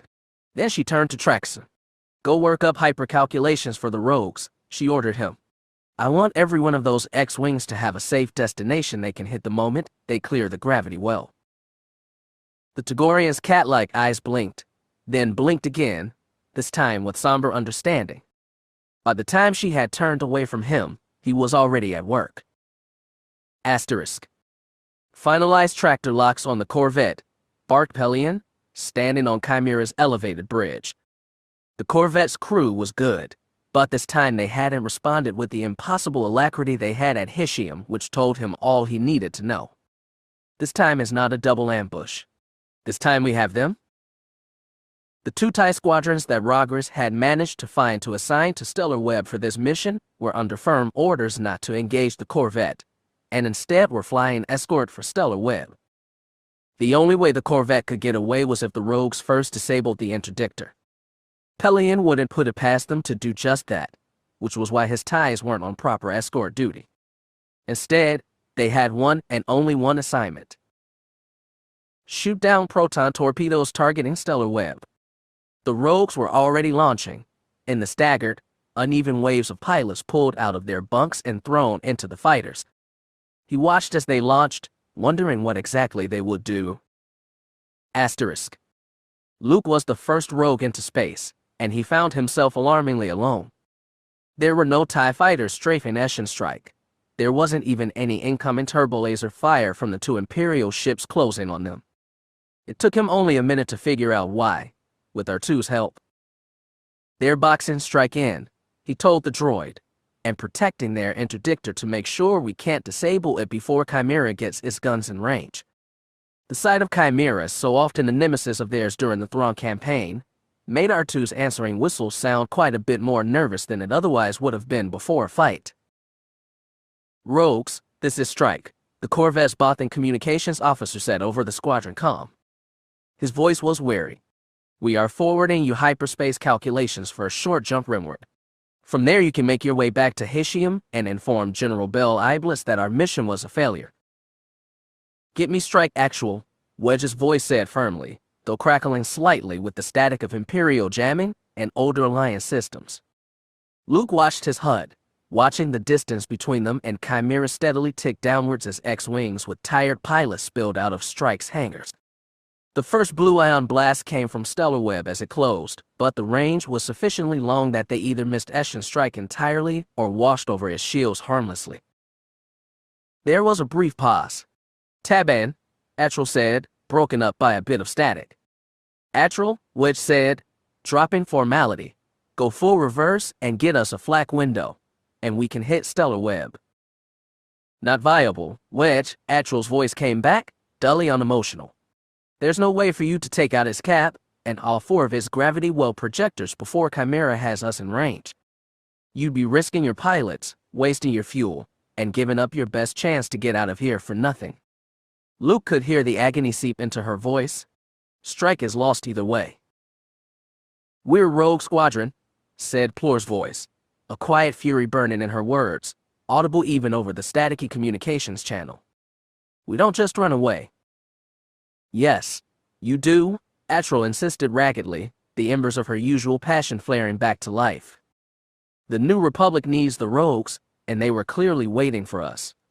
This was a very well-planned little ambush, and it wasn't for strike. It was for the propaganda coup they'll get from parading you lot around. You escaping is our win condition, and I'll make damn sure you get out of here. Which seemed to take a moment, but it was barely longer than a breath as the Imperials crawled closer. I can't argue with that reasoning. Atral. Luke could feel the pain in Wedge's force sense, even from here. Atral didn't let him finish, her voice cutting in, hiding her anguish and fear almost perfectly. Likewise, Wedge. May the force be with you. Luke spun his fighter towards deep space, peering up through his X-Wing's canopy. Above him, Eshin Strike turned suddenly, the last of the rogues spilling into space as the Corvette aimed its large hammerhead nose directly at stellar web. The Corvette's large bed of engines flared, all 11 glowing as the ship fought Chimera's tractor beams. Rogues, rogue leader. Wedge's voice was totally calm, but Luke could feel a mounting, carefully dampened fury that matched Plor's even from a kilometer's distance. You heard the captain. Invert and retreat, maximum velocity, until we escape the interdictor's gravity well.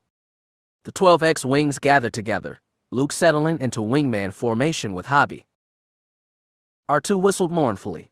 On his HUD, Luke watched as Eshin Strike started firing at stellar web, trying to force the interdictor to engage rather than pursue the rogues. He'd almost forgotten Chimera before a hurricane of blue bolts poured into the Corvette, the Star Destroyer's entire array of forward ion batteries firing as one. But the maneuver was working. X-Wings were swift vessels, perhaps not as swift as TIEs or A-Wings, but with plenty of speed. R2 projected a map of the combat area on his screen.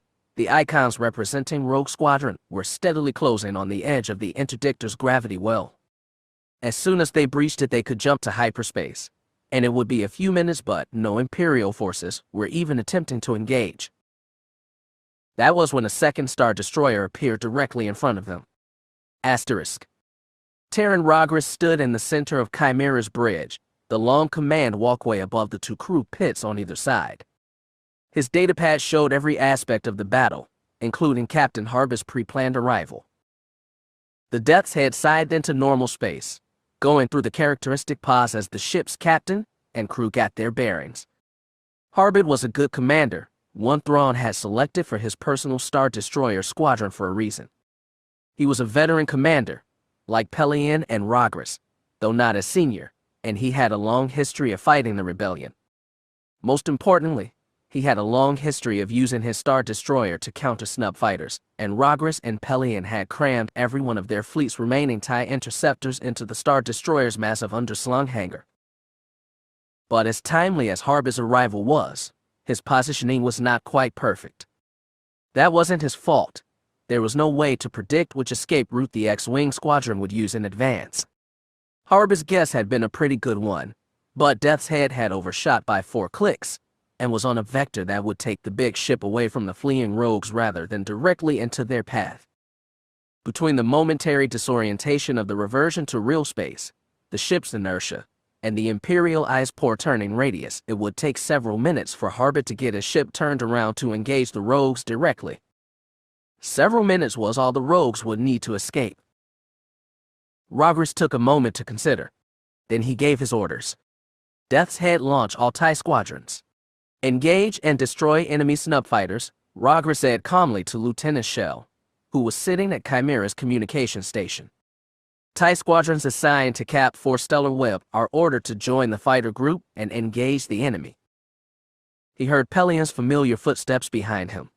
"We have the Corvette in our tractor beams, sir," Pellaeon announced, a hint of triumph in his voice. "They'll be disabled in moments, though Stellar Web reports minor damage. Ashen Strike ought to be disabled quickly, subject to so much firepower." Out the forward bridge windows, a hail of blue weapons fire poured into the still distant Corvette, now being clawed closer and closer to Chimera against its will, though still angled on and firing at the interdictor. The ship's crew was good, but there would be no escape for them this time. "We have the rogues outnumbered 8-1, Karrde said to Pellaeon, watching as the TIE icons on his datapad began to multiply, pouring out of Death's Head's hangar with as much haste as was safe. Pellaeon was quiet for a moment, frowning at the plot. "Yes," he agreed, "but they're not that far from the edge of Stellar Web's gravity well. We might not be able to engage them before they escape. Forcing them to run is a victory, in and of itself," Karrde observed philosophically. "And maybe we will get lucky." They were due a little luck, he thought. Asterisk. Atril barked out desperate orders as ion cannons flickered over her ship, Ashen Strike shields barely holding. "At least they want us alive. If they were firing their turbolasers to we be ashes by now." She gripped the armrest of her command chair tightly. "Helm, give me full engines. Keep us pointed straight at that interdictor." Wedge and the rogues might not have been able to take out Stellar Web in time to save Strike, but maybe she could hurt it enough to save them. Her mind was oddly calm, as she found herself easing her wounded gunnery officer out of his seat and taking control of the ship's weapons herself. The interdictor, its four bulbous gravity well projectors protruding out of his hull awkwardly, was growing steadily closer, and Atril had always been an excellent shot. She'd honed that skill at Karrde, training under some of the best gunnery experts and pilots the Empire had to offer, and after she'd defected she'd continued to practice the skill, serving as a gunnery officer on several different Rebel capital ships before she found herself in command of Ashen Strike. She'd trained her crew with that same precision. She hit Stellar Web with every weapon she had until her beloved ship finally went completely dark. Asterisk. Wedge's voice came over Luke's comm with the thicker static of heavier Imperial comm jamming. "Rogue Squadron, go, as you've cleared, gravity well. Rep airspace is soon, the interdictor's gravity well. See if you can clean that up, R2, Luke snapped at his droid. In the distance, the blue fire between Chimera and Ashen Strike had faded almost entirely, and Strike had stopped replying to any communications prompts at all. The Corvette was completely disabled. But Atril's mad charge at Stellar Web had succeeded in delaying the interdictor's pursuit, which would reduce the time required for the rogues to escape the planetary-sized gravity well the ship was currently projecting and enter hyperspace. That saved time might be the difference between all 12 of the pilots making a successful escape or not, especially with the new arrival putting an enormous number of TIE interceptors into space. "It's been years since I've seen a Star Destroyer carrying a full complement of TIEs," Luke thought to himself, shaking his head with a sort of stunned detachment. Assuming the rogues all lived through this, it would definitely be a matter of pride and subject of bragging that the Empire feared them enough to go to such lengths just to try to kill them. Unfortunately, that was a large assumption. "Divert all power to engines and rear deflectors," he said, thumbing his comm and flipping his deflector shields to full aft. He heard an echo of agreement and acknowledgement, and through the force he felt unease growing alarmingly close to panic. Closing his eyes, letting instincts and R2 guide his X-Wing, Luke stretched out to the force. His presence soothed tormented minds and allowed each pilot to find calm. He'd never tried battle meditation in combat before, but now seemed as good a time as any. Reports were that Thrawn had used the ability to great effect, which had driven Luke to research the ability. Sure enough, each of his fellow pilots relaxed, finding greater poise. He could feel Gavin Darklighter, the little cousin of his childhood best friend, still fighting through anxiety after his near-death fighting Invidious at Kraken's hidden prison, and helped him push that anxiety away. He could feel Wedge and West's despair at the loss of Ashen Strike. They had each known Atril longer and better than the squadron's other pilots, and the fact that she would shortly be an Imperial prisoner, at best, weighed heavily on them. But that pain was a distraction now, and Wedge especially needed to be at his best, and he eased it out of the forefront of their minds. The X-Wings hummed, cockpits rattling as they were pushed to their limits. Someone, probably Tycho, suggested closing as foils for even more speed. On Luke's HUD, the Vanguard squadron of TIE interceptors from Death's Head was still closing, but the first of the rogues would be reaching the edge of the gravity well in seconds. It vaguely reminded Luke of the Battle of Yavin, watching the distance to the Death Star's exhaust port tick down each second, TIE fighters screaming after them, eager to spit green laser fire. The first X-Wings to reach the edge of the gravity well stretched and vanished into hyperspace, and two allied minds winked out of his consciousness as the distance between them and Luke grew too great for his mental reach. Then the next two, and two more, and Luke felt Korn's mind vanish along with his very alien wingman, and West's familiar, jovial presence vanished with Gavin's. Green laser fire splashed against his reinforced aft shields. Go, Luke. Luke pressed the hyperspace lever flat and he vanished into the spinning lights of hyperspace. Chapter 23. The Millennium Falcon was being disturbingly obedient. Since they left Coruscant, literally nothing had gone wrong. No problems with the hyperdrive, or with the stabilizers, or the weapons, or the communication suite. Sitting in the cockpit was almost boring. Han found it extremely disquieting. Chewie, on the other hand, seemed to be enjoying the quiet ride. Chewie, is it just me or is the Falcon in perfect working order? Han asked surreptitiously. He had the sneaking feeling that if the Falcon heard him talking about her, something would definitely go wrong. Chewbacca chucked one of his typical Wookiee laughs, then rumbled a response. Well, I know you've been spending a lot of time working on her, and I know we've never had a full supply of spare parts before, but does this feel really weird to you, too? Han asked, feeling slightly embarrassed. The Wookiee's amused response made Han chuckle. Good point, he conceded. I suppose we should just be grateful nothing has gone wrong yet. With our track record, I probably ought to be making sure the main hyperdrive isn't about to cut out on us. That quiet wouldn't last much longer, though. They were coming up on the Maw, an array of black holes that clustered near the Kessel system and made approaching the old prison planet difficult and communicating with the spotty. The whirring blur of hyperspace was distorted as they got closer to it, the spiraling lines of hyperspace twisting and tugging. There was a rustle of movement and Ila and Mara joined him and Chewie in the cockpit, taking Luke and Leia's typical seats. I hope we're staying well clear of the Maw, Ila said, watching a second distortion start to tug at the Falcon, and a third. When I was here with Wedge and Korn, we didn't get this close. Don't worry, Han reassured her, refusing to let any of his own anxiety over the Maw touch his voice. He and Chewie had done this literally dozens of times, and most of those times had come much closer to the Maw. It had just been a while since the last time, and maybe he had more to live for now. Chewie and me have done this plenty of times. We'll be fine. We're not really that close. Mara scoffed. Pilots. Ila grinned over at her. They really do have different standards for risk, don't they? Hey, Leia made me promise I'd be careful, so I'm being careful, Han objected. Almost time to exit hyperspace, Chewie. The Wookiee barked a slightly annoyed retort of his own. A tone was halfway between aggravated and apologetic. I just wasn't sure I fortheyed it, and didn't want to seem patronizing. Too late, muttered Mara. Of course we knew it was about time to come out of hyperspace. Why else would we be here?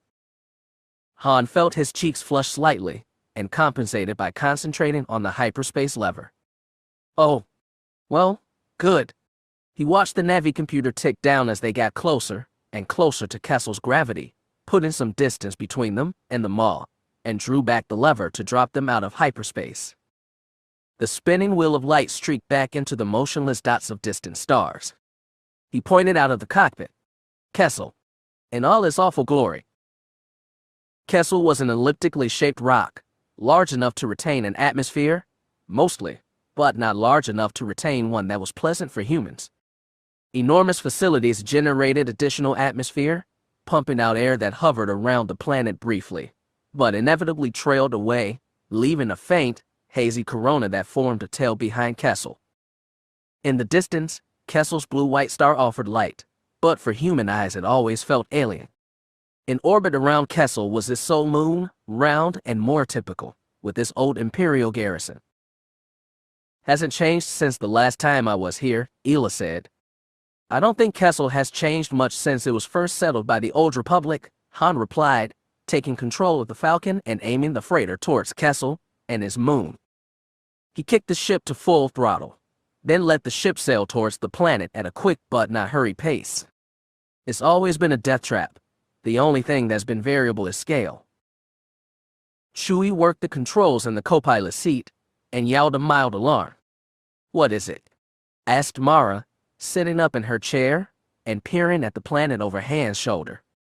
Chewie says he can't raise Kessel's landing control, Han replied thoughtfully. Although that may not mean much. Back during Jabba's day, there would be times he'd bribe the entire Imperial garrison to take a day off, and then he'd slip 3 or 4 bulk freighters in. Ela whistled, sounding odd. If Corsac had known that, we would have garrisoned this place ourselves. We dumped a lot of prisoners here over the years. You could have tried, Han snorted. But don't think the Imperial authorities back on Coruscant didn't know. If Corellia had asserted itself like that, the Empire would have yanked on the Dicta's leash and forced you to back off. Han saw Mara's expression tighten, and could see the flicker of shame in that expression. Still a little messed up by all that Imperial doctrine and dogma, Han thought, but she has a good heart, even if you have to dig past her natural buffer of hostility to see it. Leia had spent months digging past his buffer layer of hostility, after all. He couldn't hold Mara's against her, not without making himself a hypocrite. He hated hypocrites. Besides, it was mostly Luke's problem. Chewbacca rumbled something else, and Han nodded. Yeah, true. Since Duel took over after Endor, it's been orderly but not too orderly. Hard to know how much of that is by design or just the natural consequence of the change in regime. He fired the Falcon's aft thrusters as Kessel started to loom in the forward viewport. Vectoring in. They were well into Kessel's gravity well when the blips of unidentified spacecrafts started to appear on his screens. We've got bogies, Chewie. I'm seeing about a half dozen. Look to be about snub fighter sized. The Wookiee worked the communications controls, then growled unhappily when there was no reply. Send them our new Republic identifiers again, Han suggested, waving at the computer. Ela peered at the console over Chewbacca's shoulder and pointed. Can you get a better look at one of them? She asked. Chewie focused the screen, and the image of the unidentified spacecraft solidified into a strange-looking fighter, certainly from the TIE Squadron line. It had a TIE fighter cockpit, married to 3 triangular wings attached equidistant around the fighter. Imperials, Ela exclaimed. I don't recognize the design, Mara said, sounding more thoughtful than surprised. Looks like a cross between a Defender and an Interceptor, but is not familiar to me from my Imperial service. I don't recognize it either, Han added. And I don't like it. Why don't you two go warm up the quads just in case, while Chewie and I try to see what these guys want. Ela leaned over his shoulder, examining the enemy starfighter more closely. She let out a slow, aggravated sound. I recognize it. That's the same design that Wedge and the Rogues fought when Moff Tavira staged the breakout of Kraken's prisoner. She folded her arms across her chest, her expression darkening.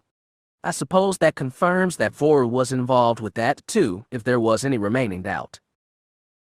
Great, Han muttered. Maybe we should have waited until we could bring a Star Cruiser with us after all. Go get the quads. Ela and Mara vanished into the back, and the cockpit gunnery computer stirred to life. The emblems for each turret turned yellow, indicating that power was being transferred to the lasers. Han switched on the audio pickup. This is Han Solo, captain of the Millennium Falcon. I'm here on official New Republic business. Administrator Duel, and I go way back, and I'm sure he's going to want to talk to me. He wasn't sure. In fact, he was pretty sure Duel wouldn't be happy to see him, even if Duel was still in charge, but there was only static in reply. Han started to ease back on the stick, aiming to guide the Falcon up and off its trajectory into Kessel's atmosphere, just in case they needed to make a run for it. Please state your intentions. The unknown ties were within 4 clicks now, and that meant they were getting alarmingly close to combat range. The direct monitor turned green, letting him know the quads were fully charged and ready for action. The incoming fighters closed, still refusing to respond to Han's comms. Han found himself shifting the Falcon's course, adjusting to maintain his distance from the swarm, and froze. He frowned, quickly toggling through each of the fighters that were now pacing them. They were maintaining distance, trying to box the Falcon in between them, and he'd just been about to adjust their course back down towards Kessel. He muttered. They're trying to force us to ground Chewie? The Wookiee rumbled agreement, his big furred head nodding in response. Ladies, our friends out there are trying to force us to land, Han said over the intercom. It looks like they're pushing us towards the main landing pad at the correctional facility, he added after a minute tracking the Falcon's course. We can try to break out. His voice trailed off as 2 additional ships came over the horizon, and then a third. Han's heart fell as he saw more fighters pouring from the 2 flight cruisers, escorted by a Karrde corvette whose I've declared a captain's ladder. The flight cruisers, little more than large bulk freighters who had been converted into starfighter carriers with room left for loot, didn't announce their IDs at all. More trouble, he growled. THEW, this was a bad idea. Are we going to try to fight our way out? Asked Ila over the intercom. Han glanced at Chewie, who gave him one of his familiar cautioning looks. I don't think we can evade or fight 3 squadrons of these fighters. Not if they're as capable as Wedge's report suggested, Han replied, watching his screens as the fighters continued to proliferate. Especially not with those 3 larger ships boxing us in, and Kessel blocking the whole hemisphere of escape opportunities. Although, his brain quickly regarded Kessel's geography. They were trying to force him to go low, maybe he ought to let them. Millennium Falcon, this is Captain's Ladder, Kessel Defense Forces. The voice that spoke over the comm was male and authoritative, with a professional military clip that sounded authentic. Captain Solo, you are ordered to land. Our fighters will guide you in safely. Administrator Duel guarantees your safety. Kessel Defense Forces, Han muttered skeptically to Chewbacca. They make this place sound like it has an organized government. That would be a first. Chewie growled his agreement. If they were going to try to make an escape, they'd have to do it fast. The longer they waited to make their move, the more enemy fighters would be in combat range. Han examined the topography of Kessel beneath them. There wasn't a whole lot of useful terrain for cover, which was a problem, and it would be extraordinarily risky. Surrender might be the safest option. He keyed the intercom. Mara, what do you think? Luke wasn't here, but maybe his Force-strong, probably future girlfriend would have some of his intuition. The Force might be incomprehensible, but Luke had also proven that it worked. It was Ila who responded first. Do you think they'll kill you if we land? Han shook his head. No. We're too valuable as hostages, and whoever these people are, I'm sure they know they don't want to piss off my wife. He was pretty sure he and Chewie had value as hostages. He was very sure they didn't want to make Leia mad. I have an idea, then, Ila said. Let them guide us in. The odd ties, with their 3 triangular wings, were now settled around the Falcon in a tight escort formation. On his screen, the 2 quad laser turrets powered down. In front of him, he could see the sprawling correctional facility start to grow on the horizon. Red. Mara's voice sounded distant. He knew that tone of voice, too. He'd heard it plenty from Luke over the years. It'll be okay, Solo. Han didn't agree. What had he been thinking volunteering to take them to Kessel? He hated this place. He hated the prisoners. He hated the administrators. He hated the way the air tasted like gravel, and every breath was too short. He hated the ties pacing his currently in perfect condition ship, and he hated everything they represented. And he wasn't a ne'er-do-well smuggler anymore. He should be back home at the apartment he shared with Leia on Coruscant, urging the twins to eat and comforting them when one stubbed a toe. But Mara was going to go regardless, and he'd be damned if he'd let Luke's, whatever she was, go off to Kessel, of all places, without adequate backup. It was too late to back out now. He just had to hope that Mara and Ela knew what they were doing. Actually, when he phrased it that way, things didn't sound too bad. Whoever it was outside the Falcon didn't wait for Han to lower the ramp. There was a heavy knocking on the outer hatch, followed almost immediately by a popping open. One of the locals must have a deft hand with electronics. They hotwired that quick, Han thought with a scowl. He and Chewie stood within as light, the simultaneously dim and glaring blue from Kessel's star, flooded into the freighter, and the Falcon's air flooded out. Chewie hated Kessel even more than Han did, and the big Wookiee moaned softly as the air grew suddenly thin and stale. Heavy footsteps followed the light in. The men who boarded the Falcon wore a hodgepodge of armor and equipment classic to French operators. Some wore old Imperial Guard equipment, but most didn't. Unlike him and Chewie, the boarders wore oxygen masks that made Han instantly jealous. The leader led them up the ramp, taller than the rest, with an extremely lanky build that made him look oddly scarecrowish. On his belt he carried a heavily modified and very illegal double blaster. He also wore an Imperial blast-resistant vest that was a size too small for him. The man offered Han a wide, mocking grin, holding his hands out wide in an expression that Han found oddly familiar, though with the oxygen mask covering the lower half of his face, Han couldn't place the man. Han Solo, the scarecrow-like said. Han couldn't see his mouth, but the rest of the man's body language bore every indication that the lips hidden by the man's oxygen mask wore a mocking smile. You're going to wish you never came back to Kessel. His voice was familiar, and Han's mind rang with recognition. Those eyes, that voice. I already do, Skinksnex Han replied, crossing his arms. He was honestly surprised that Skinksnex was still alive after all these years. Back during the Imperial days, when Duel had been a corrupt administrator and part of Jabba's criminal network, and thus Han's primary contact on Kessel, Skinksnex had served as the Rybit's bodyguard. Before his arrival on Kessel, the scarecrow-like figure had been a low-level Black Sun enforcer. Neither career put him on Han Solo's current list of favorite people. Han put as much derision into his voice as he could. We're here on official business. Do you really think the New Republic is going to let you mistreat its envoys? Mistreat. Skinksnex sounded too upbeat and innocent. I have no idea what you could possibly mean. Han's spine shivered. He'd forgotten Skinksnex's talent for making positively innocuous things sound sinister. Duel and I go way back, Han reminded him. And what I have to offer him could make him rich. Skinksnex gestured at the men surrounding him, pointing them into the Falcon. Search the ship. Chewie made a soft, unhappy moan as 6 of the other men flowed past them into their ship, the heavy sound of booted feet on metal grating making Han wince. He hated having strangers on his ship.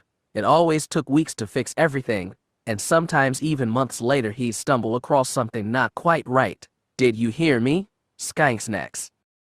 Han asked, folding his arms across his chest and scowling. Did you bring any other company solo? The Skinksnex asked, stepping forward to loom over Han, his flinty gaze appraising. Chewie, and I don't make a habit of carrying just anyone, Han retorted. We didn't bring my wife, if that's what you're asking. A pity, Skinksnex said sarcastically. I always wanted to meet a princess.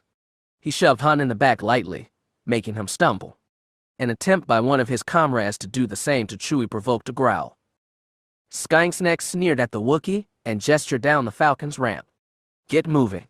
I'll take you to Duel. He's been wanting to catch up with Solo here for years. Well, that can't be good, Han thought dourly. Duel had been Han's contact on Kessel during his smuggling days, one of the many corrupt administrators who had been on Jabba's payroll. The Empire had maintained strict quotas on Kessel's production and sale, maintaining their effective monopoly on a substance which had a multiplicity of uses, ranging from therapeutic to recreational to other more esoteric uses. Kessel's glitterstem spice was the purest and most effective of all the varieties of space the galaxy had to offer, and Duel had been able to siphon small amounts of it off the Empire's official manifest and into the hands of smugglers. Han had never liked Duel much, but he never disliked him either. He was just a contact, one of many. Still, it was possible that Duel held a grudge.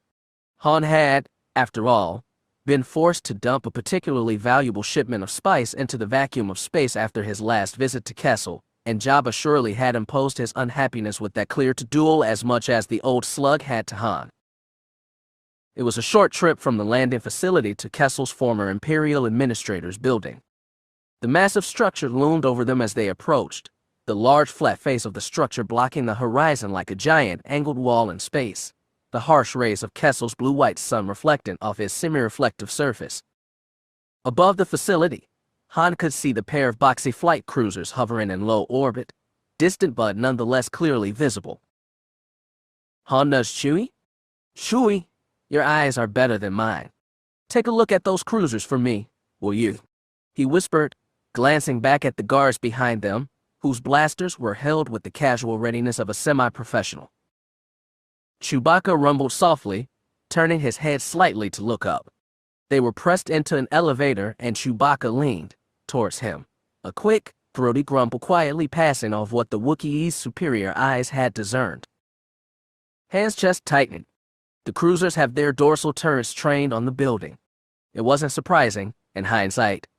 Whoever the pirates were, they were ensuring Duel's loyalty by putting him on the business end of their cruisers, corvette, and ties. From the state of the administrative building's interior, it was possible that the pirates had required a ground campaign, as well to compel Duel's loyalty. The building showed all the signs of decay from lack of regular maintenance, but there were also blaster scars which could have been new. Or, Han thought, those scars could date back to when Duel first conquered Kessel, shortly after Endor. It was impossible to tell just how old they were. After a few more twists and turns, they arrived in Duel's office. The back wall was a long, broad panel of windows looking out over Kessel's desolate landscape, the air between Han and those windows filled with a thin mist of moisture from the humidifier sitting near a short desk. Duel himself looked as if he had seen better days. The ribous gaze turned on Han, but one of his eyes was a milky, sightless white. The reptilian alien fiddled with the mechanical contraption strapped over his other eye, lenses whirring and clicking into place. Han was reminded vaguely of R2, but Luke's astromech was of much better quality. After a long inspection, Duel finally hissed in recognition. "It you, Solo." Han frowned. "Been hitting the spice too heavily, I see, Morit. Always gets the eyesight first." Duel didn't look like a prisoner, but he didn't look happy either. The ribous expression tightened, and he hopped off his chair, coming towards him with a menacing expression, or as menacing as a more than half-blind rabbit could manage. Anyway, Skinksnacks was the one whose expression was legitimately menacing, but... Han frowned. Duel's lanky bodyguard wasn't even watching him or Chewie. His attention was entirely on the two other men of his security team. Realization washed over him. Those guards weren't here to keep an eye on him and Chewie, or not entirely, anyway. They were here to watch Duel and Skinksnacks. Voru's men. It wasn't spice that did this, Duel snapped, pointing at the contraption over his eye. "Why are you here, Solo?" Han's realization fully in mind, he could hear the tension in Duel's voice. It wasn't just anger at Han for perceived old slights. The rabbit was scared. Han thought fast. "I'm here as a representative of the New Republic government," he said. "You know we've been trying to get you to open up the legal spice trade. It has plenty of legal uses, not just illegal ones. And since we've made our deal with the smugglers, Alliance, plenty of French operators who used to avoid us have been thawing out a bit." "You're a spy," Duel exclaimed, disbelieving and sounding paranoid. "Did you think you could just fly into our space, look around, and go back to your Republic with all the information they need to send a Star Destroyer over to take us over?" He clenched his tiny green fist, shaking it at Han, trembling. "We'll be ready if you try it." "You have it all wrong," Han exclaimed. "We don't need to take you over. A little bargaining, maybe a chat with Talon Karrde, and you could triple your profits and on legal trade. Don't be a fool." It was hard to tell, with Duel's one sightless eye and his second covered behind the mechanical photoreceptor, but Han was pretty sure the rabbit was staring at him. "We'll see." Duel reached into the pocket of his waistcoat and withdrew a small, ornately engraved box. He fumbled with it, his webbed fingers shaking some more as he popped it open. Inside, the padded box was filled with short black wrapped cylinders. Han's heart fell. Glitterstim, the purest that Kessel produces. With it, I'll be able to read the truth of what you say. Han knew it was true. Glitterstim spice was highly addictive, but it wasn't strictly illegal in the galaxy, just controlled. When ingested, it produced a somewhat pleasurable telepathic boost in higher mental acuity. That made it useful for interrogations and loyalty tests, and the Empire, and the French, had long exploited it for both. It allowed two lovers to enjoy a fleeting telepathic touch, or to enjoy an emotional high of a crowd, or feel an emotion that a patient would otherwise be incapable of. Its immense effects were even more potent. It even had therapeutic uses. Han had seen it used, and he also knew the after effects, the addiction, paranoia, and motor problems that could follow repeated use. Duel's hand shook as he extracted one of the black cylinders from the case, his hand shaking as he removed the wrapping and withdrew the spice. He held the transparent, glassy fibers up, allowing it to absorb the light through the large exterior window. The fibers started to scintillate. When they turned a pearlescent blue and started sparking with energy, their color matching that of Kessel's star, the Ryba placed the fibers on his long, purple tongue and closed his mouth around them. Duel closed his eyes, breathing deep breaths. His trembling stopped, his hands growing steady and confident. His mechanical eye focused on Han, and while Han couldn't see the Ryba's eye underneath his mechanical contraption, he could tell Duel was watching him with the glassy focus of a spice user in full high. Chewbacca moaned softly, and Han took a sharp breath. There was the clawing sensation of spice-born telepathy, of memories drawn to the fore unbidden, flashes of images prompted by the urgings of a foreign mind. Han tried to fight it, his expression growing twisted and furious. He hated spice intrusions, but he knew that the rage would be obvious to Duel. He fought it back, urging his mind to bring forward as many meetings with Leia and the Inner Council about the need for closer ties to the fringes, about the value of Kessel, the therapeutic value of spice. He tried even harder to keep the more recent meetings that featured Kessel out of his mind. It was hard to keep thoughts from a glitterstim addict, but it wasn't impossible.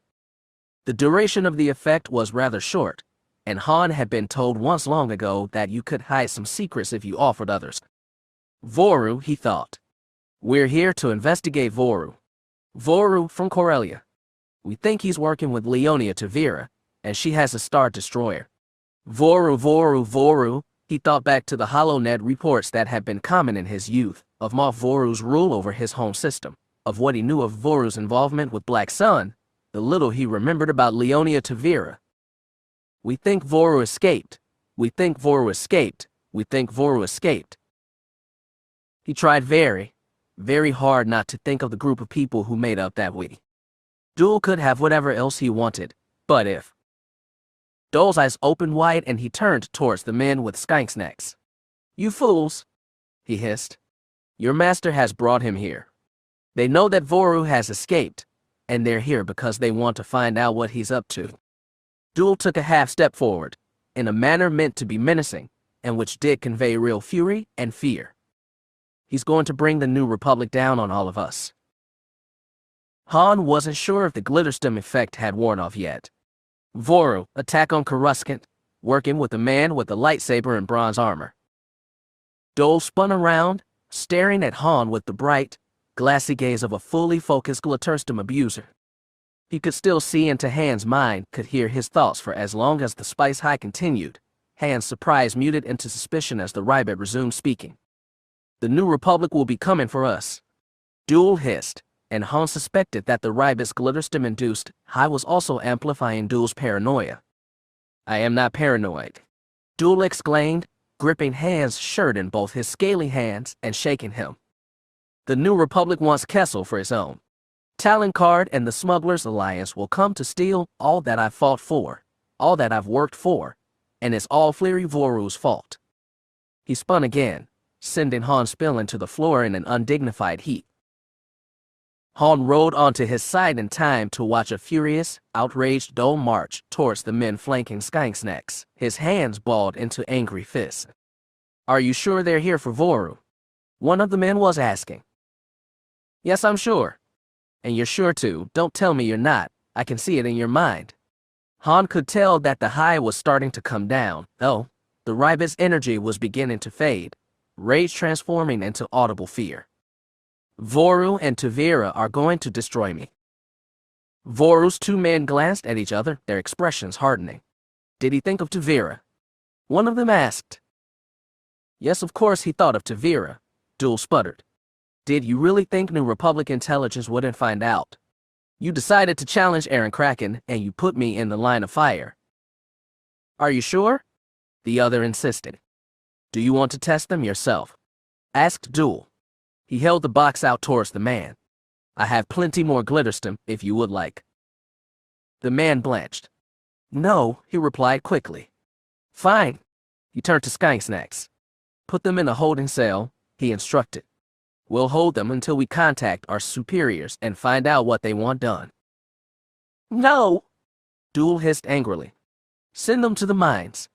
Solo deserves no better. Han glared. What did I do to deserve the mines? He objected. Duel, however, was utterly fixated on Voru's men, and Han didn't need the Force to see what the Rybit was feeling. Duel's anger was old and genuine, and empowered by fear. Voru's man frowned, hesitating, then nodded reluctantly. All right. They won't die down there, will they? If people died so quickly in the mines, Duel glowered, I wouldn't have any workers. He pointed at Skinksnacks. Skinksnacks, take them to the mines. The Wookiee will at least earn his keep. Chewie rumbled menacingly. Skinksnacks stepped back before glowered at them. He moved over to Han and pressed his double-barrel blaster into Han's back. The barrel ground painfully against his spine, making him gasp. Move. And don't try anything, Chewbacca, or I'll cook your owner from the inside out, Skinksnacks growled. Oh great. The spice mines. This is getting better all the time. Han stumbled towards the exit, pushed by Skinksnacks' blaster. As they exited the room, he could hear the faint rattle of Dole's talons on the table again, indicating a glitterstim come down, and Han finally allowed his thoughts to wander back to the two women hidden away in the Millennium Falcon. At least they had a chance. That brief flare optimism faded along with the light as they descended down the long mine shaft into the pits of Kessel. There was no light permitted in the spice mines at all. Spice exposed to light began to ripen immediately and had to either be consumed or would be wasted. So the production and transport of spice was as much about maintaining complete darkness around the product as it was collecting it. Surviving underground on Kessel as a spice miner was about learning how not to rely on your eyes. Touch, sound, smell, and instinct were what you had to work with, so you either learned how to use them or you died. The spice mines smelled distinctly of fresh air when you got closer to the surface. The deeper you got, the smell shifted depending on what you came near. Different minerals had distinctive scents that the miners could learn to recognize with time and experience, as did the varied creatures that could survive in the dark. Water deposits always meant a variety of molds, some of which could be toxic with extended exposure, and the spice spiders often left droppings that every miner learned to recognize. Some races, like Celestins, were comfortable in the dark, and they tended to do well. But survival in the spice mines was as much about luck and perseverance as it was about cleverness or senses. Humans could do well once they got over their fear. Kype did quite well. Unlike most of his fellows, he'd arrived on Kessel young, and had spent most of his life in the mines. The long working days were always spent in the total absence of light, and he'd long since stopped missing it. The other miners thought him a wizard, when they thought of him at all. Even the Celestins couldn't match his daily output of spice when he put his mind to it, but there was little point in overachieving. The prisoners didn't get promotions or privileges for excellent work. There was no dream of freedom for most. No one would be coming to get him out when his time was up. So he collected what he needed, supported the other prisoners when he felt it was safe, and they deserved it, and avoided them when it wasn't. In the darkness, He dreamed of freedom, family, and blue seas. The same drives that brought him success in the mines made him decide to change his routine that morning. Usually he'd take one of the mining cars with 100 other sentients or so down into one of the less dangerous, less profitable veins. He always came out of it with what he needed to pay for meals and a bunk, so there was no reason to do anything riskier. But today he decided to take a different mining car down into one of the richest veins, with the greatest chance of encountering a spider. He didn't have a reason to do that, really, but it felt right in a way he couldn't articulate. He glided onto the car, feeling his way to an empty seat. He heard a loud, plaintive rumble in the next row, and with it came the distinctive scent of a Wookiee. I know, I can't see anything either. It's like Jabba's frozen me in carbonite all over again. Karrde hovered next to the voice, not yet sitting down as he debated the wisdom of taking the seat. It was an older man's voice, with the light sarcasm and accent common to the Corellian smugglers who came and went, cursing Corsac with every step. They usually didn't live very long. Hey, you, kid. Number 14. Go back to your seat. The guard operating the car yelled at him. Kip's head turned in the guard's direction. He couldn't see the man, but he could feel his presence. The guard was one of the lucky ones, wearing infrared goggles to make policing the inmates easier. Karrde debated, then sat next to the unfamiliar voice. I said go back to your seat. This is my new seat, Karrde said firmly, sending the guard a scowl. That is your new seat, the guard echoed back. Karrde shook his head. He wasn't sure why that worked, but it was enough that it did. He leaned closer to the man now sitting next to him. The man had tensed during the exchange, attentive and aware, but utterly unprepared to deal with the reality of the spice mines. Are you from the outside? He asked. The man next to him took a breath, probably wondering if he was about to be slashed with a vibroblade or pushed off the car. Such things happened often enough. The car lurched, beginning its motion, rolling down the rails and deeper into the caves, building speed. The sensation of stone rushing past, air brushing over his face, and bringing with them new scents was as familiar to him as his own skin. Yeah, we're from out there, the man said. I'm Karrde. Karrde Duran, Karrde said. He still had the sneaking sensation that being here was a good idea, even if he didn't know why. Behind them, the man's Wookiee companion rumbled with a question, but Karrde didn't understand him. How'd you end up on Kessel, Karrde? The man asked. Karrde didn't begrudge the man withholding his name. All new arrivals did at first. Everyone had enemies on Kessel. My parents were political prisoners, sent here by the Empire. Kip's throat tightened. This was always the hardest part of meeting new people. He didn't like remembering the past, even if there had been more sunlight. They conscripted my brother Zeth and took him off to Karrde to make him a stormtrooper, but I was too young. He heard the man grimace, could sense the twisting of his lips. The raw, sincere sympathy that Karrde could sense from him and the Wookiee reinforced the idea that meeting and talking with these two was a good idea, even if he still wasn't quite sure why. Sorry to hear that. The Empire does that to a lot of people, though not as much as they used to. What happened to your parents? Karrde swallowed hard. During Duel's revolt, they were accused of being trusties. He swallowed again, fighting back sadness and loathing. Imperial sympathizers. They died. A large, adult hand found his shoulder. Karrde froze, his eyes widening, gasping the flowing air, the sense of moving stone just inches away still swirling around him. Well, I'm Han. Stick close to me and Chewie, kid. We'll look out for you. The Wookiee rumbled something that sounded like agreement. Karrde smiled despite himself, suddenly sure that he was exactly where he needed to be, when he needed to be there. It was the first time he'd smiled in. He wasn't even sure how long.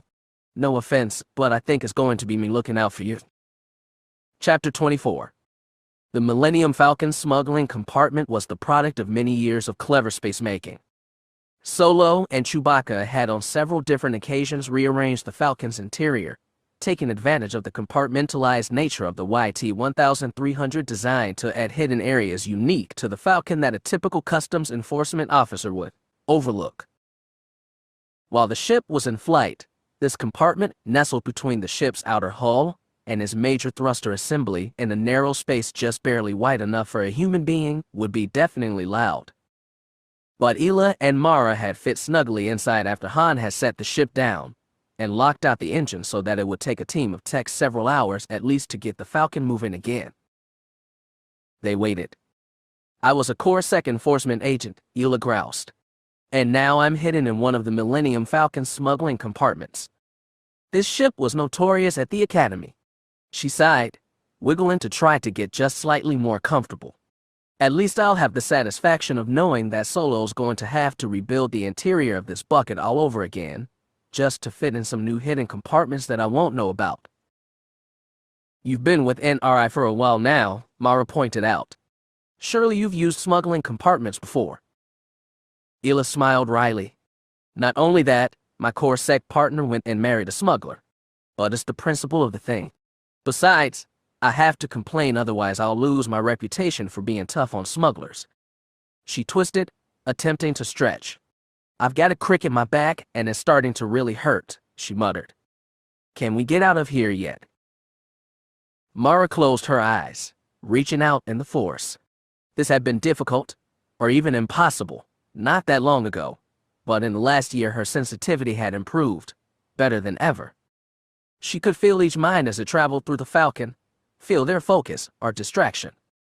The closer they came, the easier it became to sense each mind, candle flames in the dark. No, she murmured. There is still a detachment searching the ship. They're looking for hidden compartments like ours, but it doesn't seem like they're having much luck. I hope they didn't hire a Corps inspection team, Ela muttered. We know the YT-1300 inside and out. There are only so many places you can put a hidden compartment given its internal geometry. They're competent enough, Mara said, her eyes still closed as she concentrated. But they don't have military discipline. Mercs, probably. Or other fringers, maybe even former prisoners. Ela frowned. Do you think they'll find us? Mara opened her eyes, taking a second to withdraw her extended force sense, compacting her awareness back to its normal reach. I have no idea, she said bluntly. But if they do, we'll at least have forewarning. Ela wiggled, trying to get comfortable sandwiched between the Falcon's inertial dampeners and the coolant line for the Quad-X power core. That's something, I guess. She sighed and slumped, finding a place to sit and rest her knees. How long are we going to be hidden in here? I don't know that either, Mara replied. These guys seem diligent, but not paranoid. She offered Ela a small smirk. If I were in charge of searching the Falcon for intruders, I'd just flood the ship with something like trying gas. It wouldn't kill us, but it'd force us to evacuate or fall unconscious. I hope they're not as clever as you are, Ela muttered. Speaking of which, do we have our masks? Mara pointed at the box in the corner, stuffed with as many supplies as she could snag without leaving obvious items missing. Over there. Mara too sank down to the floor, groaning as she let herself relax. The Force would warn her if they were in immediate danger, she knew. Might as well relax and just wait it out.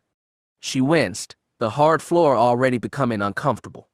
As much as we can anyway. Asterisk. How'd you end up in Corsac? The searchers were quite stubborn, but not very smart. It had been 2.5 hours since they landed, and Mara and Ela had started to run out of light-hearted conversation topics. Mara, somewhat reluctantly, had let the conversation stray into topics which had the potential for more depth. It wasn't that she didn't like to talk to people. She could have friendly conversations. But real, deep conversations about her past, her present, her future. Those were reserved to a small handful of people. Karrde on rare occasions. Skywalker. Leia, when the counselor used her incredible conversation finesse to slip them into deeper waters before Mara had a chance to extract herself. Solo, exactly once. Madine to now, she supposed. The list was growing. Ela shrugged. I didn't know what else to do. I had a friend back home growing up who was taking the exam. Her father was a Corps investigator, pretty junior. So I went with her, took it on a lark. She failed the exam. I passed with flying colors. She grimaced. That was the end of our friendship, but it gave me a career path. Ela glanced over at Mara, who was curled into an awkward sitting position, one of the Falcon's maintenance hatches pressing annoyingly into her side. I've read your file. Mara nodded, her expression carefully blank. I don't have much of a recruitment story. Not one I remember anyway. She leaned back into the hatch, shifting a bit so it prodded a different spot for a while, a needling ache that matched the one Ela's comment evoked. Why did you leave the Empire? After Palpatine's death, I mean. It wasn't an empire worth serving anymore, Mara said bluntly. I'd never had a high opinion of the sycophants and sociopaths that Palpatine surrounded himself with.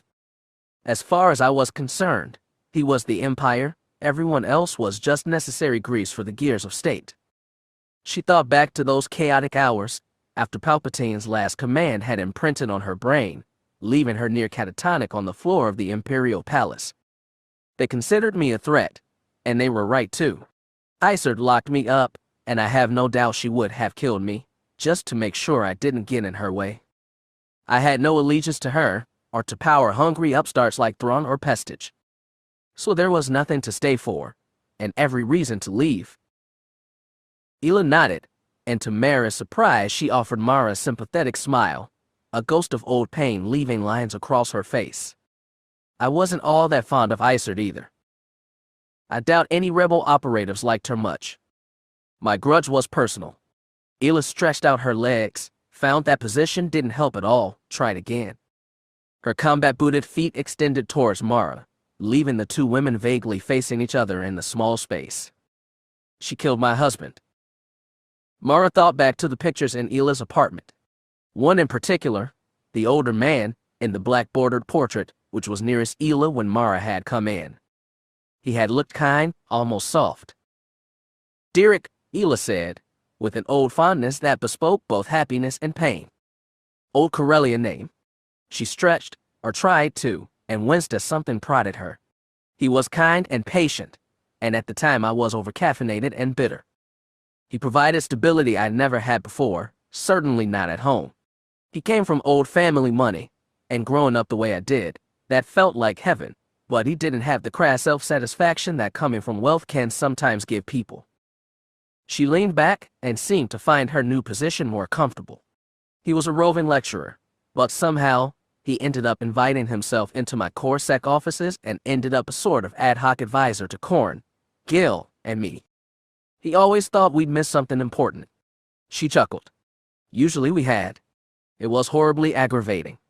Her voice grew fond, but the pain hung on every exhale. He was home? Was this normal? Sometimes the Wildcare's crew would talk about their relationships, but Fawn was always tight-lipped about hers, and Chen, Aves, and Dankin had different ideas about what constituted relationships, at least, that they were willing to share. She'd seen Leia and Han together, a handful of times, but in the Imperial Palace it had always seemed like every relationship was an arrangement, high politics, by alternative means. That wasn't what Ela was describing at all. Isard took him, Ela said quietly, anguish heavy in her voice. Lusankaya? That one word was enough to make Mara grimace. Lusankaya? It had been Isard's prison, her lair, her superstar destroyer. It was where she took her prisoners and implanted commands deep in their subconscious, turned them against themselves, and everyone they loved. I don't think he'd ever picked up a blaster in his life before that last night, Ela said quietly. I didn't even realize who he was until after I'd already shot him. The Corellian curled into herself, putting her forehead down into her knee. Mara swallowed. Sorrow poured over Ela in waves, but it was scarred over, numb, without the agony of a fresh wound. The emotion swirled even still. Love and pain and loss all mingled together.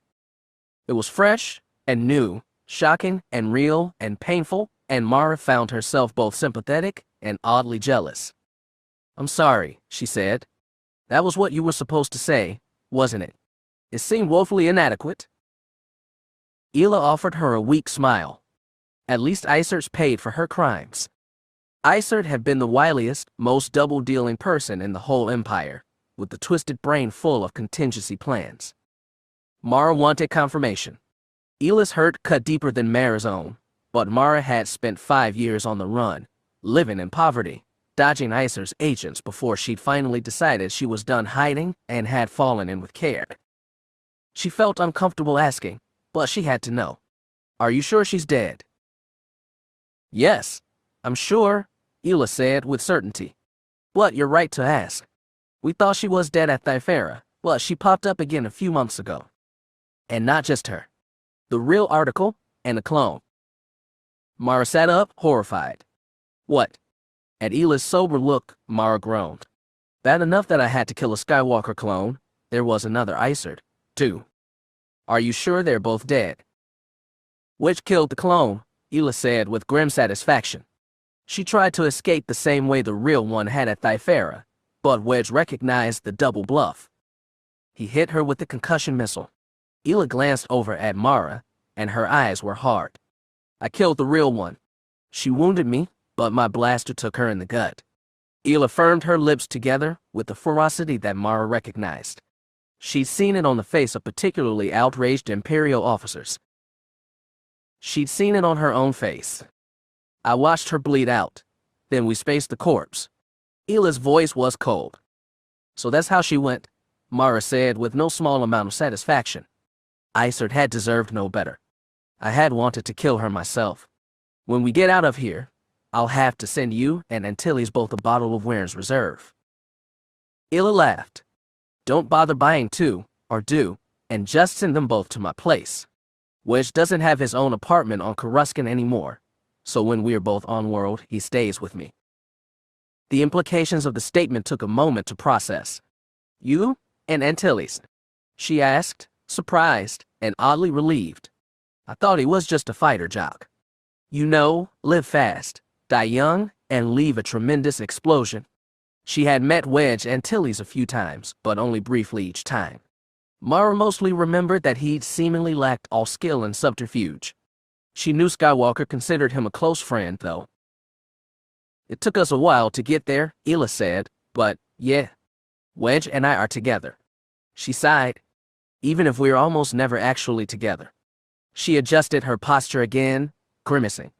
"I'm getting horribly stiff," she muttered. "And don't underestimate Wedge. He may have spent his entire adult life flying X-Wings for the Rebellion and the New Republic, but he's got depths. You remember all those drawings back at my apartment?" Mara thought back. Yes, she thought. She did. There had been one of Coronet City, at least judging from the landmark buildings that framed the skyline. And another of a playground at the famous Treasure Ship Row, another Coronet City landmark. And other Corellia-based landmarks, the Gold Beaches, the Great Victory Falls, still others she hadn't immediately recognized. There'd been at least one of a small space station, probably a fueling station from its design, which had seemed incongruous with the others. Antilles drew those. I didn't know he had the talent. If our lives had turned out differently, he probably would have ended up an architect working on projects in Coronet. I'd been a project manager. He's an excellent leader. Ela smiled fondly. He's a good man. More comfortable inside a cockpit than he is outside one, but a good man. Her voice faded slightly. And I love him. Mara could feel the sincerity in those words, and she could feel wisps of the emotion beneath them. The affection, the longing. Ela missed Wedge, missed his company and companionship, missed the sense of togetherness and place they had when they were together. A pang snuck into her gut. A phantom pain of something that she was sure could never hurt her, because she'd never had it to begin with. But the pain was there, mixed with longing and desire, and now was not the time to grapple with it. Ela laughed, and the sound was so unexpected that Mara's head snapped up. It's funny, really, Ela continued. After Derek died, Wedge was there for me. He and Corin helped keep my head up, helped keep me going. Made me want something more than just ICER dead at my feet, and eventually I started to think, started to imagine, even expect that we'd fall into a relationship. That we were already in a relationship that neither of us had thought to acknowledge. But I could never push past Derek's memory. I wasn't ready yet. Wasn't comfortable. I was waiting for some sign that it was time to move on, to start over. She smiled wryly at Mara. I expected Wedge to give me that signal, and he never did. He didn't want to put pressure on me, didn't want to do anything that might be unethical, so he just hovered, waiting for me. Mara found herself curious. So what happened? It was after I killed Iserd. After we both did. During that mission he and the rogues went undercover, and part of that cover was faking their death. I didn't know he wasn't really dead, and all I could think was I lost another one. You'd think it would hurt less because we were never together, but... She shook her head. Trust me, it doesn't. Then he was alive again, and we were together again on Karrde Inn. Ela shrugged. We were together, and alone, and I just kissed him. She smiled at Mara. Not much changed, really. We'd already been together in all but name. The rogues had a pool going. Or one. She smiled fondly. Nothing changed, and everything changed. Mara was quiet. Imperial stormtroopers had never shared intimate details of their personal lives on missions before. Karrde's people were tight-lipped about such things too, are flamboyantly open about it, and neither described this conversation with Ela. She was reminded of Karrde, who had taken her in and given her a room to stay in, and told her how the room belonged to his dead son, who had died in battle. It had been an intimate conversation, one that she hadn't really appreciated at the time. She had been the Emperor's hand then, still learning who Mara Jade would be without Palpatine. Ela's foot nudged hers, and Mara's attention returned to the Pellaeon. Whenever you want to share your stories, I'll listen. Mara understood instantly what Ela was doing. It was classic small unit doctrine, building camaraderie between members who had to be able to trust and rely on one another. It was also perhaps the nicest thing anyone had ever said to her. She didn't really have any stories, exactly, but for now a nod was enough. As an afterthought, she stretched out with the Force to check on the people still searching the Falcon for stowaways, and found none. It seems like we're all clear. Oh, great, Ela said, grimacing as she struggled to her feet, wincing as joints cracked and muscles ached. Let's get out of here, she muttered. There's only so long I can be locked in the smuggling compartment before I get angry and frustrated. Mara checked her blaster's power pack as Ela saw to her own weapons. Fully charged? I couldn't agree more. The hangar wasn't empty. There was a guard standing watch at the end of the ramp, an old blaster rifle slung lazily at his side. He was fiddling with a datapad, not keeping a very close watch, but they searched the ship and Mara figured he must feel sure there was no one left aboard. She shifted towards Ela. One guard at the bottom of the ramp, she murmured. I don't sense any others nearby, but there are people on the floors below us. They were both wearing breathing masks. Kessel's thin atmosphere was breathable but not without difficulty, and the particulates in the air could be irritating to both the skin and eyes with prolonged exposure. The Millennium Falcon sat atop one of Kessel's many semi-covered landing pads, with an overhang that offered a modicum of protection to the ship's more sensitive systems. The blue-white star that the planet orbited cast dim light that would stress the human eye. All in all, Mara thought, there were worse planets in the galaxy, but not many. Ela peeked around a corner, then nodded at Mara, and pulled her light brown blonde hair back into a tighter ponytail before checking her blaster rifle again. We should avoid a fight if we can. I think we can, Mara agreed softly, poking her head back to peer at the guard. She debated trying a mind trick, and decided against it. I'm going to distract him, she murmured, and then we're going to duck down the ramp. Do you have a light step? Ela grinned. Do you? I always used to wonder if Karrde was going to give us away when we went skulking around a smuggler's den. I used to skulk around the Imperial Palace, Mara scoffed. She focused on the hangar, then reached out with the Force. There was a piece of metal, old and rickety, dangling precariously from the overhang, not that far from the exit that led into the correctional facility building. It took her 2 attempts before she could pluck it in a mental grip. Curling her fingers back towards her, she tugged at. The metal, which originally had been part of the particulate shield that prevented freighters like the Falcon from suffering engine damage while on the ground, fell. It clattered to the ground, bouncing on its edge before twirling around before falling still. The guard jumped, dropping his datapad. "Shavit!" he exclaimed as the pad cracked, and his groan was audible from the Falcon. "What was that?" He bent down and retrieved the pad, then started to walk over to the fallen metal, peering up and shading his gaze with a hand, wincing as the blue-white light scorched his eyes. "I criffing hate this place," he muttered to himself. Mara and Ela waited until he was at the edges of their view, still peering up, then took quick steps to the top of the ramp. Ela swung over, dropping down and ducking behind one of the Falcon's landing struts. Mara followed quickly, and they huddled together. "Surf to control, one of the hangar shades has fallen," the guard was saying into his comlink. "It almost hit me. Damn thing bounced like 5 meters. They could see his legs as he walked first towards the exit, then started pacing between the exit and the Falcon's ramp. "Do I get hazard pay for this?" They could overhear the tinny voice on the other side of the guard's comlink. "Are you getting shot at?" "Well, no. There's no one here." "Then you don't get hazard pay.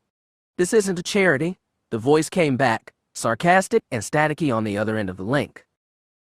"This whole planet ought to be enough for hazard pay," the guard retorted. "Between the sun, the air, and the people, it's amazing anyone survives for long. You know, when I signed on with Tavira, I didn't sign up to garrison Kessel." "People usually don't survive on Kessel for long," the guard's superior responded dryly. "That's kind of the point.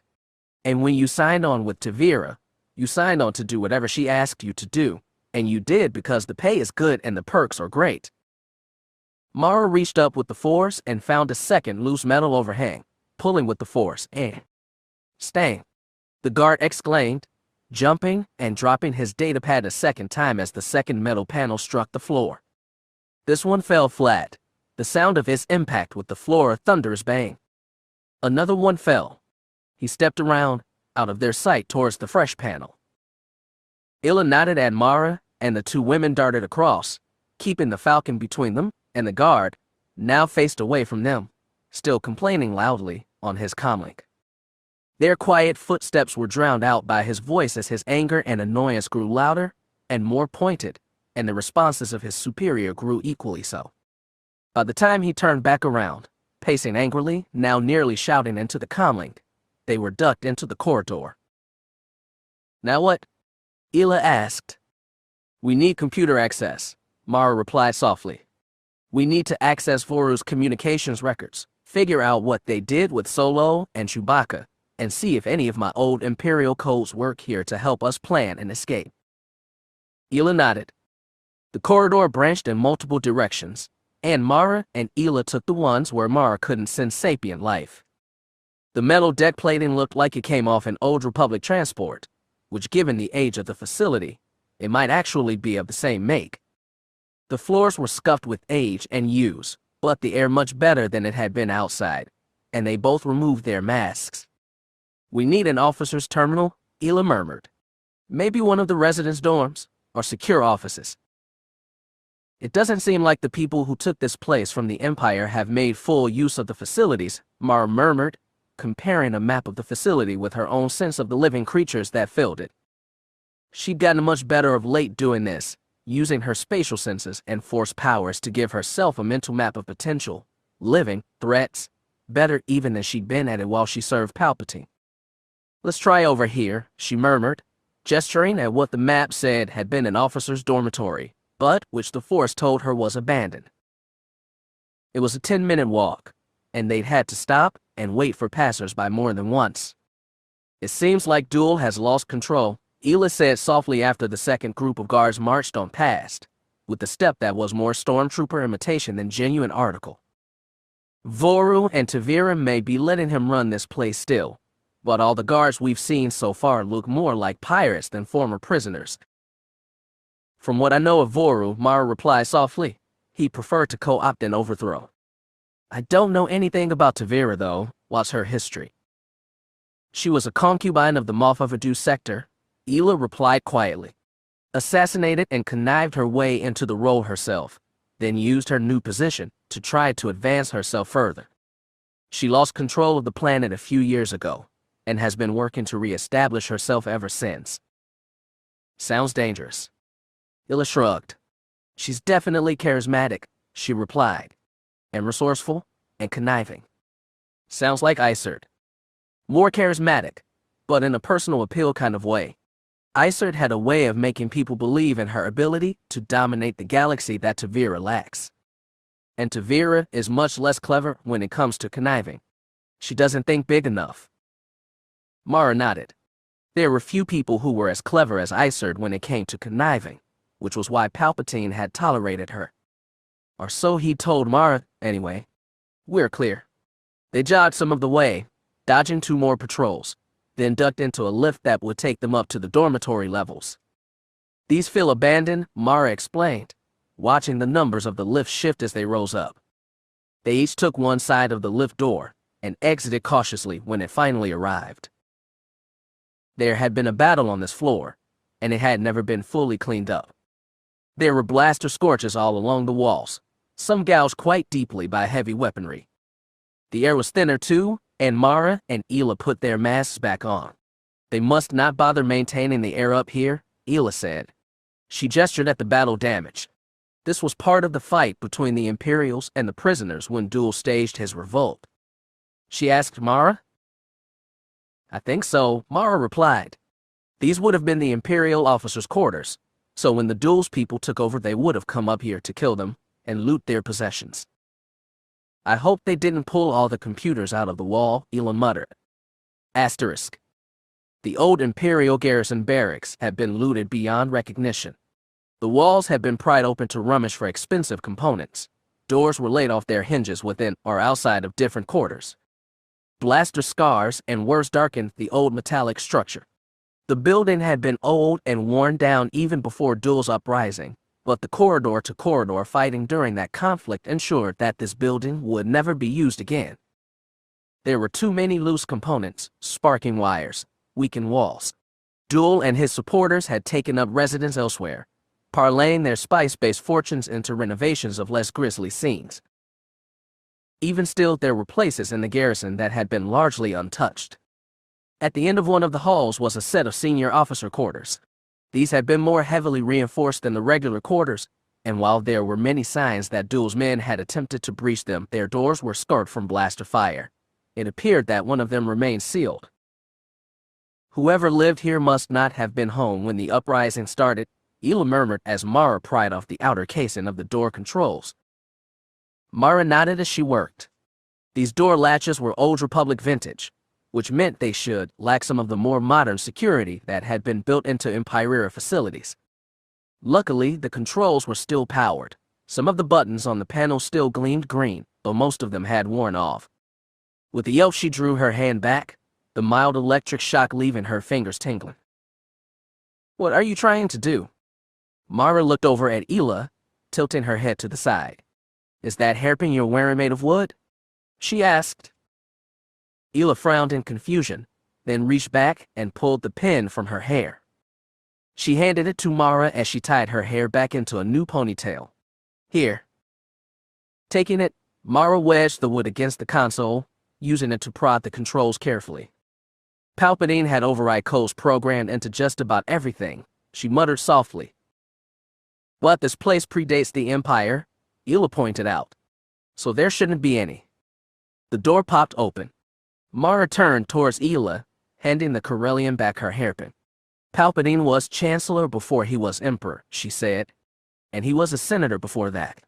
She stuck her fingers into the space between the 2 sliding parts of the door and pulled, forcing the door open halfway. Illa stared at her. That's pretty scary, she muttered, putting her hairpin back. Mara shrugged, turning sideways to slide into the room. It was dark within. The lights didn't respond when activated, so Mara activated the light on her blaster and swept it across the room. A second light joined hers as Illa slipped inside. They both stopped on the computer console in the corner, a small red light blinking to let them know it still had some power supply. Hopefully its connection to the main computer didn't get cut, Mara said. Illa nodded, walking over to the side of the room and pulling open the shades covering a window. Harsh blue-white light shone into the room, and they both winced and turned away. I'll search this place and see what I can find, Ela volunteered. You see what you can do with that terminal, right? Mara holstered her blaster again, pulling the old chair out from the desk and settling into it. The terminal took a while to start, and by the time it was ready, Ela had returned. She put a pair of goggles on the desk next to Mara. What are these? Asked Mara. Infrared goggles. Probably for being able to see down in the spice mines, Ela responded. I found them in the closet, along with a few commanders' uniforms and some other private possessions. Go grab me one of his rank plaques. There's ID information encoded in those, Mara suggested as she started to search through the extent of her computer access. She grinned as she found what she was looking for. Good news. This system is still networked with the facility's main computer, and that's networked with both the HoloNet and traffic control. Ela handed Mara one of the officer's rank plaques. Here. Mara took it, examined it, then broke it open. From the split metal chrome she pried out a small cylinder, then plugged it into her datapad. Commander Edwards, she said. Looks like he was one of the officers commanding the Spice Mine security detail. Young for his rank, but he must have displeased someone to get assigned this detail. She nodded at the infrared goggles. Explains why he had those. He must have died during the uprising, Ela said. Mara turned back to the computer, inputting the dead commander's information into the system. It looks like Duel never purged all the old Imperial codes from the system, she murmured. From here, and with that, she nodded at the chip she'd pulled from Evers's rank plaque. I can override some of the security systems in the mines that might come in handy later, although. One of the buttons on her keyboard started blinking green. What's that? Asked Ela. The holocom is active, Mara replied, already typing furiously. Let's see, if it was built after Palpatine served on the Senate's Military Procurement Committee, then there was a fuzz from the speakers. Mara grinned, working some more. You ought to be able to handle a human and a Wookiee on your own, Captain Knive, said a female voice, her tone bearing more than a hint of sarcasm. Even if they are Han Solo and Chewbacca. It's not like you had to deal with the Jedi. Yes, ma'am, said a familiar, professional semi-military voice. They are in custody now. Duel had them sent to the spice mines. Ela leaned towards Mara. That's the man who forced us down, she murmured in Mara's ear, listening. Same voice. I would prefer nothing happened to them, said a new male voice, with the smooth Corellian accent, confident and precise. And that's Voru, murmured Ela. I think the first voice must be Tavira. Solo and the Wookiee are valuable assets, Voru continued. They could be worth a great deal in ransom, and at the moment we're not looking to make the New Republic an inexorable foe. They discovered us on Coruscant, but we escaped, and I believe we escaped without causing any loss of life among the New Republic's forces, which is a state I would prefer to maintain for now. Tavira sighed audibly. Are you sure they're there searching for Voru? She asked. Yes, said Knive's voice. We confirmed that with the Glitterstem interrogation of Solo, which Duel conducted. I expect to be well compensated for the stress it put on me, came Duel's voice for the first time. Your Glitterstem addiction is not my responsibility, Voru said coolly, and I will not subsidize it. Captain Knive, if you would, please show Administrator Duel to the exit. I would like to speak with you privately. Now wait just a minute, we had a deal. There was the sound of scuffling and protesting, a door closing, and then all was quiet. He's been removed, sir, said Knife. Jacob, came Tavira's voice like silk. I want you to pick your 2 best squadrons and send them to meet Invidious at the local rendezvous. You know the place. Repairs on Invidious are complete, and I believe it's time for your pilots to receive long overdue promotions. I also have some new clutch starfighters for your replacement pilots. Mara and Ela glanced at one another. The local rendezvous?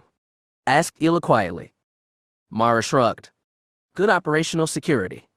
Knive is probably the only one here who knows where it is.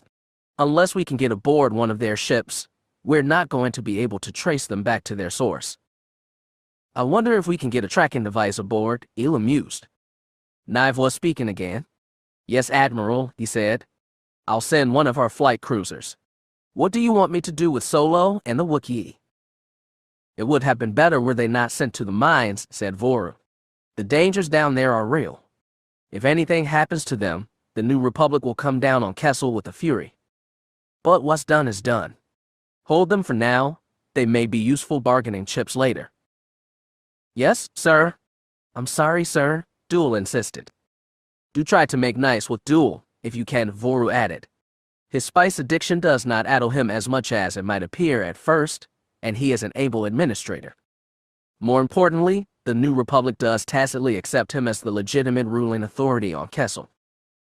Yes, sir. I'll try, sir.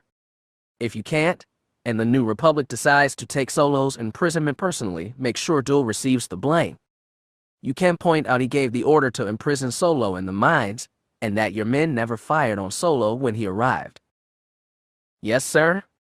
You have done well, Jacob, said Tavira. I'll be sending you and your people a large bonus for your work. Thank you, Admiral. There was a click and the HoloNet link was terminated. Mara leaned back in the chair, Ela standing beside her with a thoughtful expression. So, what now? Ela asked. We can't leave Solo and Chewbacca in the mines, Mara said.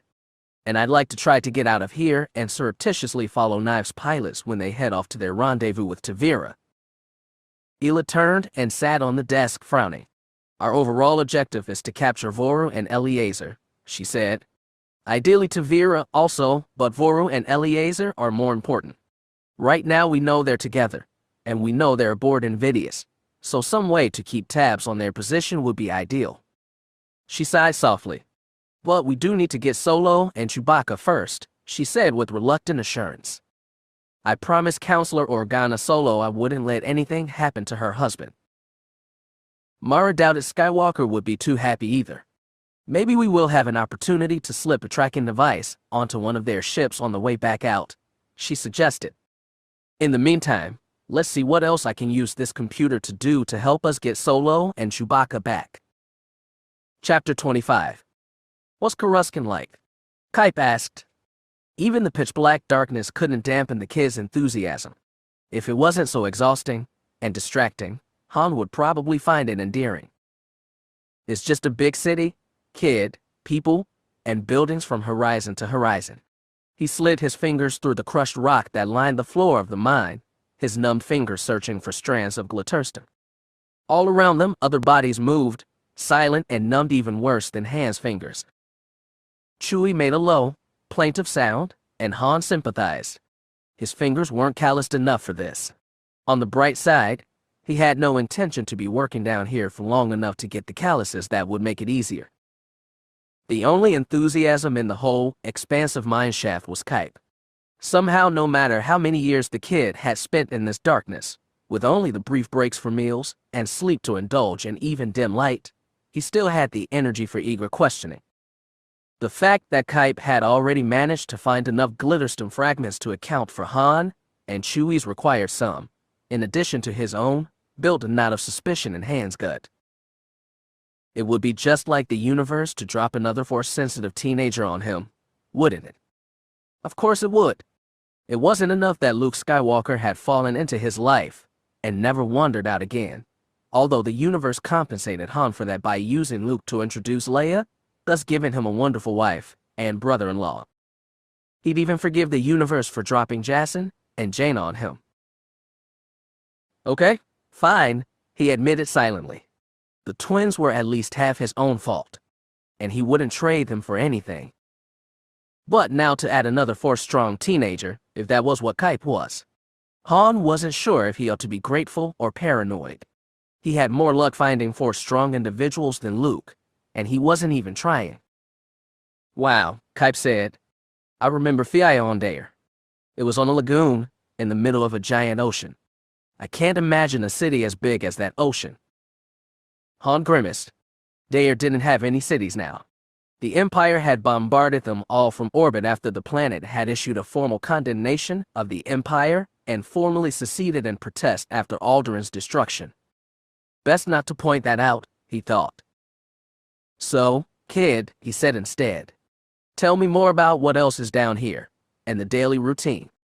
Karrde slid next to him, drawing still more glittersome fibers from the layer of rocks on the ground. Han could feel the pouch they used growing fuller and became even more convinced that Karrde was force-sensitive. It was either that or the kid could see in the dark. When we finish our shift, Karrde explained, they'll bring us back to the mining cars and ship us back up to the barracks. They'll feed us, ration bars if we're lucky or Nutrigral if we're not. Then they'll put us to sleep with the somno-inducer. In the morning they'll give us some more food and send us back down, and we'll start over again. Han lowered his voice. Can you tell me more about the layout? Any computer terminals we might access? Karrde turned and Han could feel the kid's eyes on him in the dark. Maybe, he said finally. Why? Look, kid, Han said, wishing desperately he could see and give Karrde one of his patented looks of entreaty. Leia claimed to have taught it to him, and Han let her claim credit. But the life of a smuggler gave plenty of opportunities to develop persuasion skills. We need to get a signal out. My ship is still here, and if we can get to it, I can get you, and me, and Chewie all out of here. I'll take you to Coruscant and you can see the city for yourself. He wasn't sure if Ela and Mara would need help finding them, but Han wasn't about to take any chances. A few minutes with the computer and he could make sure Ela and Mara would know where they were, though it might be a bit messy. Karrde was silent for a long moment, breathing quietly. I can't get to it if you tell me what to do, he said finally. I can't resist the somno-inducer. Han blinked in the darkness. Somno-inducers weren't particularly common around the galaxy, but they were sometimes used in prisons to put prisoners to sleep at night. They wouldn't keep the subjects asleep indefinitely. They worked by amplifying the body's natural fatigue. And if the subject wasn't fatigued, or was sufficiently amped on adrenaline, they could resist its effects. But that didn't seem to be what Karrde was implying. I won't be able to, he asked. Kip's voice came back from the darkness after a moment. No, probably not. I'm the only one down here who seems to be able to after a hard day's work in the mines. If Han had needed further reason to suspect Karrde was force-sensitive, he now had it. Instead of bringing it up, he just nodded, then remembered that Karrde couldn't see the nod. If I tell y'all exactly what to do you think you'll be able to do it? He asked instead. I've been a prisoner on Kessel for years, Karrde said, his tone dipping into a quiet, calm rage that Han could sympathize all too well with. I'm really good at following orders.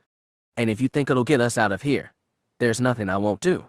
His tone shifted from hateful to a mourning lament that Han could also sympathize all too well with. Besides, I'd like to see Coruscant. Maybe look up my brother. He turned wistful. Maybe see the ocean again. Don't worry, kid, Han said with more confidence than he felt. Chewie and me have been in tougher spots than this one. Chewbacca quietly growled his agreement. Even in the dark, Han could feel Karrde staring at them, blank-faced. If that was a recruitment pitch, it wasn't a very good one. Asterisk. Every night started the same. The guards would bring them up to the barracks, stunners in hand, and push them all into the mess. They'd eat the slop they were given, the tasteless, textureless Nutrigral that provided them with enough strength to see through the day, but only just. There would be an occasional fight, the rage and despair and hopelessness of the prisoners boiling over, fighting back if only for a change of pace. Karrde joined, and sometimes, just to feel something other than the monotonous, dull, embittered and numb sensation of life on Kessel. That had attracted him to Han and Chewie. They were new, lively, hopeful, defiant. On Kessel, those emotions died eventually. If it wasn't after a week, it was after a month, or a year, or a decade. Those who could resist despair were few.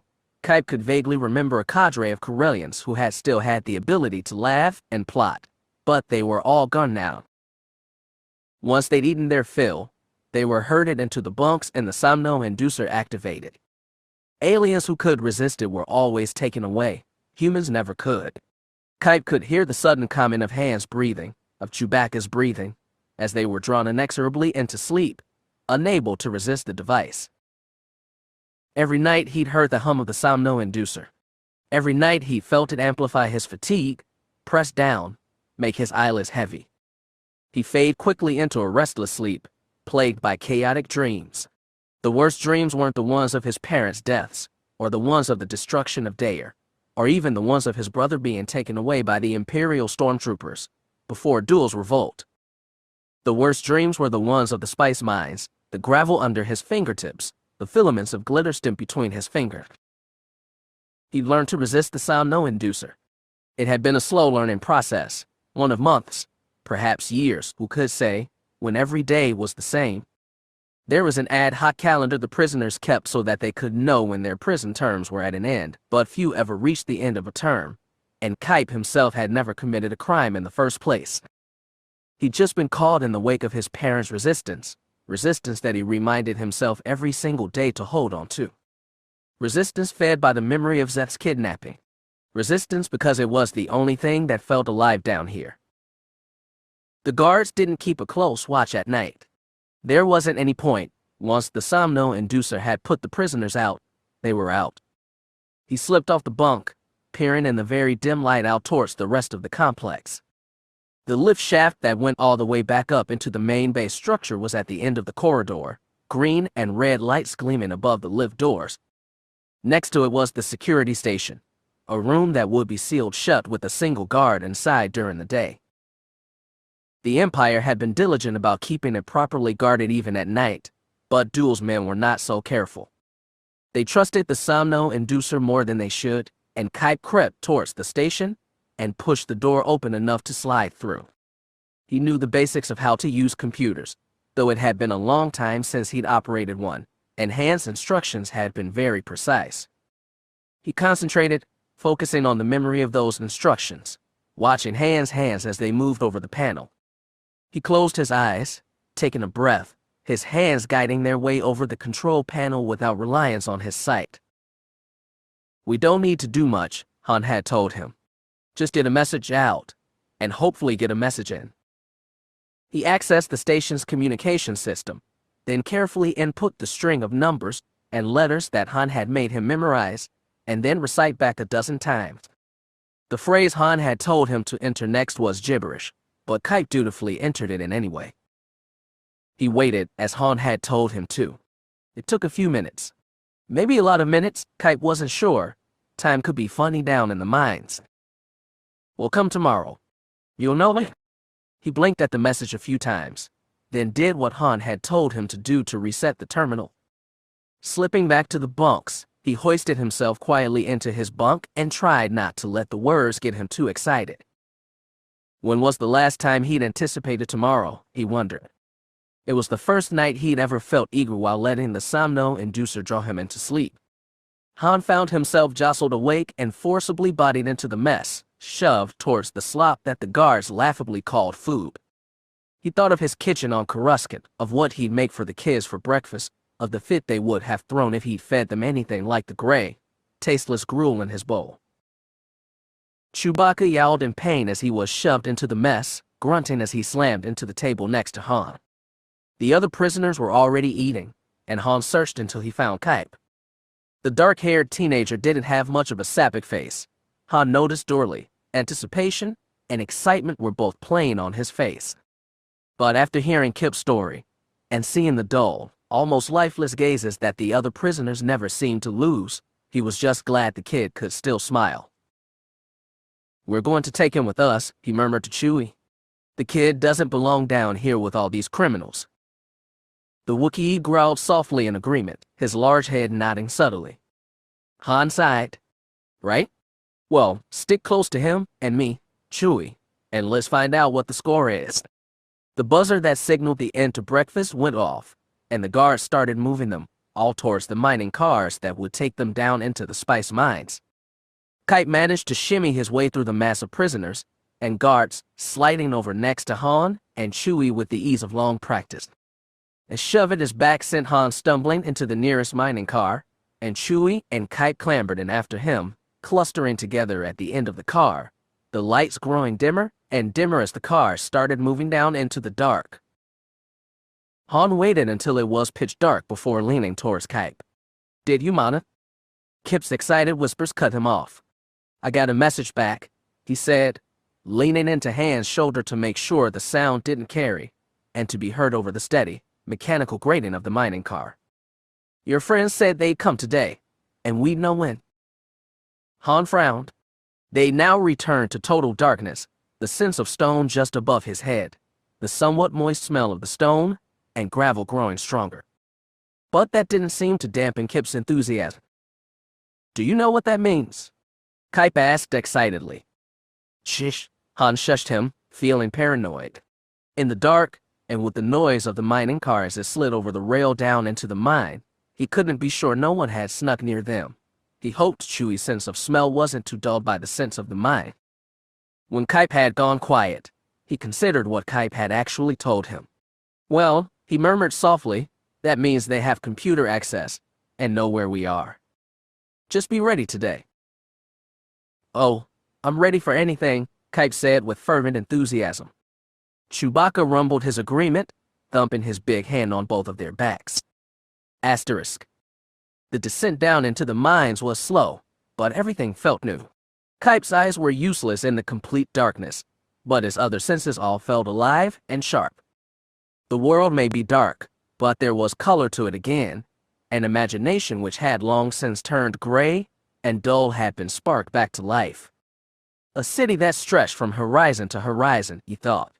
What would that be like? How many people would there be? Would they be packed together tight, or would they each be able to move? And the sun, what did a sunrise look like in such a place? Or who were Han and Chewbacca's friends? The mysterious figure on the far side of the computer, who Han had such faith could come for them, despite all the guards they'd have to sneak past. What did he have to do to be ready?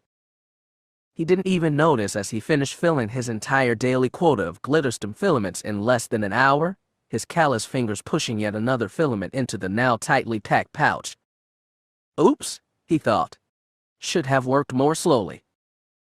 Next to him, Han was grumbling and cursing with frustration, his blind hands groping in the dark.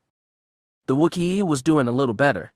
His fur was better protection from the rough, rocky ground than Han's now very torn pants. Kip's own knees were calloused over with tough skin to match his fingers. Stop complaining and get back to work, called one of the guards.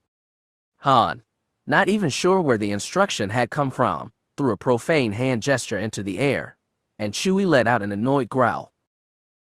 Kip heard heavy-booted footsteps coming their way, a guard wearing a pair of infrared goggles that let him see in the dark. You're new here, aren't you? The guard said, looming over Han. Maybe we should send you deeper into the mines. Let you get a taste of Kessel's natives, or let them get a taste of you.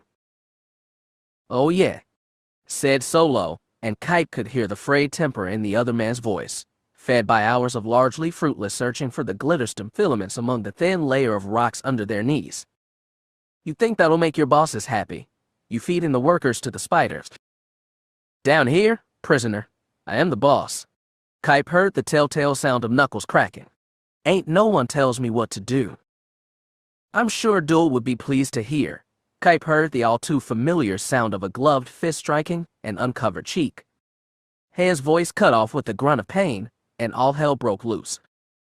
Chewbacca might not be able to see, but he had enough of a sense of smell to know where the guard was standing. His huge arms reached out in the darkness, found a human form, and heaved it through the air. There was the sound of a body falling a half-dozen meters away, the now prone form smacking into two prisoners who had been working closer to the cave wall. The prisoners, seeing an opportunity to vent old frustrations, immediately set upon the guard, hitting him and occasionally each other in their blind flailing. Han rolled to his feet, clustered near Chewbacca. Kip stepped near, felt Han grip his back. It's me. And the kid, Han told Chewie. Chewbacca growled an annoyed response. All around them prisoners had joined in a growing, aimless brawl, tossing punches blindly at anyone who came close. In the darkness, few made contact, and the first whines of blasters set on stun quickly settled the fight. Blue blasts gleamed in the dark, the temporary glow from the weapon's fire making the glitterstem in the walls gleam momentarily in response, light echoing light. A blaster bolt struck Chewie and knocked the big Wookiee on his back, groaning and huffing for breath. "Don't fire your blasters, you idiots," yelled one of the guards. "You'll make the glitterstim ripen early. Do you want to be the one to tell Duel that you wasted all the spice in this shaft just to subdue a prisoner?" There was a heavy smacking sound. "He'll reassign you from guard to prisoner, and that's if you're lucky." A second voice, presumably the guard who had fired, responded with a nervy sounding, "Why, yes, sir. Get the prisoners back to work, especially the Wookiee. We wouldn't want to miss our quota." An alarm sounded. The klaxon echoed through the mine back from the entrance to the mine shaft, amplified by the stone and the tight confines. There was the sound of cursing and annoyance as the guards yelled at each other, confused. "What is that?" "I don't know, my comlink isn't working," another guard called back over the screaming klaxon. "Guard detail calling security office. We've got an alarm down here. What is it for?" The only response from the guard's comlink was extended static. Kype stared around in confusion. Was this what they were supposed to wait for? Han clearly thought it was. "Get down," he said, dropping down next to Chewbacca and pulling Kype down with him. Kype fell on the Wookiee, making them both grunt. Down the corridor there was the sound of scuffling. A body hit the floor with a hefty grunt. A blaster fired, the blue glow of a stun blast sending another shiver of light echoing down the corridor in response. "Shavit, what did I just tell you about not firing your blaster?" "It wasn't me." "Well, when I get my hands on whoever it was, I swear." Funny thing about infrared masks, a voice Kype knew he didn't recognize said casually. It took him a second to realize why the voice sounded so strange. It reminded him of his mother's voice. It was a woman's voice. But there were no women in this mining detail. They were kept separate. There was a snap hiss and a steady blue light filled the space.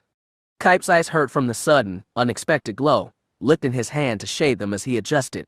But the guards had it worse. They grappled with their masks, tearing them off with curses. All around them, the cave started to radiate light. It started surrounding the figure, the glow of her laser sword reaching the glitterstim filaments in the wall and ground. They reacted with the responding inner light, making it seem as if she were standing in the center of a glowing sphere that circled over her head and below. Her feet, radiating outwards and growing. The light-sensitive glitterstim filaments, so hard to find in the dark, were crackling and fizzling, glowing a pearlescent blue that matched the gleam of the woman's laser sword. The woman had a blaster in her free hand, and 2 quick blaster shots took the 2 nearest guards before they got their masks off, sending them to the ground. Ripening glitterstim made the floor below them glow, and before long the entire cave was an eerie, shining blue. The prisoners nearest the guards responded first. Now able to see, and in a confined space with their captors, they grabbed the closest guards, fists flying. The head guard had his mask off and was swinging his blaster towards the unknown woman. She darted forwards, dodging to the right, and brought the lightsaber up, driving it through the man's chest. With a gurgling sound he fell to the ground, and then she was standing over Han and Chewie, staring at Kype with an odd expression, her blade casting them in blue light. "Come on," she said, never taking her eyes off Kype. "Ila's waiting for us at the security station." Kype stared up at her, at the gleaming laser sword in her hand, then down the mine shaft. The light from the blade was continuing to reach more glitterstim filaments. Some of the prisoners were consuming them, and that meant it was a good idea to get away as quickly as possible. Prisoners hopped up on glitterstim didn't happen often, but it happened often enough that he was fully aware of all the possible consequences. Han pulled himself to his feet, then helped the shaken Chewbacca, who was still obviously groggy after sustaining the stun blast. The light from the cave walls around them was starting to dim as the ripened spice lost its potency, leaving the woman's laser sword the only brilliant source of light. "Do you have any idea how much all this spice was worth?" Han asked the woman, sounding stunned. Kype had no idea. He assumed it had to be worth a lot. "Do you care?"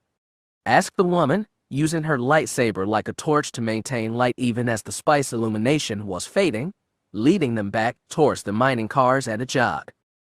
As they moved into areas farther away from the combat, the spice around them was triggered by her lightsaber, sending another pulse of light down the cave ahead of them. Some of the other prisoners followed. The smart ones had stolen the guards' infrared masks but weren't using them yet. The woman had one herself, hanging around her neck. Chewie growled something Kype didn't understand. "The man I used to be would have," Han muttered. "But still, that's gotta be millions of credits worth of glitterstim she just burned." The woman shrugged. "Tens of millions, probably. It's their own fault for putting you down here. Come on, let's go. We don't have a lot of time." Asterisk. Mara held the lightsaber up, warding off the prisoners as the mining car started to run. "We're taking the first one," she said warningly as Han got the thing moving, the agonizing scraping of the rails forcing her to yell. She pulled a few glow rods out of her pack and threw them into the middle of the crowd of prisoners. "Don't waste those." The prisoners, all for the source of light, scrambled to claim their prizes and the guards' fallen weapons. Distracted by the time they were ready to turn their attention back to Mara and the others, the mining car was already moving away and up at a brisk and hastening pace. Mara double-tapped on the stud of her lightsaber to deactivate the blade, then ducked down under the rock overhang and fell in next to Chewbacca. The Wookiee wrapped one powerful arm around her to make sure she didn't fall out. "I'm fine." She batted the Wookiee's huge arm away, making sure she was indeed secure in the rickety mining car. "As fine as anyone can be in one of these things anyway." The Wookiee brayed his amusement. She felt the kid's eyes on her. When she come down here, she'd expected to be rescuing a party of 2, not 3, and she could feel the hint of power, untrained, unharnessed, hanging around him, an aura of potential. "I'm Kype," he said, staring at her with unrestrained awe. "Are you Han's wife?" Chewie waffled another laugh, and she saw Kip's enthusiasm abruptly wane as her gaze narrowed threateningly. "That's Mara, kid," Han supplied. "My wife is a little smaller and much scarier." Mara didn't feel like a round of casual introductions. "When we get to the top, we'll have to move fast. We can set up some diversions, but we will probably have to fight our way to the Falcon." The mining car jolted, and they all jerked except Kype. Mara took a breath. "Ela and I intercepted a communication from Moff Voru to the forces in charge here. They're loyal to Tavira. Anything we can use to hunt Voru and Kraken's escapee down?" Han asked. "Maybe. Some of the forces here are going to reinforce Voru, so if we can get a tracking device on one of the fighters or on their escort carrier, we can use that to find him." The car was starting to slow now as they neared the top. Light from above was beginning to trickle down. After another minute, the car slid into his berth at the barracks. They all scrambled out awkwardly, passing the stunned forms of the 2 guards who previously had been on watch. Ela was in the security booth, equipped for combat. "I went scrounging," she said as they arrived, "and grabbed us a stash of ration bars for later. Detonators and tracking devices are in the knapsacks." Her eyes went to Kype. "I see we have a new recruit." She extended her hand to him, and he took it, seeming odd. "I'm Ela Wessery. I work for the New Republic," Ela said. "I'm Kype. Kype Duran. My, parents were dissidents," Kype said. "Nice to meet you, Kype," Ela replied with a kindly nod. She turned to the others. Behind her, Mara was stepping to replace her in the security booth. Kype wandered after her, watching Mara as she worked while Ela talked to Han and Chewie. "We're going to set up a series of diversions, triggering base alarms to announce prisoner riots," Ela said. "Try to move as many guards as we can out of our path." She jerked a thumb behind her. "When we leave, we'll send the cars back down and let the prisoners here run wild behind us. That should keep the guards too busy to stop us." "Right," Han said. "What about these ships you want to track? Can we get to them?" Mara ignored the conversation. She brought up the computer's administrative access and inputted her Imperial override codes, the Emperor's own. She took a moment to examine a map of the entire facility, noting each of the mine shafts that descended down into the mines and their location compared to the Falcon's landing pad. Then she checked to see where Duel's forces and Tavira's forces were being garrisoned. Ready? She called over her shoulder. Karrde was still behind her, watching her work. Ready, called Ela and Han. Ela sounded calmly professional, while Han teamed with obvious frustration. Ela had handed Han back his blaster pistol, and Chewbacca was now armed with his bowcaster. Both looked haggard but sharp. I hate Kessel, muttered Han. Chewie growled his agreement, checking his weapon for damage, then nodding his big head. Good, Mara said darkly. Then she started wreaking her own brand of havoc, disabling systems and triggering alarms. All the other mining shafts suddenly found their mining cars disabled, refusing to respond to commands, and that was paired with the sudden facility-wide wail of the prisoner riot alarm. That ought to keep them busy, she muttered. Come on. Asterisk. The alarms blared as they moved. Every so often Mara would hold up a hand, and they'd all skitter to a stop, ducking into a corridor or hiding in a room, waiting for the sound of running boots to subside. Mara and Ela led them, Ela keeping an eye on the map of the facility while Mara used her abilities to make sure they didn't stumble across trouble. It took Karrde only a few minutes to realize what she was doing, and took him a few minutes more to realize that no other member of their party could do it. Except him. He could still remember the first time he realized he was different. Working with a group of prisoners who he semi-befriended, they'd been astonished by the sheer number of glitterstum filaments he could collect in an hour when he put his mind to it. He just shrugged and said he could hear them calling when he listened. Most of them had just laughed and chalked it up to a child's luck, but one of the men had taken him aside, lowering his voice. You shouldn't advertise that you can do that, he'd said. The Empire has already taken enough from you. If the guards realize you have abilities, they'll take even more. He hadn't understood what the man had meant, but he'd known enough about the Empire to take the warning seriously. As the years passed, his powers had grown, giving him useful skills beyond just finding glitterstum. He always knew where the guards were, could sometimes instinctively know what they were thinking. He knew which days he should avoid the more dangerous spurs of the mind. Most alarming was the recent discovery that he could convince the guards to let him do things by commanding it with the right tone of voice, a commanding timbre he had only recently grown into. Mara was like him. The realization was stunning, an eye-opening awakening to what he might be capable of. She clearly was more accustomed to using her abilities than he was. Her ability to sense the guards as they approached was significantly better than his, polished with age, experience, and, he suspected, deliberate training. Move, move, Ela urged as they traveled through more of the facility, passing through sections Karrde had never seen. The lights were still thankfully dim. The few times Karrde had seen the surface of Kessel, he'd been forced to shield his gaze from the planet's glaring star. But Karrde really only exited the barracks and mines for his occasional lessons with Cassar and Mida Forge, who had continued education after the deaths of his parents. The Forges hadn't been equipped or trained to teach a child through all his years of primary schooling. Their job was to prepare adult prisoners for release, not educate children who had no scheduled release date, but they had done their best.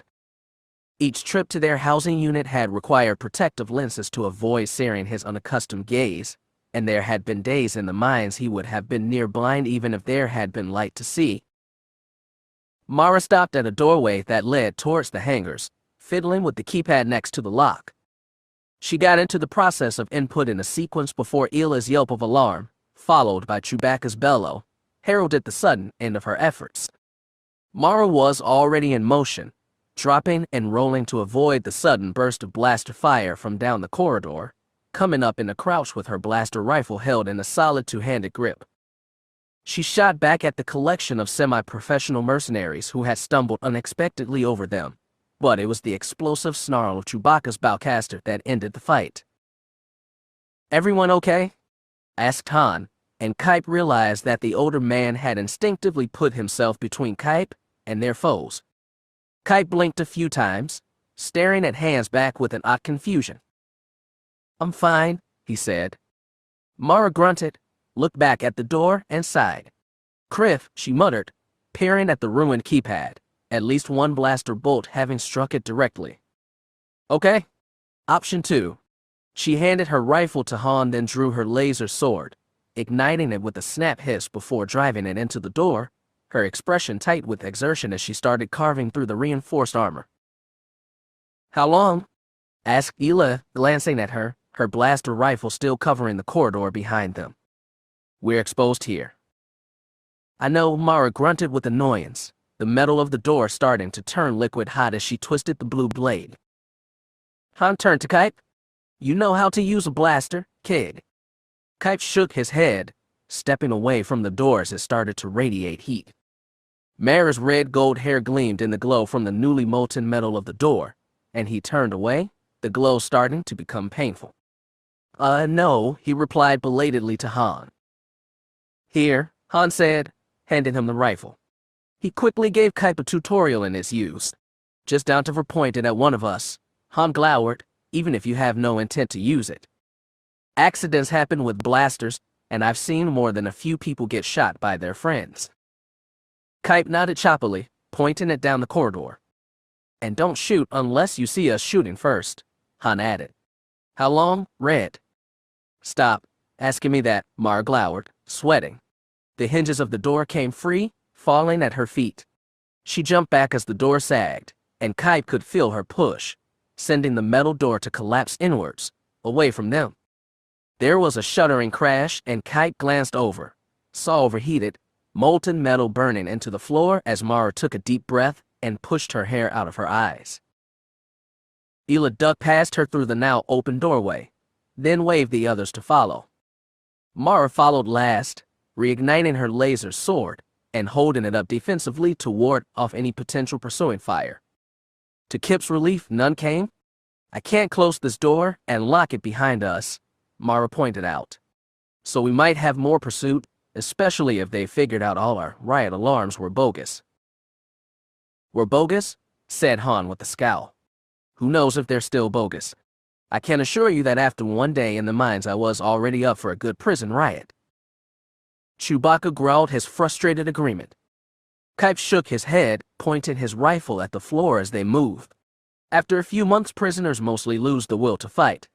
Those that don't end up dead, one way or another. Besides, no one wants to jeopardize their chance at release." He felt all four sets of eyes looking at him, and he shrugged self-consciously. "It's true." Han turned his head and glared at Ela, whose grimace was more pain than Karrde thought was warranted. "Enough chatter." Mara's tone was in order, and one she expected to be followed. "Move." She seemed not to even notice Han's irritated glare. With a gruff, annoyed sound, Han pushed Karrde after Ela. "Keep your head down, kid," he grunted. The instinctive care from Han was alien to Karrde. It reminded him of Cassar Forge. The man's clear, constant exhaustion had never prevented him from taking a minute to spend with Karrde. Some of Kip's fondest memories were of Cassar's tiny dining room, of the expensive hot chocolate that Cassar could occasionally offer that Karrde had always savored. Han's gaze was oddly like Cassar's, exhausted but determined to offer him the protection and affection he could. Part of Karrde oddly resented it, just as he'd always oddly resented Cassar. But he craved the fragments of affection too much not to take what he was offered. It wouldn't last. It never did. Moving through these halls, surrounded by a party with blasters, brought back memories, and all of them were bad. The Imperial Correctional Facility had been built with the traditional Old Republic modular style, which meant each corridor looked almost exactly like each other corridor. Each room was shaped almost exactly like each other room. Even as they moved further from the places with which he was most familiar, the sounds of boots ringing on impact with the floor, of blasters held in fumbling hands, of nervy breathing, occasionally, the sound of distant combat. Half a decade before, when Duel had staged his great prison revolt and seized control of the facility from the Empire, the only difference had been the bodies. The Imperial corpses, broken stormtrooper armor, the cries of the wounded and dying. The sounds of victory from Duel's ad hoc army, looting the corpses and everything else they could get their hands on. The days of slow, ruthless reimposition of order, the replacement of the Imperial stormtroopers with Duel's very own, just as ruthless, just as brutal equivalent. The weeks of executions, by firing squad or by hanging, of any and everyone who had collaborated with the Imperials, or, just as common, anyone who had wealth that Duel or his men wanted to loot. This way, kid, Han grabbed the scruff of his collar and pulled him along the rest of their party. At the end of the corridor was the gleam of blue-white sunlight, and Kype had to shield his eyes from the glare. Stop. Mara pulled them to a halt before they could exit into the hangar. Kype could see, despite the glare, peeking through narrow slits, an old freighter sitting on his landing struts. Mara put her hand in front of Han and Chewbacca, staring at it. They're waiting for us. True, called a voice Kype remembered all too well from his memories and nightmares. A man, armed with a double-barreled blaster pistol held in a comfortable two-handed grip, stepped in front of the Falcon's landing ramp. Kype hissed at the sight of him, the man who had led Duel's mercenaries during the uprising, the man who had made the list of all the prisoners deemed trustees by Duel's law, the man who had ordered the death of his parents. Arv Skinksnecks. Asterisk. What do you want? Han asked with a scowl. Here to offer us a fond farewell. Skinksneck's smile was as Han remembered it. Small, humorless, with an edge of viciousness that he couldn't quite hide. There had always been something unnerving about him. There always had been. Han had always known he was a killer, but that hadn't bothered him so much at the time. Most people who worked for Jabba were. But now Han found Skinksneck's gaze deeply unsettling. He wasn't sure if he ought to chalk that up to Skinksneck's becoming more dangerous and unrestrained as he'd become more powerful, or if it was something that had changed in Han himself. Skinksneck's alone would be bad enough. Even more unfortunate was the fact that he was flanked by multiple guards, armed and armored. Han held his pistol in a firm grip, keeping it pointed at the ground but within a single easy motion of flicking up to Skinksneck's. Beside him Chewie was less subtle, his bowcaster twitching. Hardly, Skinksneck said. His own blaster was, like Han's, pointed at the floor, and, like Chewie's, twitching aggressively. You see, Solo, I can't let you leave. He gestured to the side, and a collection of additional guards could be heard waiting close by. Duel doesn't want you to leave because he has an old grudge. He's never forgiven you for ruining his relationship with Jabba. And Voru doesn't want you to leave because he doesn't want you interfering with his plans. His smile grew thinner and more shark-like. Duel wants you dead. Voru wants you alive. His eyes shifted to look at Mara and Ela, his gaze lingering on Mara and her lightsaber briefly. Neither of them mentioned your companions, though. Taking money from all sides, then, Skinksnecks? Han asked. Skinksnecks shrugged. I don't see any reason not to maximize my earning potential. Voru pays very well. Mara wagged her lightsaber in the air, the blade humming as it moved. Forgive me for interrupting, she put in sarcastically, but what makes you think you can stop us? The scarecrow-like man looked at her, slow and confident. Solo is predictable. He wouldn't leave his ship behind. So I've always known you were coming here. He smiled now, a wolf's toothy smile. Try me. Han thought Mara might take him up on that option. He glanced at Kype to make sure the kid was in a safe location just in case she did, and found the kid staring at Skinksnecks with the lethal glare that Han had seen before. It took him a second to place it, and when he did, his gut tightened with sudden worry. Kype's expression exactly matched Leia's from Bespin, when she glared at Darth Vader. Mara, Ela, and Skinksnecks were continuing their verbal spar. Ela offered possible concessions, while Mara put in an occasional pointed threat, often echoed by a confident Wookiee growl. None of them were looking at Kype, whose rifle was slowly starting to lift up towards Skinksnecks. Han glanced between them, wondering if he could stop Kype. Three things happened all at once. Mara's head snapped around, turning towards Kype with a surprised expression, her green eyes sharp with sudden concern. Skinksnecks saw her motion, saw Kype at the rear of the group, and his double-barreled blaster started to come up. And Kype, armed with Mara's blaster rifle, lifted the rifle up to point it at Skinksnecks. The Scarecrow realized abruptly that he had miscalculated, that he should never have stepped out into the open no matter how confident he was of his superior military situation. He started to move to take himself out of the line of sight, his blaster firing, the twin barrels fusing dual blaster bolts into a single overcharged blast that erupted from his weapon. Mara twisted back, bringing her lightsaber up instinctively and deflecting the bolt up into the ceiling, sending fragments of permacrete showering in every direction. As she did, Karrde, his expression wrenched with pain and outrage and fear, fired his blaster for the first time. It was a good shot and caught Skinksnex just below his solar plexus. The man's surprised expression was almost comical, as if he couldn't believe what had just happened, and Karrde fired again.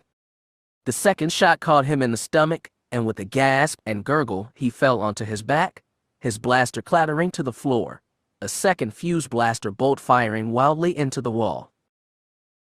Everything went mad. Blaster bolts ripped in either direction. One of Chewie's large bowcaster bolts took the guard closest to Skinksnex in the chest, blowing him off his feet. Mara jumped back as still more fire poured into the narrow corridor at sharp angles, deflecting a pair of bolts away and sending one of them into the chest of Skinknex's second guard.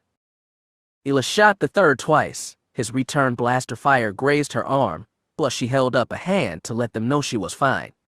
The remaining guard scrambled out of the way, throwing himself down and out of sight. Mara and Han gathered against the wall. Next to them, the blaster rifle slipped from Kip's suddenly nerveless fingers and fell to the ground. Mara scooped it up and slung it over her back with a scowl. They found themselves clustered in the middle of a narrow hallway.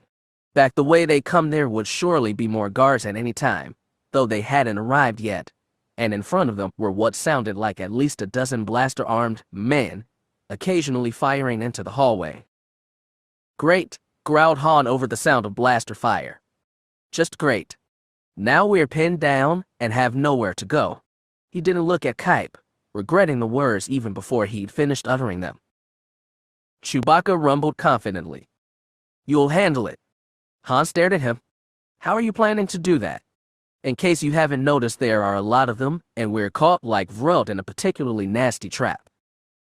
Chewbacca rumbled again, rummaging through Ela's pack. He pulled out a device that Han hadn't seen before, started to activate it. "How is it going to help us?" Han asked with a scowl.